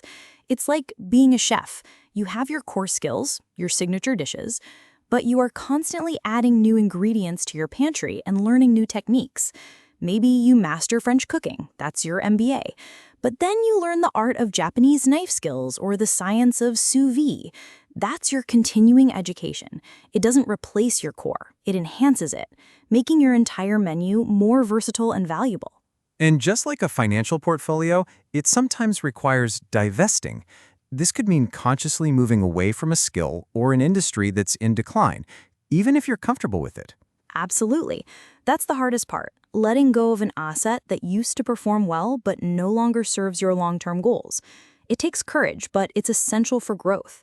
And you can't make those tough decisions without our third concept, a clearly defined set of values and a long-term vision. Without a destination in mind, every path looks equally good. In corporate strategy, we call this the mission and vision statement. It's the why behind everything the company does. For an individual, this is the rudder that steers your entire career. Without it, you're susceptible to making decisions based on short-term metrics. A slightly higher salary, a more prestigious title, pressure from family. These can easily lead you down a path that is lucrative but deeply unfulfilling. Defining your values means asking the hard questions. What truly matters to me? Is it autonomy? Impact? Financial security? Work-life balance? Continuous learning? This is the absolute bedrock of a designed career. I think of it as programming your own personal GPS. Your long-term vision, say, to become a leader in the sustainable energy sector, is the destination you type in. Your core values are the route preferences you set. Avoid toll roads could be your desire to not work more than 50 hours a week. Take the scenic route might be a preference for roles with international travel. When a new opportunity comes along, you just check it against your GPS.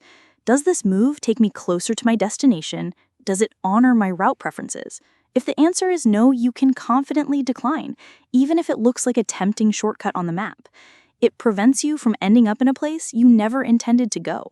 That clarity is a superpower. It allows you to proactively seek out opportunities that align with your vision rather than just reacting to what comes your way. This brings us to our final and perhaps most modern concept, career optionality, which is beautifully captured in our case study for today. Yes, Sheryl Sandberg's jungle gym concept from her book Lean In. It's the perfect metaphor for this. It really is. The traditional idea of a career is a ladder, a linear, one-way climb to the top. But that model is rigid and outdated. Career optionality is about making choices that open up the maximum number of future paths. It's about increasing the scope of your potential moves. An MBA itself is a classic optionality investment. It takes you out of a specific function or industry and opens up countless new possibilities. And Sheryl Sandberg's jungle gym is the ultimate visual for this. The goal isn't just to climb up. Sometimes you move sideways to get to a more interesting part of the structure with more paths leading from it. Sometimes you might even climb down a little to get on a faster-moving track. A lateral move to a high-growth startup, for instance, might look like a step back in title, but it gives you broader experience and more upward potential than staying put. You're not focused on your current altitude, you're focused on your potential to get anywhere on the whole playground. So, a choice that increases optionality might be taking a role in a company's leadership development program that rotates you through different functions, versus a specialized role that pays more now but narrows your future options. Precisely. You're optimizing for growth and future possibilities, not just the next immediate promotion. The jungle gym path is more dynamic and, frankly, more resilient to economic shocks and industry changes. A ladder can be kicked out from under you. A jungle gym always has other bars to grab onto. It empowers you to build a career that is robust and adaptable. So, to bring it all together, you start by defining your North Star, your personal vision and values. Guided by that, you intentionally build a portfolio of skills and experiences designed to create a unique personal competitive advantage. And you navigate your career not like a ladder, but like a jungle gym, making moves that increase your optionality and keep you aligned with that ultimate vision. That's the blueprint. And it all reinforces our key takeaway for today's episode. This isn't about luck or stumbling into the right place at the right time. The most successful and, more importantly, the most fulfilling careers are not found, they are designed. You are the architect. You are the strategist. You are the CEO of You Inc. And the tools of business strategy are the best tools you have to build a professional life of meaning and impact. Welcome back to MBA Unlocked. In our last episode, we explored how to apply the principles of business strategy to design a fulfilling and impactful career. We talked about treating your career like a business, with a long-term vision and a clear strategy. That's right, Stephen. We left our listeners with the idea that the most successful careers aren't just found, they're designed. Today, we're going to take that a step further and look at the culmination of a formal business education, what we're calling the 2-year transformation. Exactly. For those who choose the path of a traditional MBA, it's a significant investment of time and money. So the natural question is, what's the real return on that investment? It's more than just a line on a resume or a salary bump. We believe it's a fundamental shift in how a person thinks, communicates, and leads. And that's the core of our discussion today. We'll be synthesizing the entire journey we've taken on this podcast, from the foundational thinking toolkits to the core business disciplines, advanced topics, and ultimately leadership. We'll break down the transformation into 3 key areas: the development of a structured analytical approach to problem solving, gaining fluency in the language of business, and the cultivation of a powerful global professional network. We'll also touch upon the confidence that's forged in the high-pressure environment of an MBA program. And finally, we'll reflect on the long-term value of a business education, whether you pursue a formal degree or chart your own course of learning. So let's dive in. The first major transformation is the development of a structured, analytical approach to problem solving. This is something that gets honed through relentless practice in an MBA program. Think of it like a mental toolkit. Before an MBA, you might have a hammer and a screwdriver. You can get some things done, but you're limited. An MBA gives you a full set of power tools. Suddenly, you have a systematic way to deconstruct complex problems, whether it's a struggling supply chain, a marketing campaign that's falling flat, or a corporate strategy that needs a refresh. That's a great analogy, Edith. And it's not just about having the tools, but knowing which one to use and when. The curriculum is designed to build this capability. You're constantly bombarded with case studies, which are essentially complex business problems that you have to analyze and solve. This forces you to move beyond gut feelings and develop a data-driven, analytical mindset. You learn to define the problem, gather and analyze relevant data, generate and evaluate potential solutions, and then make a well-reasoned recommendation. And it's the sheer volume and variety of these cases that's so transformative. One day you're a consultant advising a struggling airline. The next you're a marketing manager launching a new consumer product. This constant shifting of perspectives and industries forces you to see the underlying patterns and apply fundamental business principles to any situation. It's like a fitness regimen for your brain. You're building mental muscles you didn't even know you had. And that ability to break down a problem, even in an unfamiliar industry, is a superpower in the business world. Absolutely. And that brings us to our third key transformation, becoming fluent in the language of business. This is about more than just knowing the jargon. It's about understanding the intricate connections between different business functions. An MBA curriculum is designed to give you a holistic view of an organization. You'll take courses in finance, marketing, operations, and strategy, and you'll see how decisions in one area ripple through the entire company. Exactly. It's like learning a new language.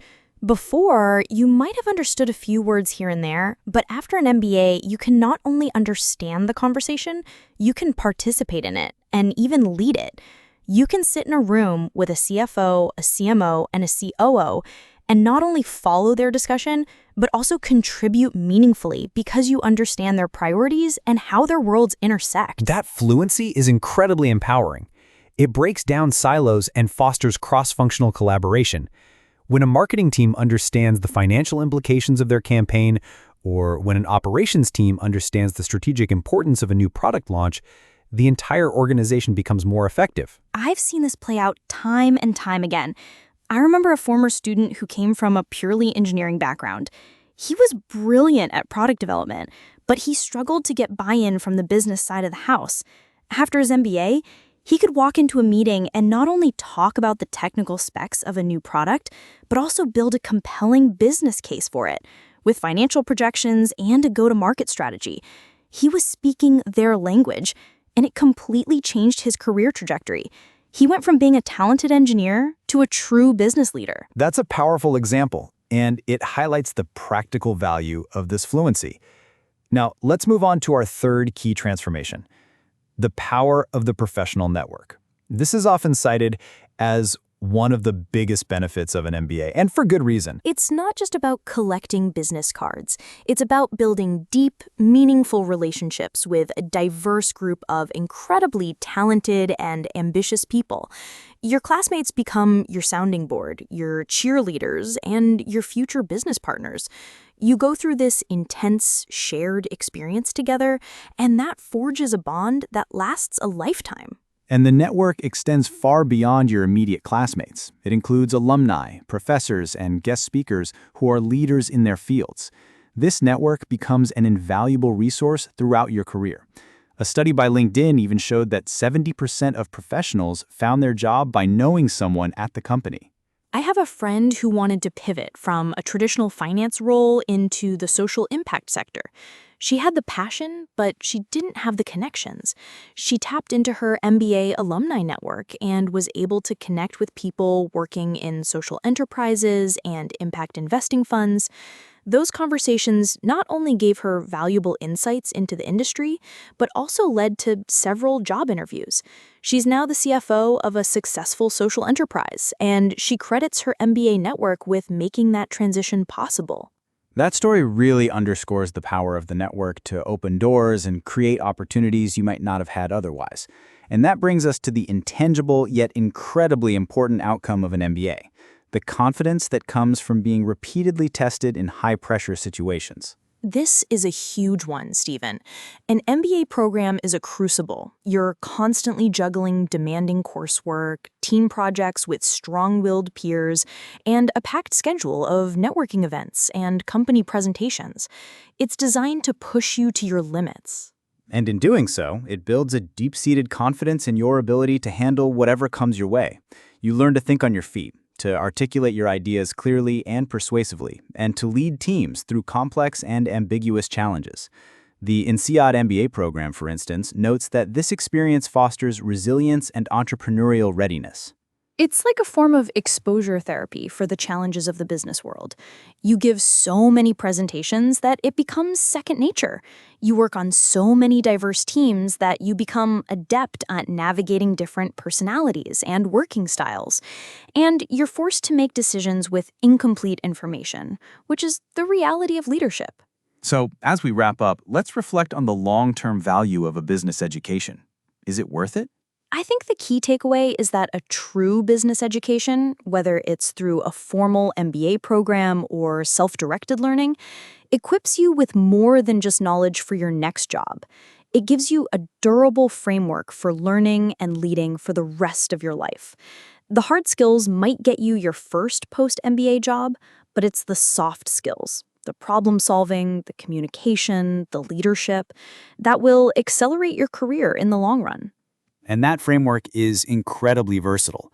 We see MBA graduates going into every industry imaginable, from consulting and finance to entrepreneurship and social impact. The skills and the mindset are transferable. It's not about what you know, but how you think. And that's the ultimate transformation. It's a shift from being a functional expert to being a strategic leader. It's about seeing the bigger picture, connecting the dots, and having the confidence and the toolkit to turn your vision into reality.